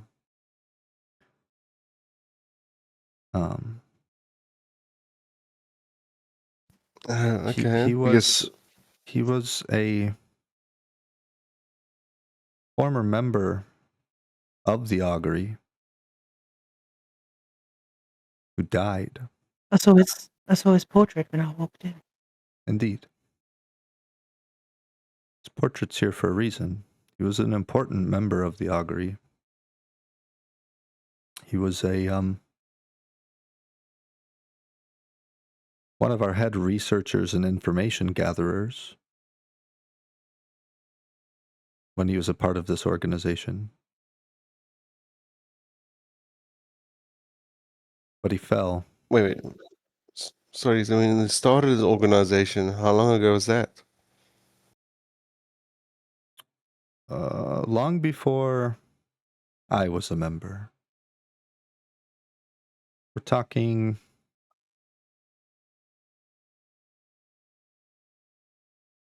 maybe 4 centuries ago. 4 centuries ago. Oh, wonderful.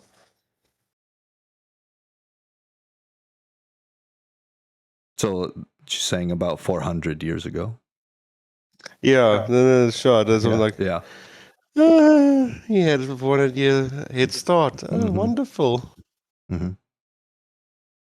Did you find out anything about our lost memories?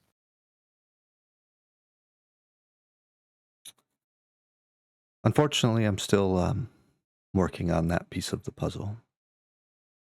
But I've got some very powerful friends in Bramping that are working on a potential memory restoration spell. This can be a fairly dangerous magic.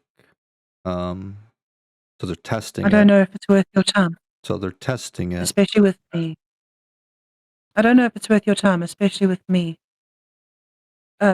Chelik tried to relieve me of the scrying spell on my eyes, and he failed.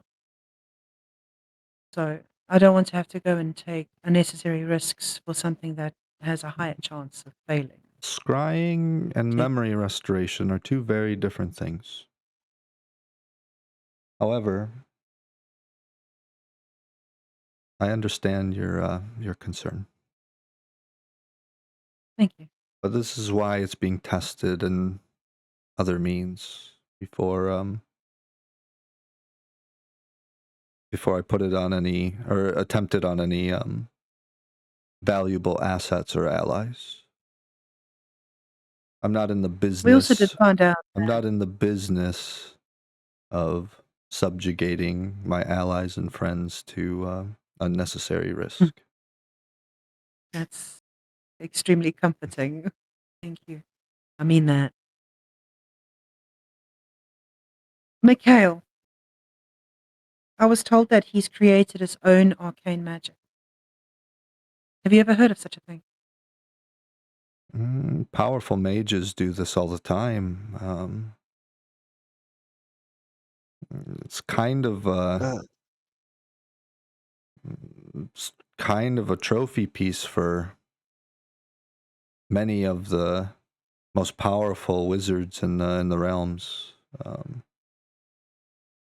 These guys are measuring their cocks and the world is falling around them. I whip out my book and I show her some of the symbols that we found inside that crypt and ask her, can you read any of these? Do they look familiar? She looks in any at way? it. She starts looking at these symbols.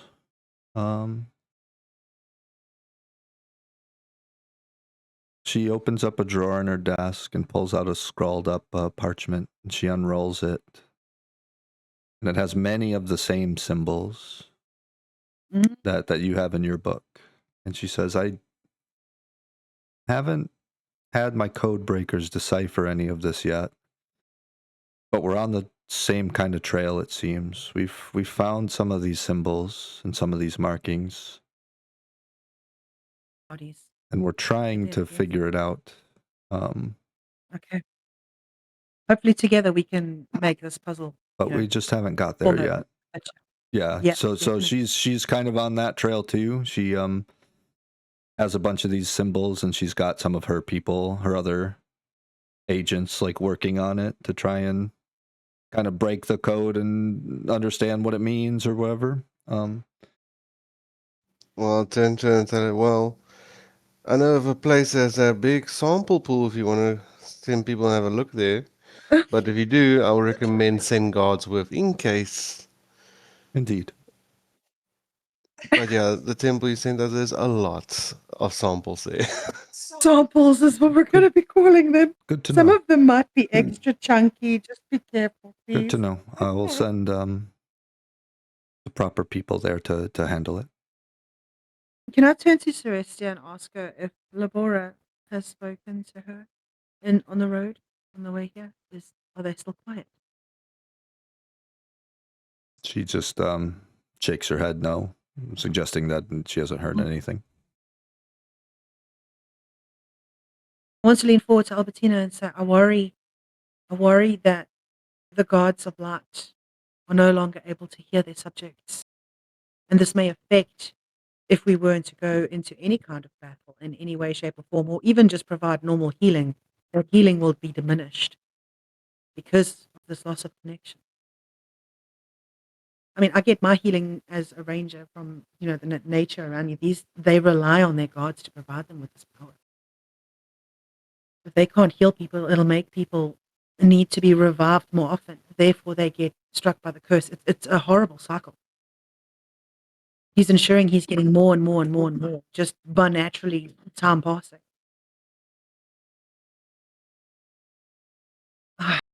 Sorry, a ramble. She's just, like I said, like listening, just taking it all in. She's not making any facial expressions to suggest that like you're wrong or anything like that. Yeah, she's just listening. Mm-hmm. I turns out we're gonna ask her. With Mikhail now, do you know what type of research he was doing at the last thing he was researching when he was part of the order? Well, it would be any kind of the thing I'm more into is how he was just chosen to be one of the pillars of justice. I mean, if he's just a researcher, why would they choose him to be a pillar of justice in the first place? They saw some kind of potential with him. They saw something, but obviously, when he got the knowledge, What, he read something he funny? snapped. The mind couldn't hold everything together, and then he went into his own power trip. Why be a servant to someone if you can be your own Lord. god? So why would they choose him? What makes him so special? In the first place, before he got war. He was probably also similar, just neutral, similar to me. But the difference comes in, he had probably some kind of evil still in his heart, and that little whisper got louder and louder and louder, and succumbed to it. It was one of the first things that Chelik said to us when we freed him. There is a great evil in trying to tell me this one mortal man is responsible for that. Once more. Once upon a time, maybe, yes. Ugh.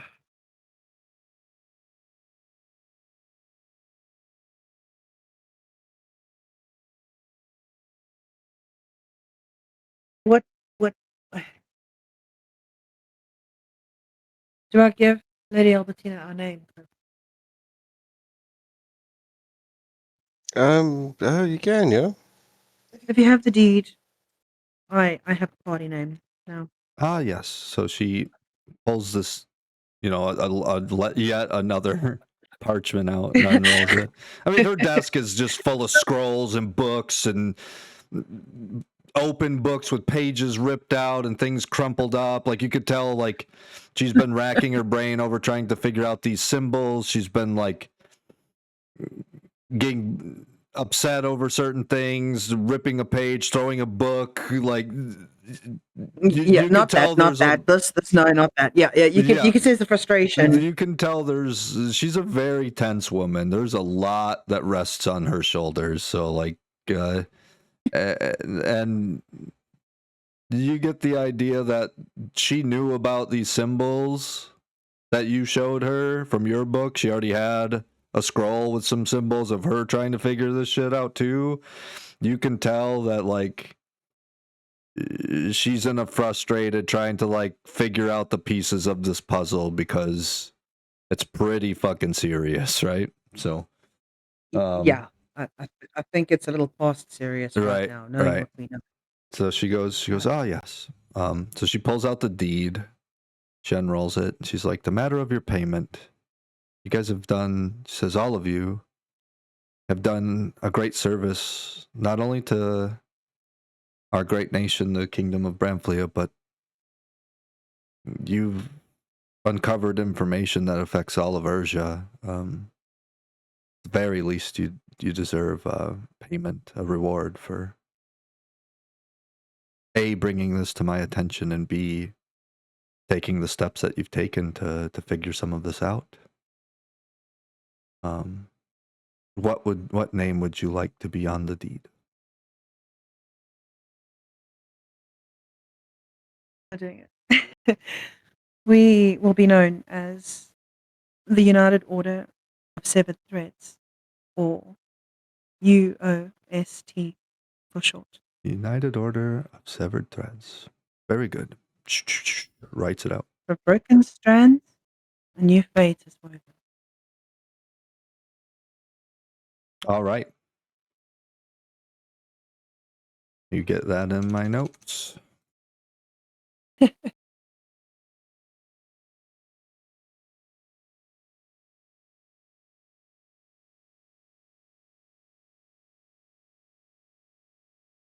Trevor, if you All want to right. give her that Scottish name. She writes that. She takes out some like sealing wax, melts it down, takes a stamp, stamps a seal next to where she wrote the name.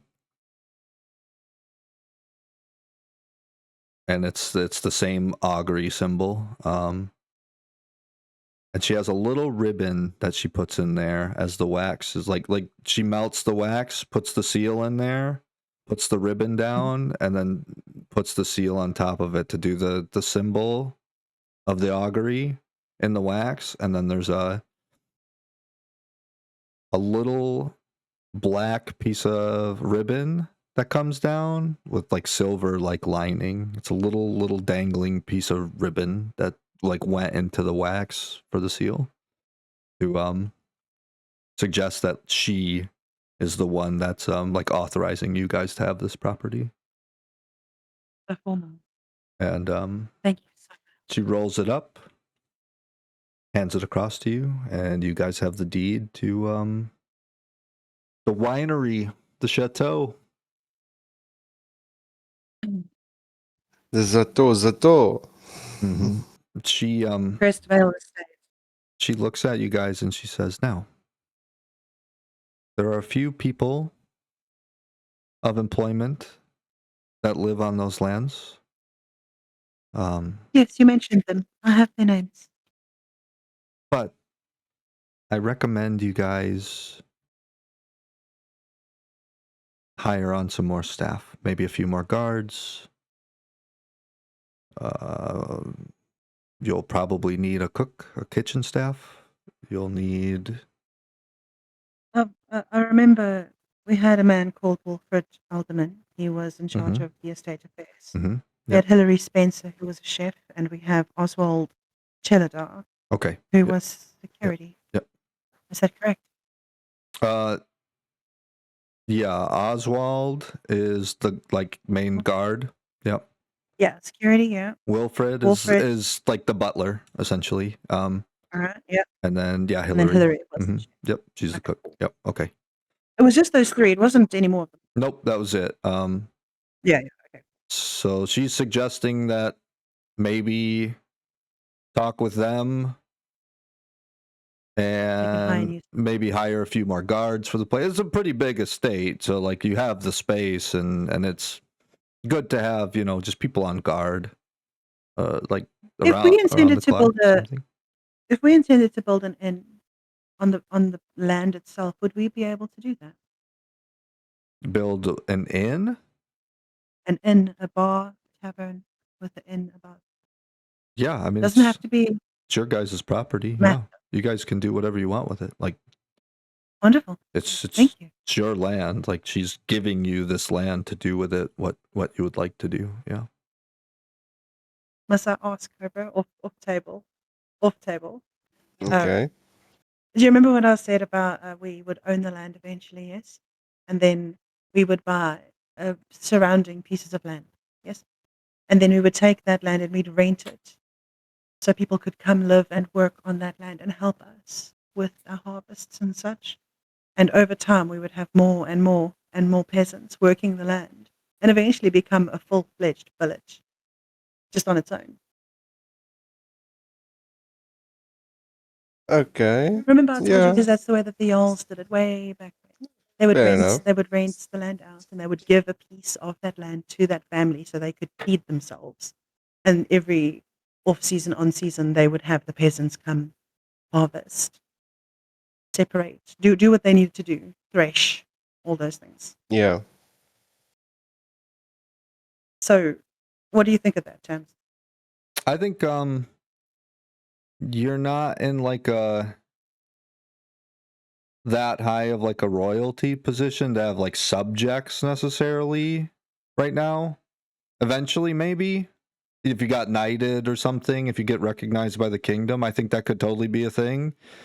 So for right now, having people like live on the property is like they're gonna be people in your employ. Like you'd probably have to pay them starting out. You know, like you might If I would hire. want to do something like that, I'd need to be noble, and I'd need to Yeah, purchase yeah. the land. You would need like you just don't have the stature for something quite like that yet. I think, but I think it's achievable eventually. Sure. I have a foothold. I have a foothold. I Sure. have an estate. Yeah. So it's a foothold. It's I something. think. Yeah, I think exactly. starting out right now, you'd have to like hire on a little more security just to be safer, It and then wouldn't like start immediately. yeah, This is like 5 years in the future for this right, yeah, character. yeah, for sure. Like the king doesn't even know you yet. He could eventually, you know what I mean? But like right now, like you're not a knight, you're not necessarily technically like a lady, a lord or a lady kind of like you don't have that like social stature yet, right? So like getting Well, technically, it's just her first name, like you would name a dog lady, you know? well, no, It's yeah, not it's no, not a yeah, I status get that, thing. but It's I kind mean of like like, her first name. I'm saying lady as like a status thing, like you're Mm, not like a lord or a yes. lady or like a knight yet or anything like that, right? But like that's could totally become a thing. You could turn You know, into an ambassador for the kingdom of Bramfleet. Like you don't know. Like there's all kinds of different political stature that you could get to where you could get subjects eventually. I just don't think you guys quite have the standing for that right now. You're still kind of like making a name for yourself in the world, so to speak, right? yeah, sure, but Tina gave that mental image of me, or how they will pronounce it. Now introducing Lady T. Yeah, Lady T. yeah. Bond, James Bond. Right. Yes. But I Something like think that, that's not out of a realm of possibility. I definitely think you could get to Do that something like point that. eventually, for sure. Yeah. Oh, that's cool. That's so cool. Thank you. Sorry. Thank you for entertaining me. That was amazing. Sure. Okay, returning. I thank her. And I want to almost portray how afraid I am of this current situation that we're in because there's Sure. very large cogs in this machine that are turning that I don't think we'd be able to stop alone. Right. Hence why we're seeking help from our Tina to help us understand this issue and hopefully get some assistance in it. We Mhm. have an angel. I mean, Which has been she's a overpowered by this. small woman. We have an angel. Doesn't need to eat, doesn't need to sleep, doesn't need to shit nothing, man.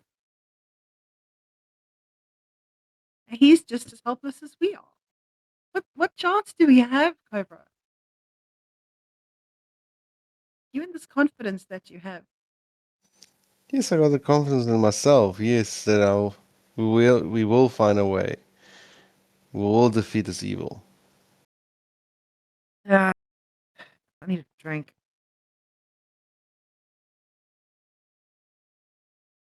Well, I rummaged in the bag to take out That skull. the skull, the key, that part of the book, and that gem.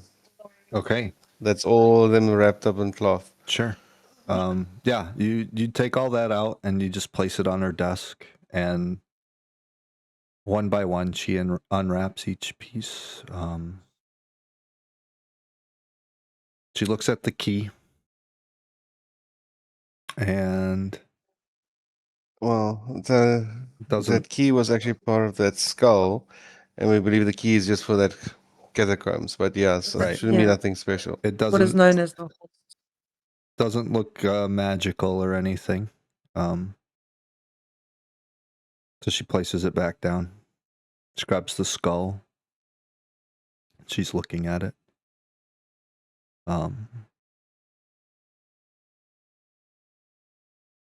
Also doesn't seem magical. Looks valuable, she says. Says this might be worth a lot. Places Also, I it back thought down. It's probably more of a symbolizing for this organization, that skull. It was Mhm. found while they were worshipping whoever that they were worshipping. Sigurd? Probably Sigarathi is. Shirasat. Saras. Well, yeah. Sorry, that was my bad. But yeah, they were basically what seemed to be praying and in a sermon of some kind, and that's where we found it.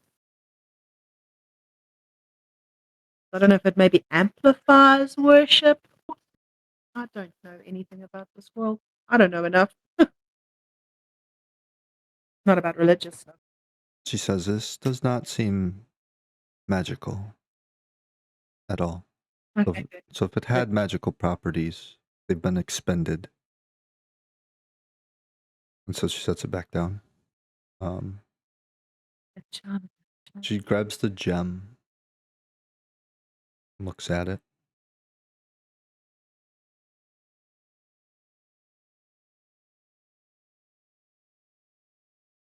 As she looks at it, she peers into it. She goes, "Ah, I see." She takes her other hand, her finger, sort of taps on it like you would a fish tank almost. She goes, "I see." Cobra looks at her strange. What are you doing? She sets it back down. She's seen the entity that's inside of it. So the entity's inside of the gem. There's something trapped inside of it. Yep. Yeah, something trapped in there. I still And suspected it was your evil. Can I tell that to Lady Albertina? I'll be like, I suspect Cobra's evil self is in that gem. she just looks at you. It's very interesting. And that was found in the skull. I found that very curious. She grabs the We have direct skull. ties to it. She grabs the skull and looks around, and she sees the space in like the back of the skull where the very obviously the gem would fit. She doesn't put it in there, but like she sees the space, sets the skull back down, and she grabs the chunk, the section of the book, picks it up,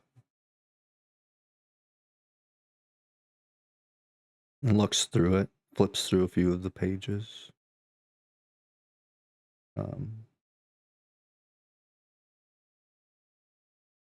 Starts trying to read little bits of it. Obviously, it doesn't form full sentences and things. That's one of the pieces of the book that when I sent you the message with my raven. There's sections of the book that are written in common. It looks like there's sections of the book that are written in, like as she's flipping through the pages, you see some of those strange symbols. There's different pages that look written in infernal, look written in abyssal, different languages. Would you say they were written by different people? She takes out like a monocle and puts it on her eye and starts flipping back through the pages. She says, "No. This is all written by the same person." She closes She closes the book, the section of the little chunk of the book, sets it down. She takes the monocle off, sets that down. She looks back at you guys and says, "If I had to guess, this is Shirasa's personal journal." And it got his personal journal. And it got split up like this to be guarded by the people he trusts the most, or maybe the people in his employ that are the most powerful to help protect all these fragments of the journal. I've no doubt that if you get all the pieces of this, it will unlock a lot more information. Well, there's our goal. We have 5 more necromancers to find then. Mm.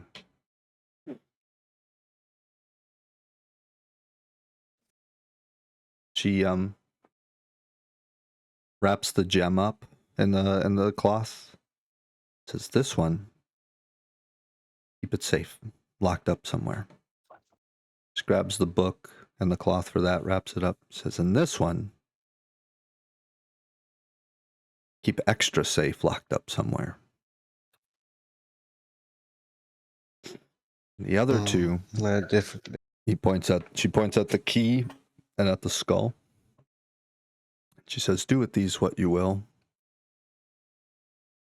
Any of their magical properties have been expended, and they're little more than keepsakes or treasures to be sold at this point." Thank you for that. I suspected the skull and the key, yes. The gem I was worried about, and definitely the book. Mm-hmm. What do you want right there, sir? Well, duh. It's got your evil self in it. Well, I was more like it was piercing into a magnifying glass into a different place or realm. I didn't expect Quite them worse than my eyes. to be. Well, I was wondering if it's somewhere else. I'm seeing like a projection of it, or if he was stuck in there. Really, He's so it's confirmed he's stuck in there. inside of it. Yeah, he's trapped in there.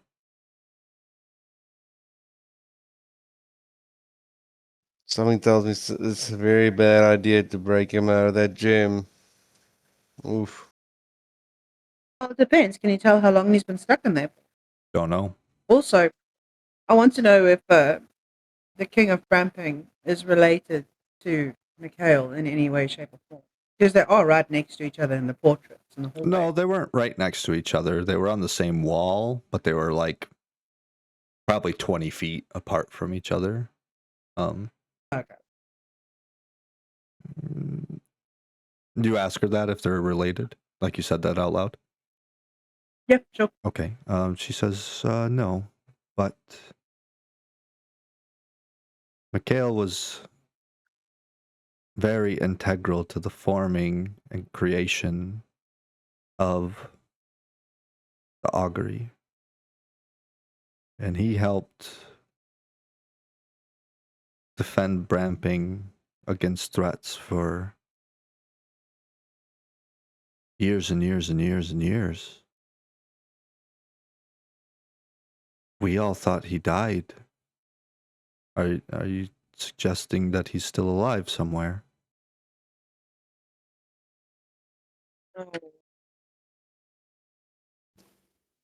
We believe Mm-hmm. he's Sarasa. Mm-hmm.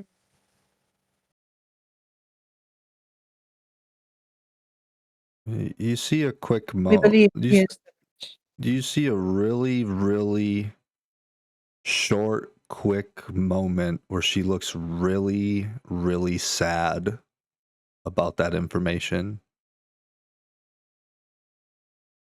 Very, very slight, like quick, super quick sadness. She hasn't really shown a lot of emotions anytime you've dealt with her. She's kind of cracked a little smile here or there, or chuckled a little bit. She's never really looked angry or sad or upset in any of the times you've talked to her.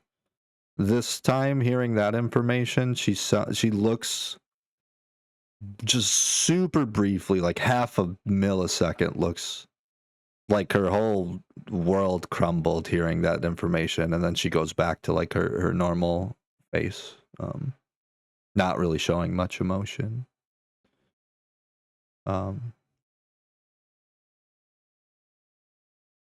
She says, very interesting.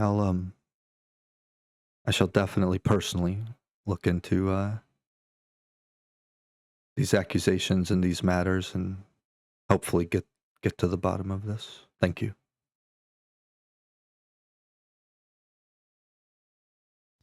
No problem, lady.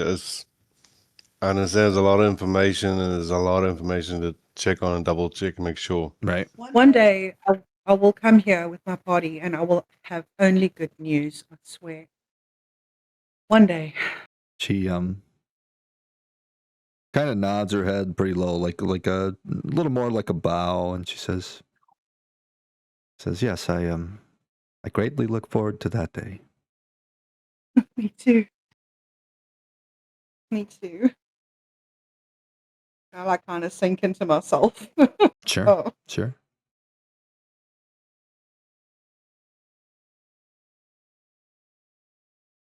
okay. Thinking we need to go and get everything in order. We need to make sure that the estate is running correctly. Yeah. If we were to take a long leave of absence, we'd be able to run without it.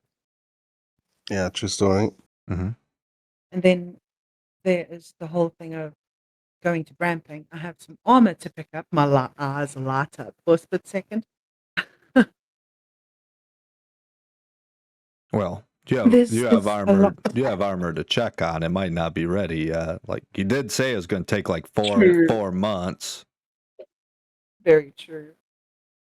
Well, we have time to explore then. At Mhm. least. We have time to set up everything we need to. Yeah. Yeah, I'll probably find out if Celestia, if she wants to go anywhere to report in. Mhm. You might Probably need get to to go assist her. back Yeah. to Bramping. So there's a. I want to look over to Chelik, Mhm. and I want to ask him, what next actions do you think we need to take to best use our time?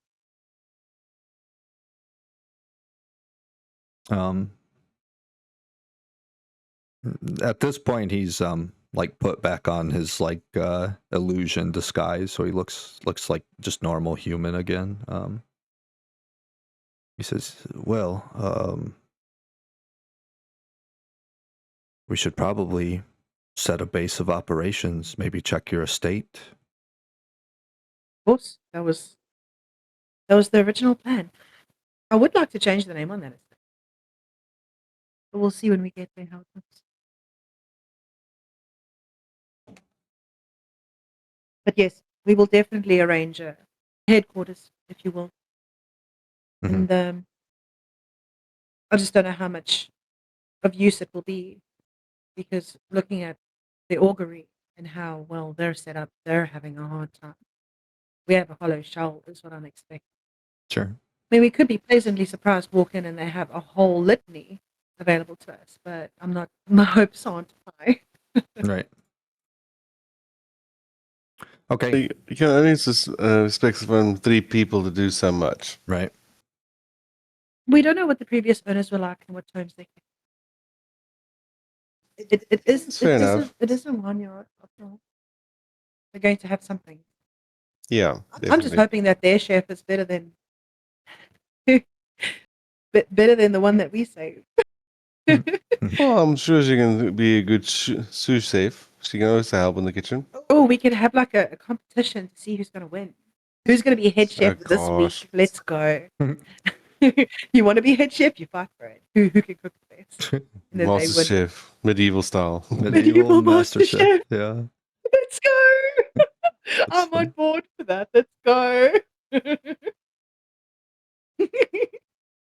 Okay. Yeah. So HQ is one. Check like what's the other options that we have? Is set up a headquarters. That's his only idea for now, is to like get a solid base of operations set up somewhere safe, somewhere where you can safely store the book fragment, safely store that gem. You know what I mean? Yeah, we could use the treasury there. We've heard that there is a. Mhm. Could I say a vault room? What would you call it? That treasury room? Yeah. It's reinforced, locked, like steel I'm expecting door. to have like a Um, big door. Yeah, mhm. not like Cobra's thinking Inside, treasury room is a normal door. inside, there's gonna be like various different safes in there. Some of the safes are made out of lead, so they can you can put magical items in there, and they can't like necessarily be detected. Mm. Things like that. Lots of really well reinforced chests to like store gold and money and item racks, weapon racks, armor racks, and things like that in there as well for specific magical things that you don't want up in like the armory. It's a safety deposit room. You know what I mean? Like in a bank. It's like a big ass Oh, that's bank vault. awesome. It's an actual like vault. Yeah. Safety deposit room is like the best things I've ever envisioned. That's so cool. Yes. So, the leads. I do want to lean over again to Albertina and ask her about the leads that she has in Bramping because we will probably be heading there soon. If she can give us a name, we will seek them out when we arrive there. Or any kind of lead, like go She to an says address. What? yes, I can send a message to a few individuals. That's lovely. One of the individuals you're looking for is named Sunshines at Night. Sunshine, come again? Her name is Sunshines at Night.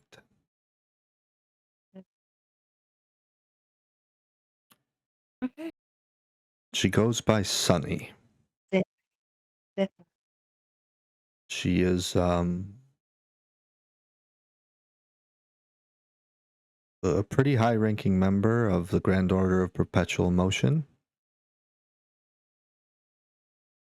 She We did encounter the order in Salzas. We did encounter one of their members building a wall in Salzas not too long ago. interesting. Sunny is an inventor and tinkerer of arcane devices. Devices that would be mechanical that she infuses with arcane power to make them function in various different ways. She's a scientist and an inventor that maybe could have some information on this strange soul device you were telling me about.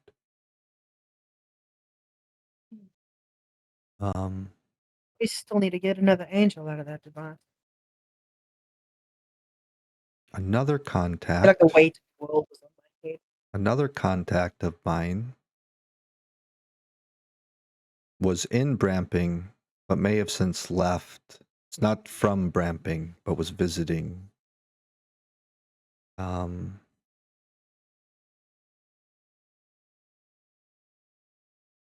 me see here. Trying to find the name. It's okay. I can see your desk is strewn with all of these research notes. I can completely understand. All of the parchments open on the desks and ready. Open up this drawer, there's no more here. Yeah. It's a lot to keep track of. Another There's a lot of person you're looking for, like I said, may not be in Bramping currently. It's from across the sea. It's named Ilitarum Itaz.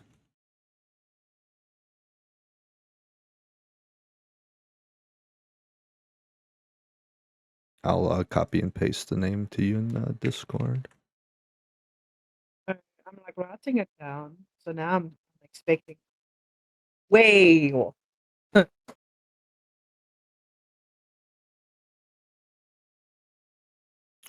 Yep, pretty much. I got IT, ILP. She says, sorry,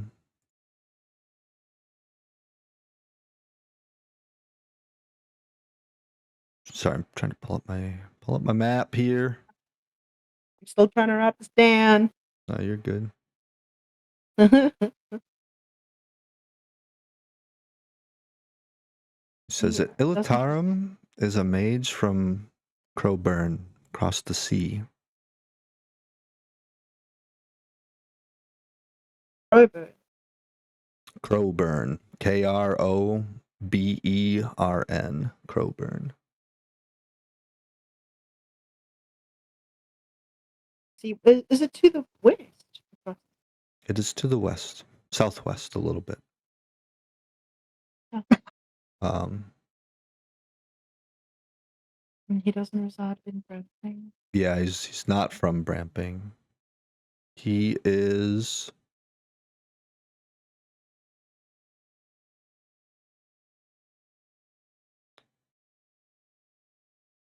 Maine.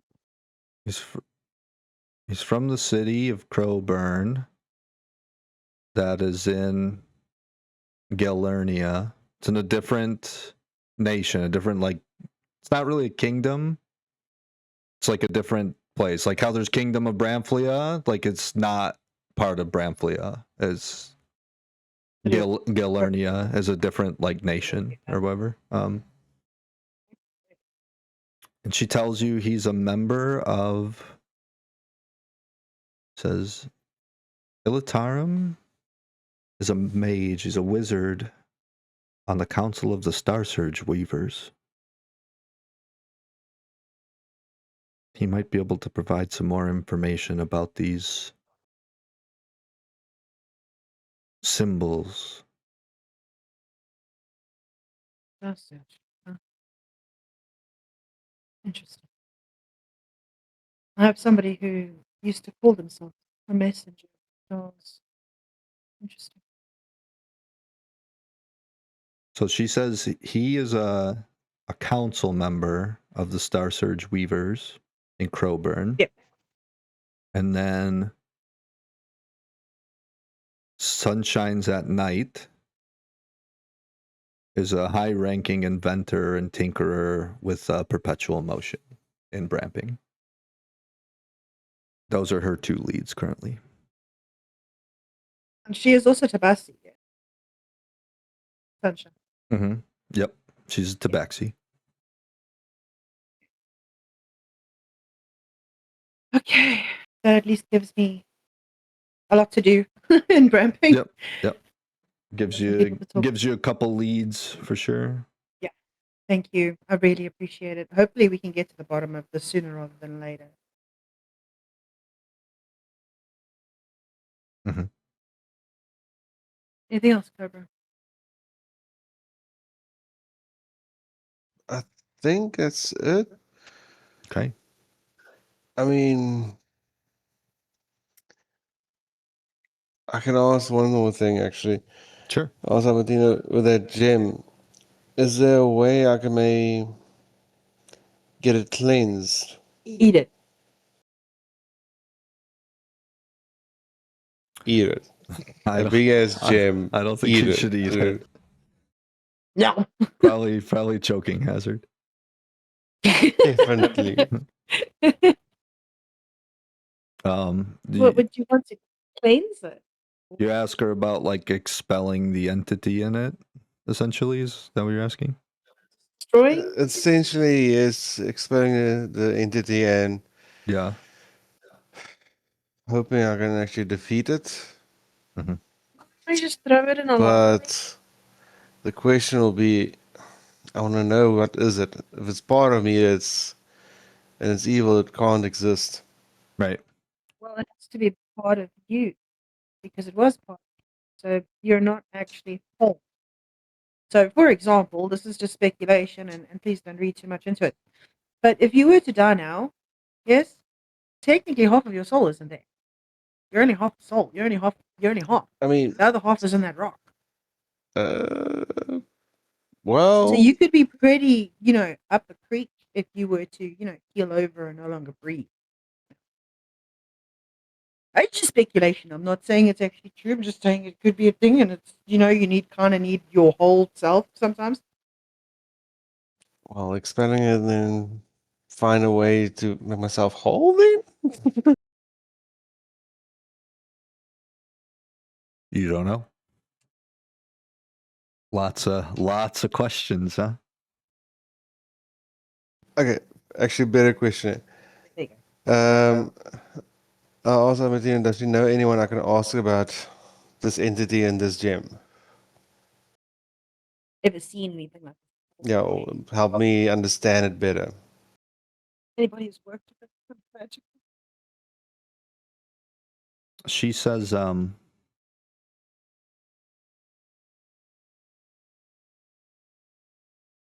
would definitely put my trust into the Star Surge Weavers. They know a lot about the arcane, and they generally know a little bit about everything.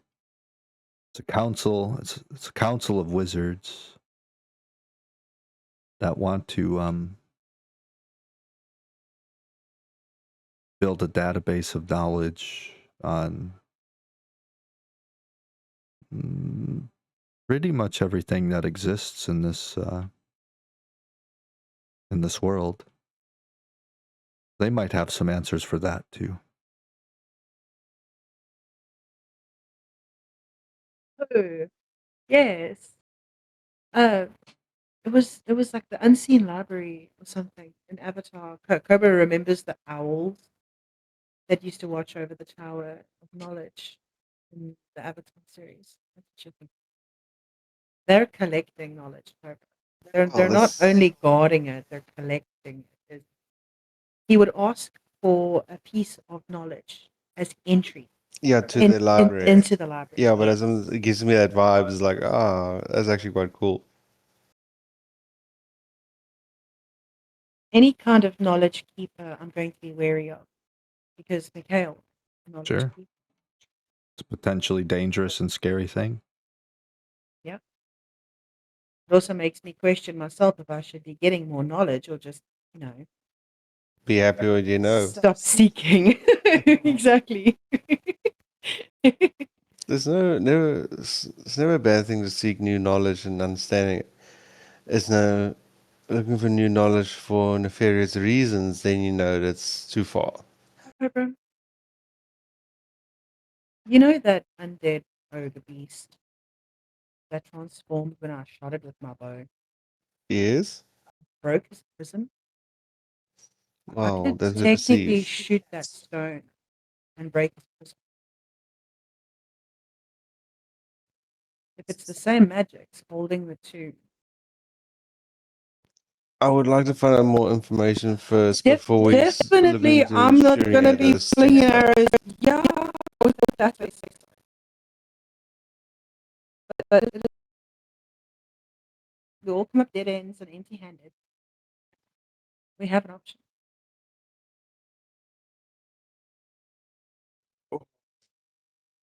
What? It's gonna be a testing trial, this one. I don't know how I have just a We could sneak. set him free and he could be happy, like the chain demon. I mean, he could be a ally. If there's anything when I dreamt that time before, You just it's said he not was like an that. arrogant prick. Is he truly evil? I mean, you knew him for what, 15 seconds? Well, perceived evil. He definitely didn't have good intent. Let's say that much. Okay. I'm just saying. You know me. 2 plus 2 is 20. Not 20. Yes. Right. I don't think there's any other information we need to give up. I think we've exhausted question. Shadar. You need to tell her about Shadar. You shot him. Shadar is Lady Justice. Sure. Oh, wrong person to think of. You're thinking of Braska. Cobra was transported to a different realm. It was all grey. But from what I gathered from was that her chains were cracking, her scales. Yes. The next morning after waking, I had a dream that those scales broke and one of the plates shattered to the ground. I don't know if she's trying to tell us something or warning us, expressing her pain. She's telling us that the scales, the balance has been broken. And it wasn't broken before, only now. Well, before it broke, probably it was on a heavy strain. But yeah, I believe this. She's telling us it's a severe imbalance now. Mm-hmm. All the more reason for us to not wait.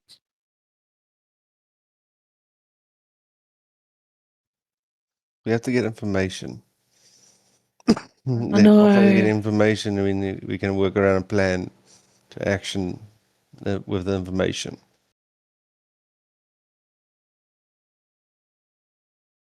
Okay. Lady Albertina, do you have any questions? Is there anything that you think we've left out? Any gaps in your information you need us to fill? She finishes writing down like her notes of all the things you guys have told her, and he says, I have no questions at this time, but a lot of information from you guys to continue my investigation. Thank you. Thank you for pointing us in the right direction. We definitely need it. Oh, and thank you for your gift of the estate. I will do my best to make sure it is maintained and well kept. She just nods in agreement, says, of course, enjoy.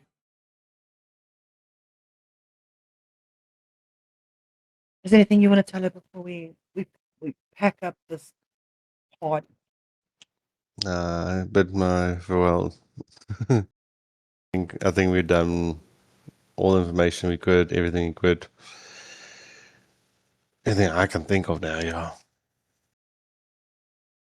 I worry we've left out something important, but I do have the brooch if it's urgent. Please, could you- Mm-hmm.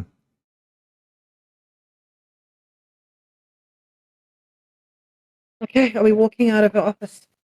Yeah, we bid our farewells. Okay, yeah. Thank you so much for your She stands up and walks you to the door, and she says, yes, travel safely, and I'll be in contact soon with any information that I have. thank you. And you And guys, say thank you.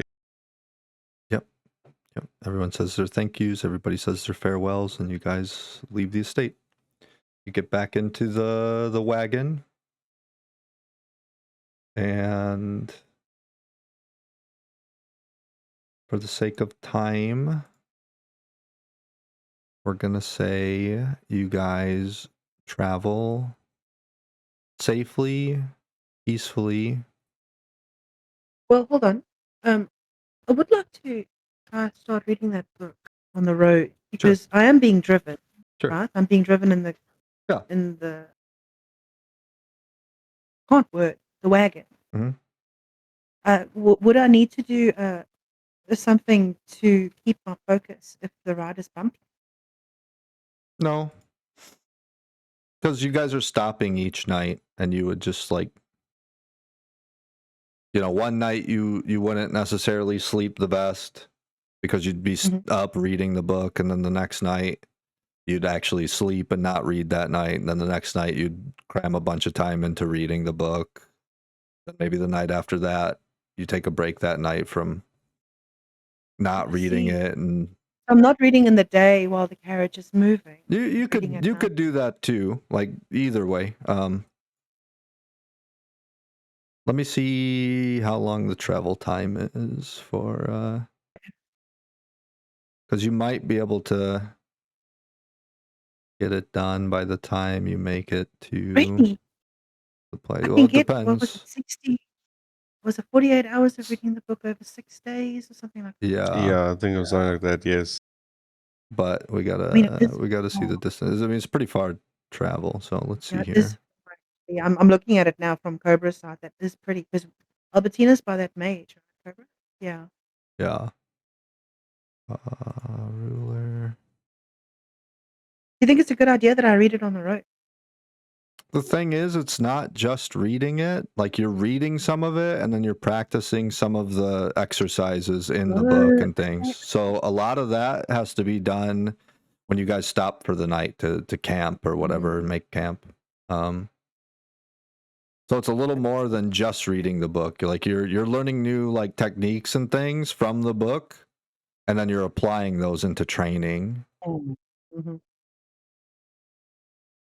Theory, practice. Theory, practice.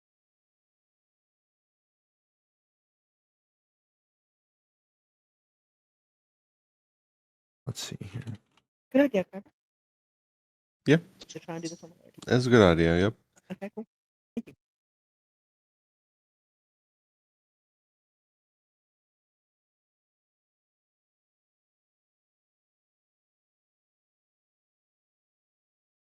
I mean, it's gonna take you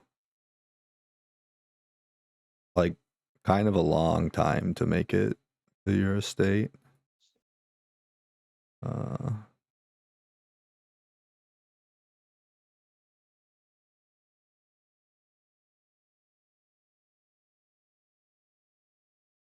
there any roads coming out of Albertina's to the north? I don't No. see any.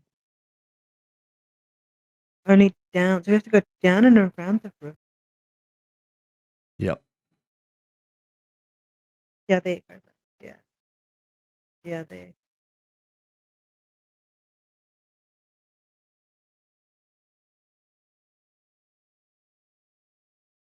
Do you want to stop at Tetrabert? We can hop in the spa.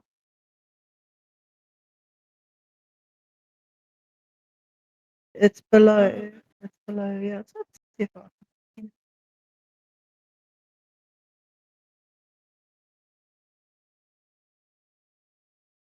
No, if you think we don't, then don't.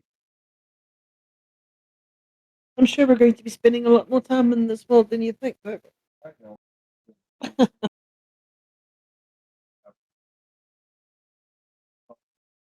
Yeah, for sure. And we need some safety. We need some security. We need some stability. And I think HQ will definitely do that for us. Yeah, when we're there and everything starts setting up and whatnot, then we know what we need. Mm. I would like to see how much a builder would be to start building a tavern. Because that'll also bring some extra gold with travelers. You know what I mean? Yeah, I mean, we're gonna go talk to the Tabaxian. Oh, what's that organization called? Sorry, my brain's a bit tired. What are you talking about? Perpetual motion. Yes, Grand Order Perpetual Motion. Go there and we can probably find out there for the builder and whatnot. I mean, they were building a wall. Yeah. Yeah. It's gonna take you about 12 days to get there. Holy.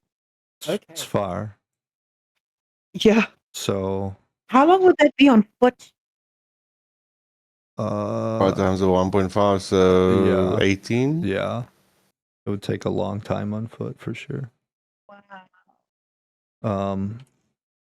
I'm so happy we have because of wagon that, right because of that, you definitely have time to do your book. Read it. Yeah. So that's gonna give you +2 to Dex. Your character sheet. Let's see.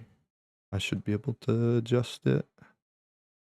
After you've adjusted it, I want to refresh Roll20. So just let me know. Okay. No, it says you're at 16 Dex. +2 to Dex, so you should be at 18.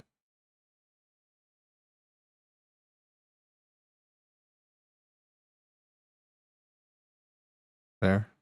I was able to adjust it. Yep.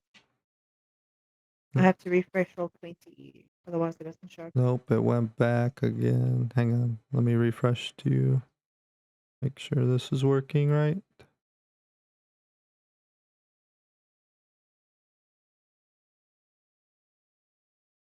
It's 16 still. Okay, let me see. 2.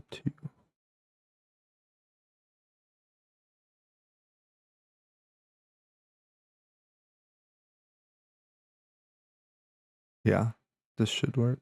Let me Yep, it automatically updated on my side. refresh it again That's just to pretty. make sure. It should, yeah, it should auto refresh Yeah, everything. it's showing on my side. Hmm. Yeah, okay, good. 17 AC now. Yeah, That's pretty damn awesome. good. That's really good. Yeah. That is pretty good, yo. That was quite the read. Yeah. Would you mind describing to me what it looks like when the book has been read and it's finished? Okay, Everything so was done correctly. yeah, so each night, you've been taking your time to, as you guys are traveling, you guys are stopping to make camp. Some nights, the weather is decent, so you can just sleep under the stars. Some nights are a little colder than others, so Jeklik will cast his like bubble for you guys to camp out in a more climate controlled environment. Some nights, T, you're staying up studying. Yep. Generally, these are the nights where you're not in the bubble. So like you're outside just sleeping under the stars, where like the breeze might be a little nicer and might not be so chilly. You read some of your book by campfire, and then you're like, oh, okay. This is Oh, I want to try that out. yeah. This chapter goes over how to knock an arrow quieter.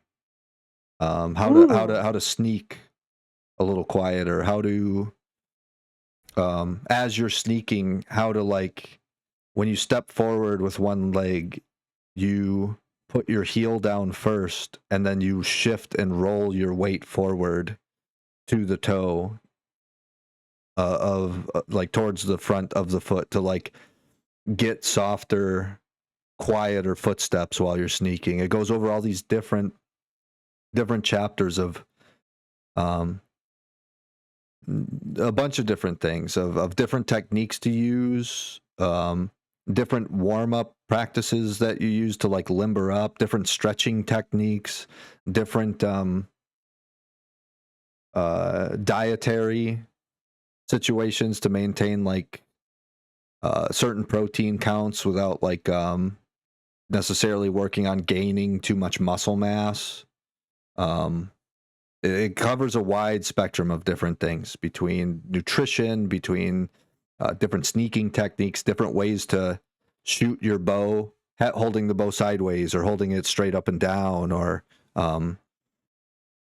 drawing a dagger, putting the sheath in a certain spot so it's easier to draw. It covers a wide variety of different things, different exercises, different like draw techniques, different, just a whole spectrum. It's just this whole thing is a manual on how to like work on better stealth, work on better like sneaking, different limbering up techniques to how to like turn a weapon away from you, like in a more like parry kind of situation versus like a warrior might train how to hold a shield in different positions to turn blades away. This is showing you how to like dodge a certain way, swing a certain way, carry your knife a certain direction for potential to like just be more stealthy and being more evasive. Exactly. Yeah. Understanding more the way the body moves, shifts, rolls. Yeah, exactly. Yeah, So I mean, it's a manual of quickness and action. yeah, Barbara. yeah.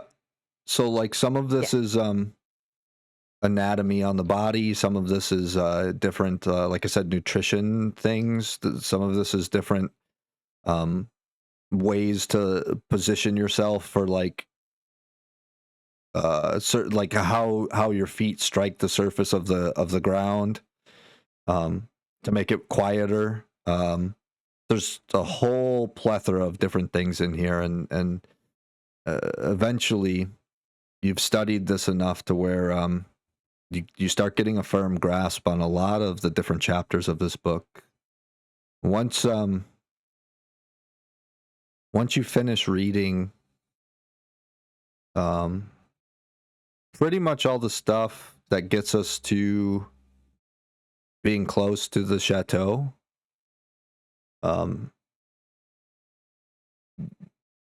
you feel enlightened, invigorated, and like you took some information away from this text. And that night, you're looking forward to going back in and reading some more. And as you make camp for the night, you grab your book, you open it, and you start flipping through the pages. And there's no text on any of the pages. It's an empty book, and the pages have like a little glimmer, a little sheen, a little shine over the pages. And as you flip through the book, there's no text in it anymore. You've successfully completed the hours of study that you needed to read the book.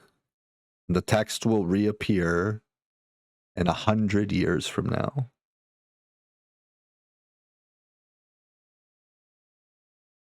Oh, I was looking forward to reading that tonight. Damn it. Yeah. I just realized we have 2 items we haven't identified yet. Yeah, we have that It's wings true. elixir and we have the. If you would like to ask Jack to have a Sure. look, because we've been on the road. Yeah, we can say he identified them. So what did you have? You had the boots and the potion, right? Yeah, a strange like leaf leather boots and a potion with wings on it. It is actually. So in the mysterious notes, it looks like a golden top with wings, Mhm. with Yeah. four-pronged base. Yeah, I know what it Yeah. is. Hang on. The one, just want to double check if there's anything else in here that we haven't identified yet. Nope. Okay, the boots. These leafy, strange boots are boots of elven kind, is what they're called. While you wear these boots, your steps make no sound, regardless of the surface you are moving across. You also have advantage on dexterity stealth checks. Whoa.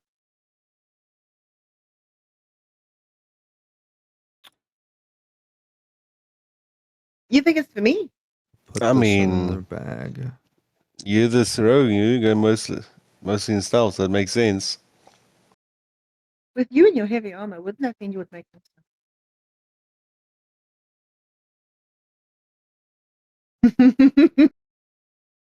You always think all these Now shinies are put for it me, in and your. I'm like, I'll put it in your bag for now, T. You guys can Thank switch it Yeah, yeah. between. They're boots of elven kind, so they can go to whoever. They do not Okay. require attunement. oh,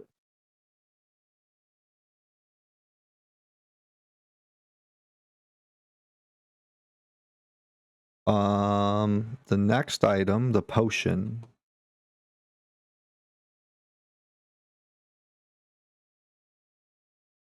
This has 4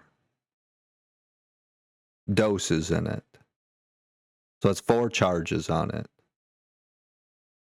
When you drink this potion, you gain the effect of the haste spell for 1 minute, with no concentration required, and you do not suffer the wave of lethargy that typically occurs when the effect ends.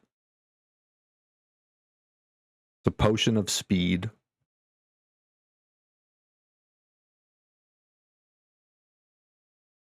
For sake of ease, we'll say you have 4 of them, but really it's 1 potion with like 4 charges on it.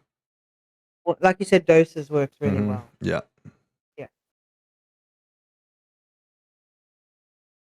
That would have been handy. Oh well. typically what happens with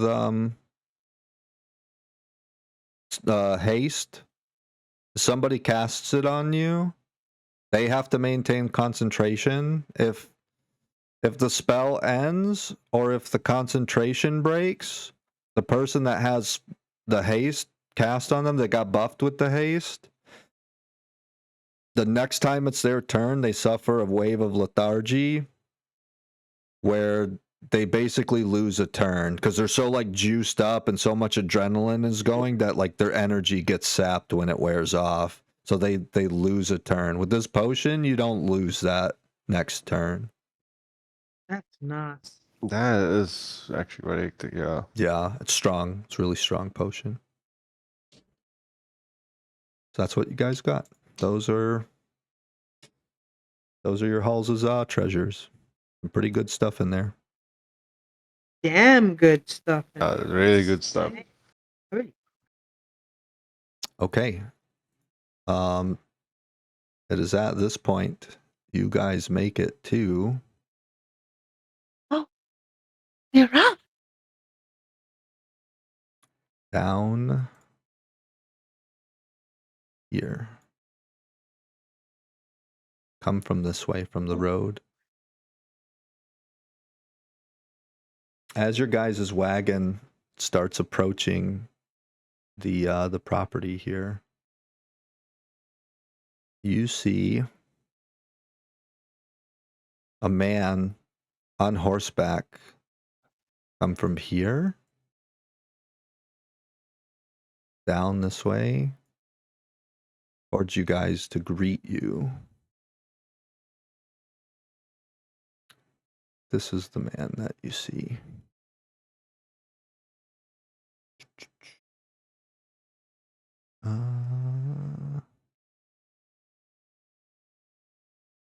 My notes are just becoming more and more chaotic the more time goes. Yeah, Need to sort- it's a lot to keep track of, man. The D&D gets crazy. This is the man that you see. Tail. As he approaches, he puts his hand up to kind of stop you guys. He says, "Hello, a moment of your time, please." He says, "I am Step Oswald." out of the carriage. Yeah, as you step out, he says, "I am Oswald, the head guard and groundskeeper of this estate. You're trespassing. May I please know your business?"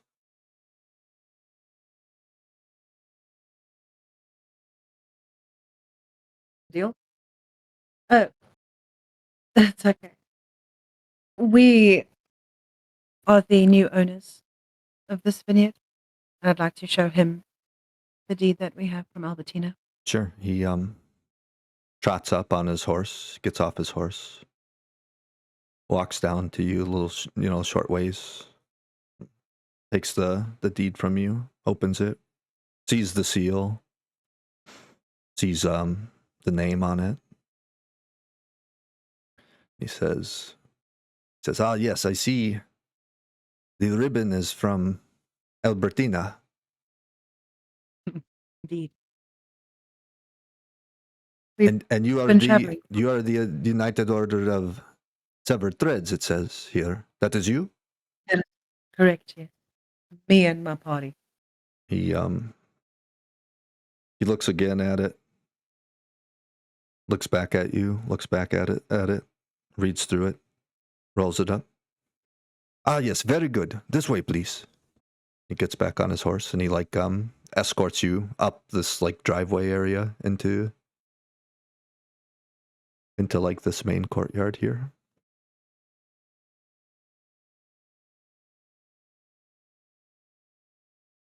Now, I can almost smell the seawater in the air. sure.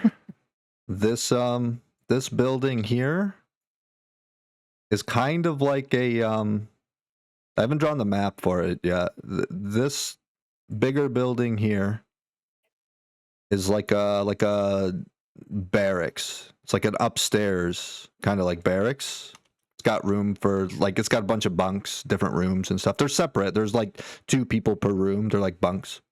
You could easily turn them into 1-person rooms. So it's like this. Underneath is like this, right?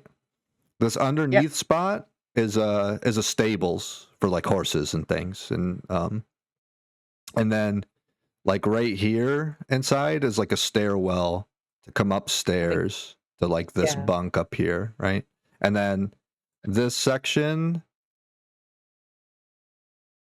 Beneath would be like what pillars, it's more rooms. So more rooms. Okay. this section here is like 2 stories. There's rooms on the bottom and the top, and then this And other little part here is like the upstairs, and the downstairs is like stables. all right. Easily convertible, don't you think? And No, then definitely. so he kind of shows you into there. He says these are the stables and lodging for potential hired hands, if you so choose. How many rooms are there in total? There's 4 on the bottom and like 6 up top. Foreground. Would you say first floor or second floor? It's different in other countries. Yeah, We say ground floor. yeah. and The first floor. ground floor has 4, and then there's 4 above that in the upstairs, and then another 2 over. So it's like this. On that. Yeah. So the ground floor, right here, right, has a room pretty much in like each corner, like that. Yep. Right. So there's 4. There's Yep. 4 more right above it on the upstairs, and then this section of the upstairs has 2 more rooms, and then like right here is the stairs. I'll get you guys a map drawn up of it. It's maybe kind of confusing from this perspective, but That's there's all right. If we're going to be knocking it all out to turn it into a tavern anyway, it doesn't matter. there's like 10 there's 4 on the bottom, 4 up top, and then 2 more. So there's like 10 rooms 10 rooms. in there. Yeah. And then Alright. yeah. And then like this section here, which has the 2 rooms and the stairs, the downstairs, the first floor of it or whatever, the ground floor of it underneath that is like open Stable. for stables. Yeah. Nice, well built. Yeah, like it's all in functioning order. It's good. The roof is good. Like there's no like dilapidation or anything weird. Like it's well maintained for sure. Can I turn to Oswald and ask him, how's the weather been here? Any large storms that you've known This of? building down here has. This is like a little kind of house. This is where like you would hire like maybe like your head gardener or something, and he Like would a come up. farmhand? Yeah. And then he would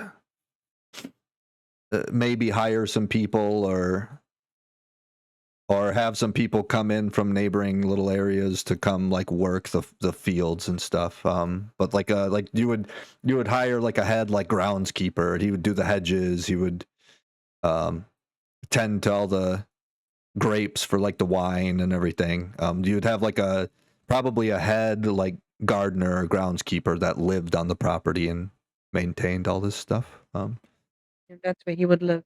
Yep, and he'd have his own private like quarters down here. This is literally like a little house. Like it has a kitchen, it has a bedroom, it has like a living room, it has a little like dining table and stuff. It's like its own house. No. And then these are just straight like outdoor gazebos. Like under the roof, they have like a little fire pit that you could cook at, or little tables you could eat at and stuff. Like this is just like a kind of resort style gazebo where like people would come out here, have dinner brought to them or whatever, and then like watch the ocean and stuff and have a good view while they eat their dinner at sunset or something, or at sunrise, eat their breakfast or whatever. So like if you're doing the idea of like an inn, a potential inn, like you could totally set this up as like a vacation resort or something. And then that's like a good view that you could have, right? Oh, that's a great idea. Up Oh. here, this is just like it's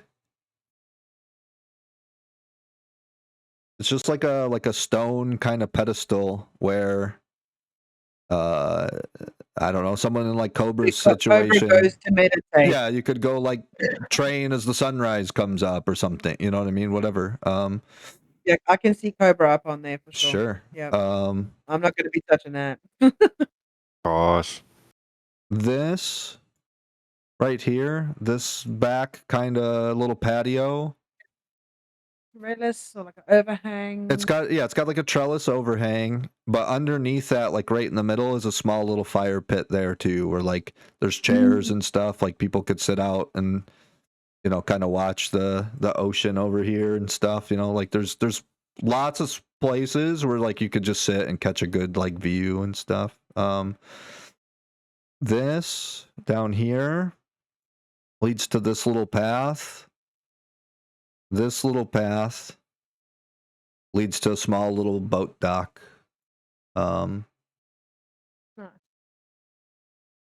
could easily take your folding boat and run down there, throw the boat in there, and then go sailing out on the water and stuff. Like that could be another like resort tourist attraction or something if you wanted it to be or whatever. Cobra, you're going to be out on the water fishing all day. Yeah, that could totally be a thing. I haven't put much thought into the type of fish that would be around, but we could totally do something with that. Get what type of flora and fauna and fish and stuff like that's around. Monsters. Probably, yeah. And then we don't have time for that. We have to save the world. same kind of deal with like all these other patios. It's just got tables and chairs and stuff. Like people can, there's lots of different places people can sit around and stuff like that. Was the space used as a resort before?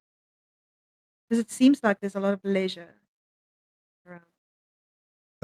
Oswald turns to you and kind of nods, and he's like, "This place is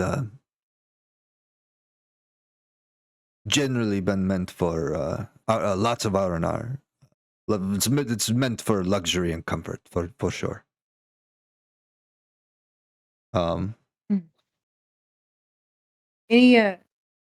Any important guests that have been here? Not recently. The former owner was also underemployed by Lady Vilat, and he has not been here in many weeks. Any idea what happened there? I did not know, and I did not question the affairs of Lady Vilat. Of course. Does that happen often? My See job lots is of people moving in and out. My job is to protect these grounds, so I stick to the work I'm paid to do. No, it was the same owner for many years. Okay, that's not a common thing then. Good. I'd like to not think that we're so easily disposable. Us ourselves? No, we're not.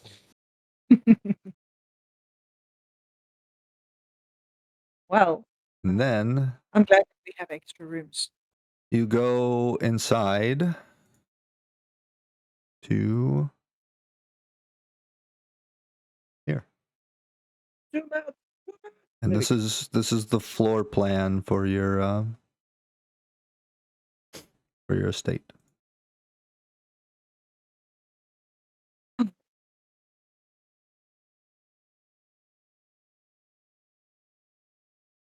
Okay, there's the ones workshop, vault, treasury. Okay. Yep. What do I see in here? Currently, you guys are There? right there. Like that's outside. That's the little patio out front, and then you go up the second stairs and you come into like right here. Yeah. So we'll say all you guys are gonna be big. I gotta scale all this down.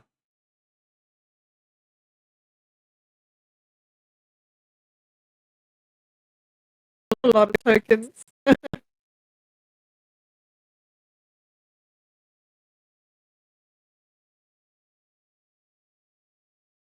Yep.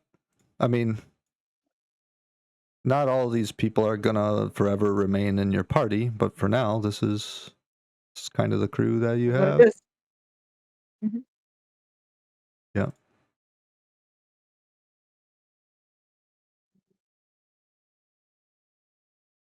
And then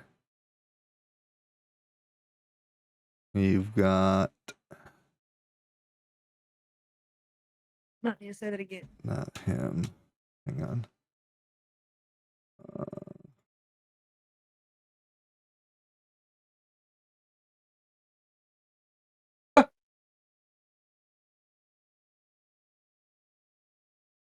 Got him. And then you have the little halfling lady with you as well. And then you have Yep, Beatrice with us. Oswald with you as well.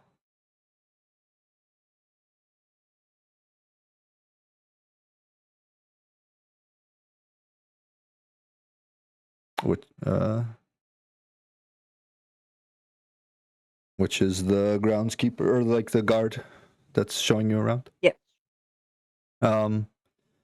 As you guys make your way inside, you hear a voice from over here. He says, "Oh, one moment, I'll be right with you." And you see this old man shuffle out.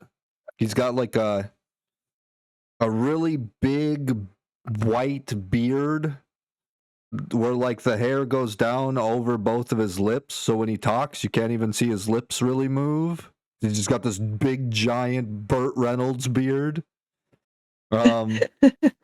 He's got no hair on the top of his head, but he's got like little tufts, little wings of hair like on the sides.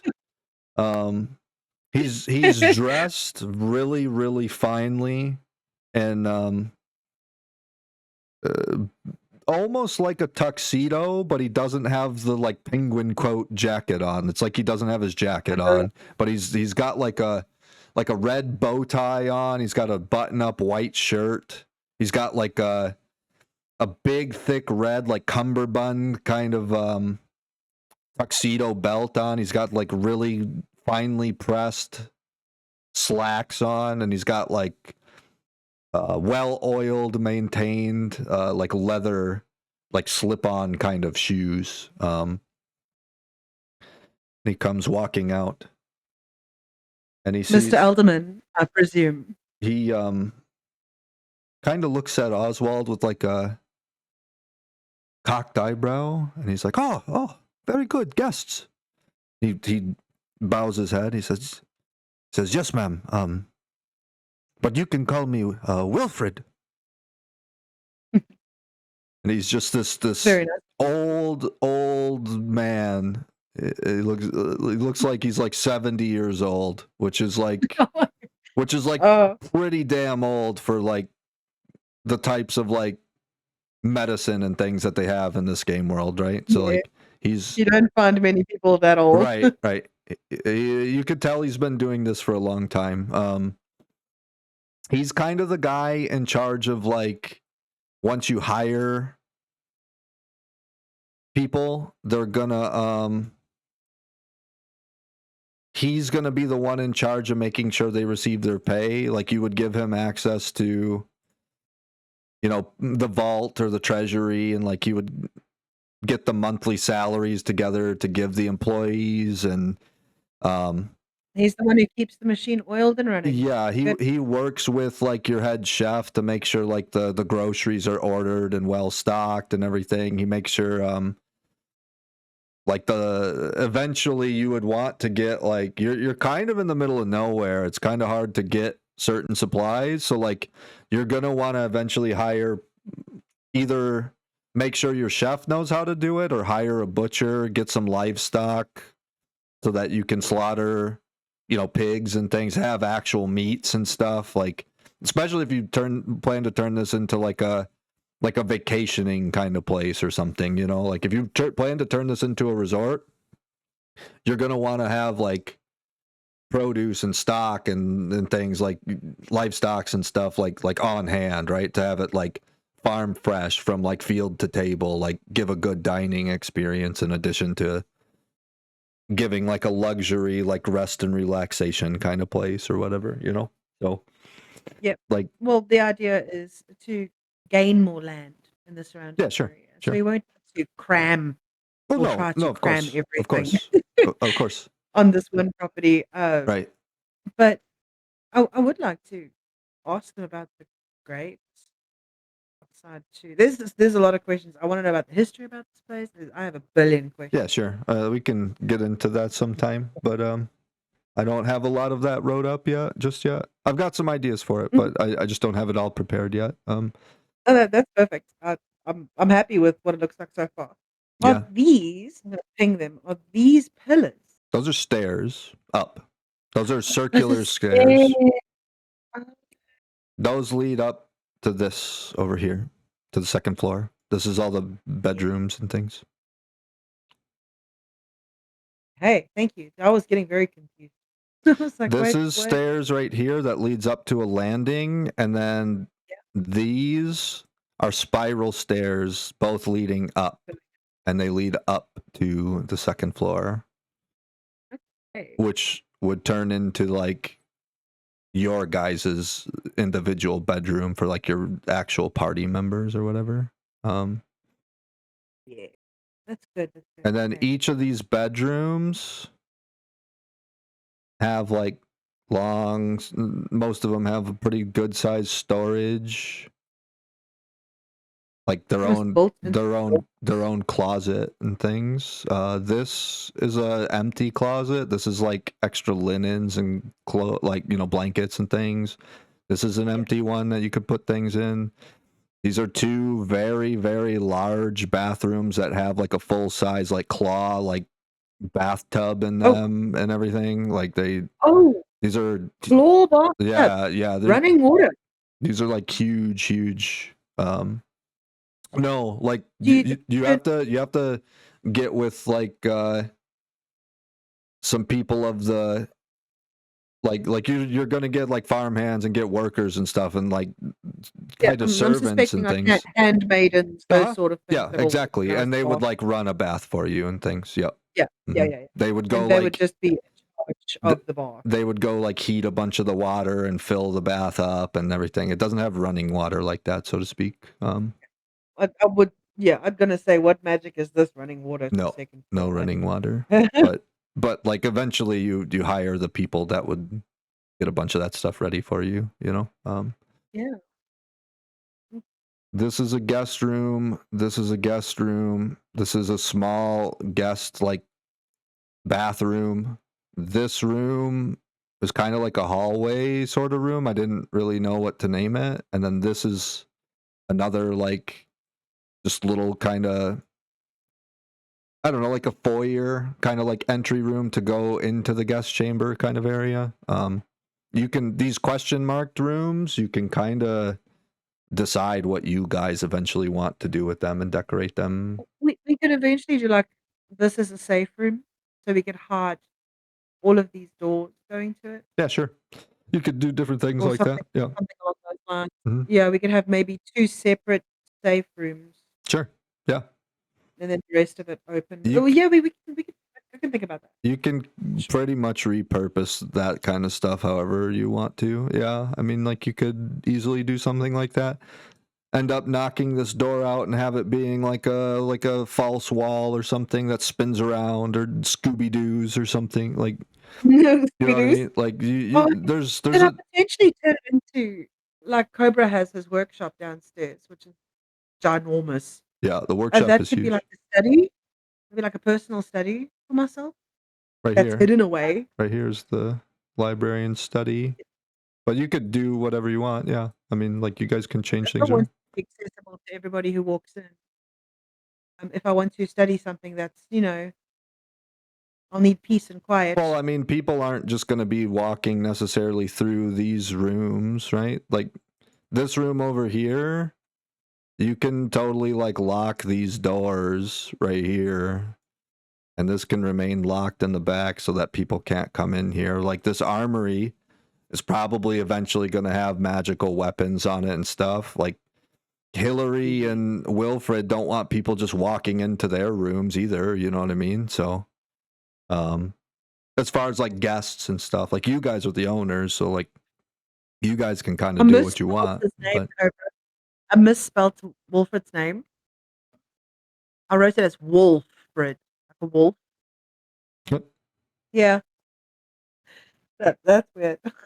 So, I mean, for the most part, this room here over here should be, in my opinion, kind of off limits to the general public or whatever. You're not going to want people just going into the armory. You're not going to just want people going into the library and study. That's, it's more for you guys. Yeah, it makes sense. You definitely don't want Right. people just going down into the basement, because that's where your vault and your workshop and your wine cellar and pantry is. That's where your jail is at if you have to take prison. Like, you're not going to want people just wandering around in this room up here, you know what I mean?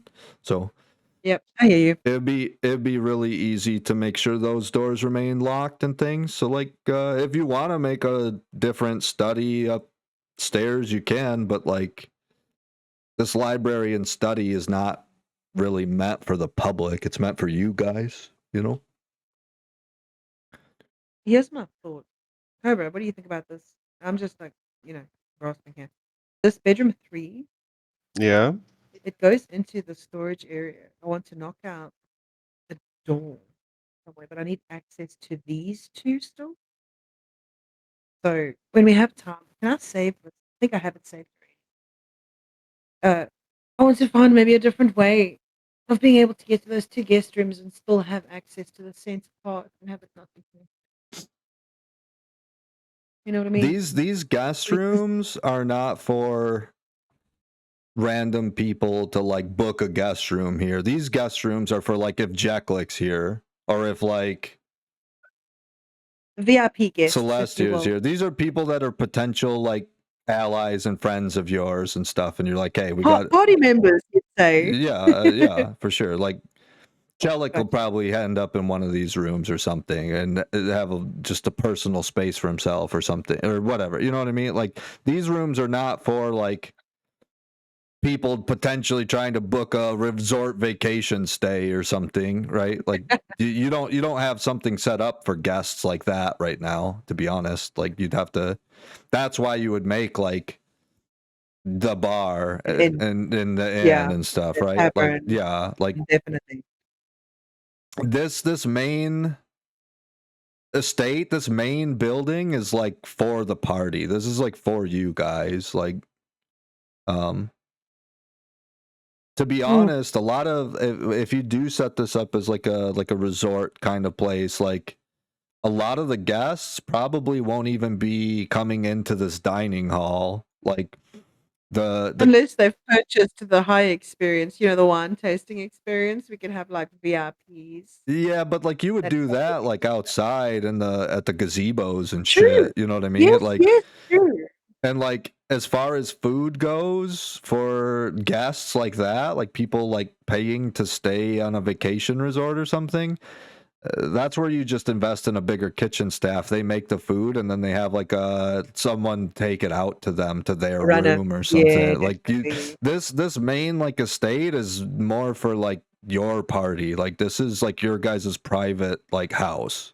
You know what I mean? So you can change rooms upstairs and do shit like that if you want to, but like, this place isn't just gonna have randoms running all over the fucking place in here and shit. Like, there's not gonna be hooligans just running around in this fucking place. This is for you guys. Like, this is your guys' house at this point.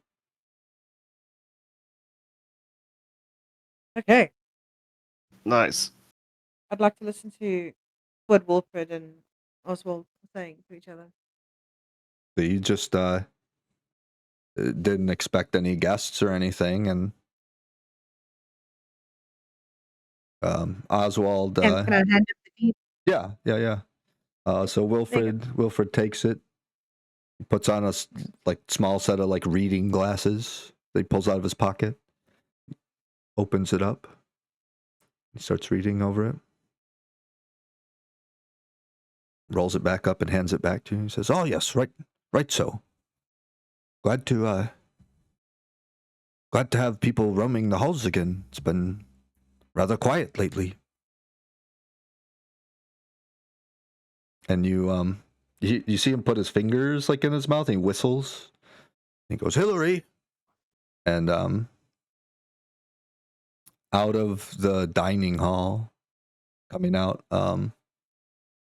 you see a short little gnome older lady. She's got an apron on. She's got her hair tied back in a really tight bun. She as she walks through the dining hall door, you see a bunch of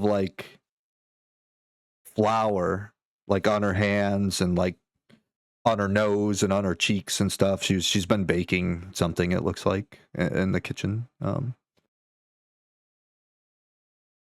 And Wilfred looks at her and says, "Hillary, I'd like you to meet the new lords of the estate here.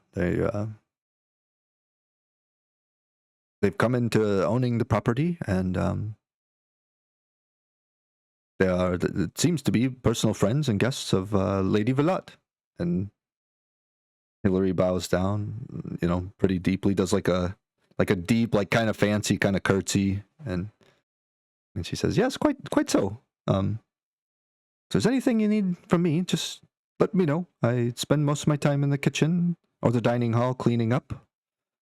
Although I admit lately there's not been many people to cook for other than Oswald and Wilfred here. So if there's anything you need from me, just say the word, and I'll do my best to get it whipped right up for you."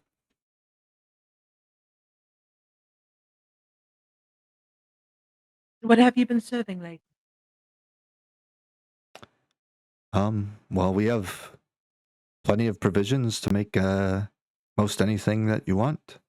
Well stocked for being so far out here. It was quite the trek getting here. Indeed. Let me see here.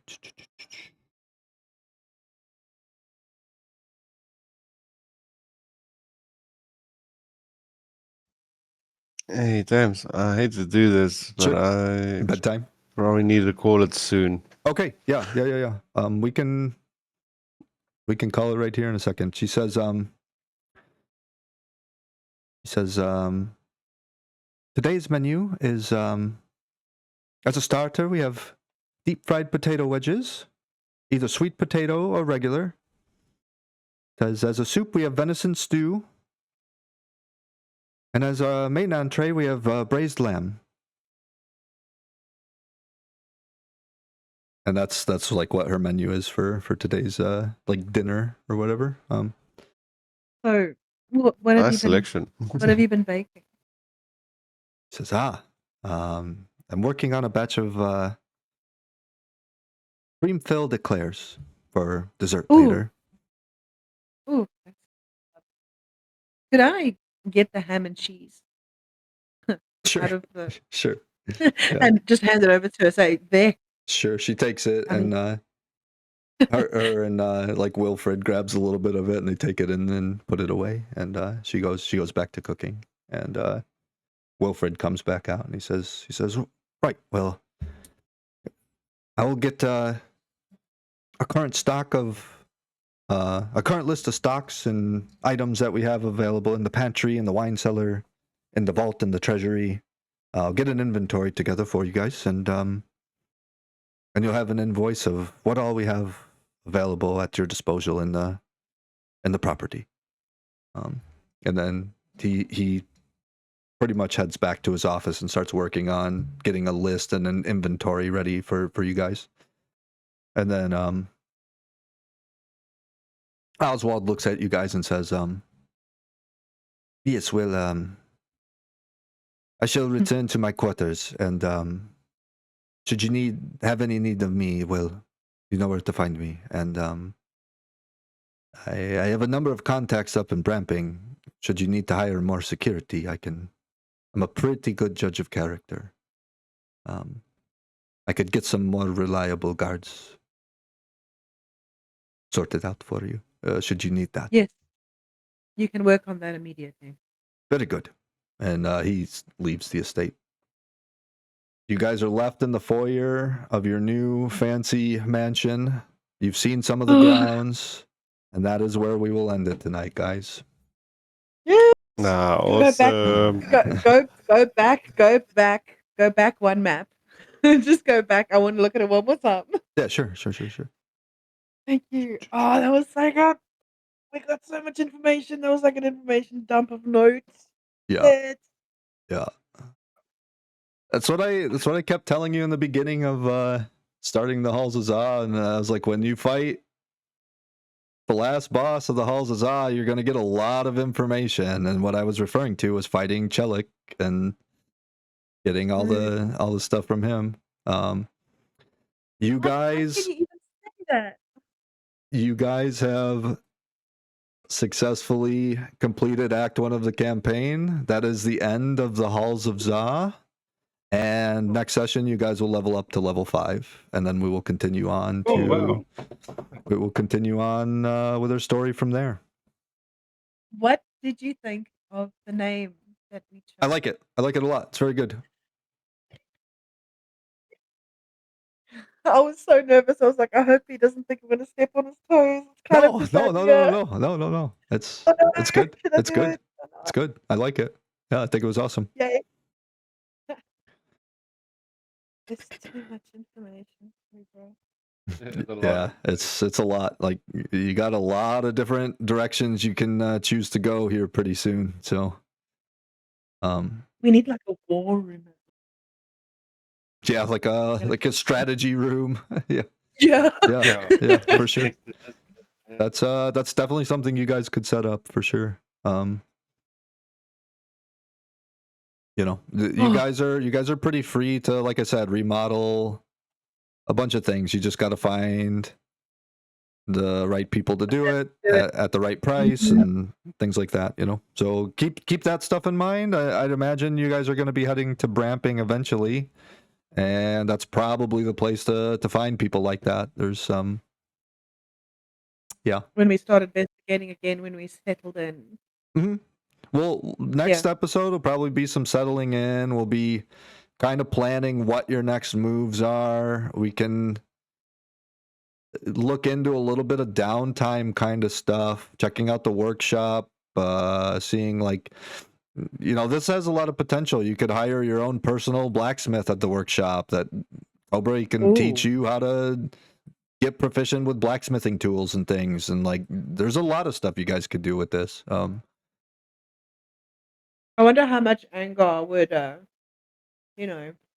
be willing to, how much gold, and he'd be willing to come teach. Yeah, I mean, it's a avenue that you can certainly investigate when you get into Bramping and stuff, if he's there and all that kind of stuff. Yeah, for sure.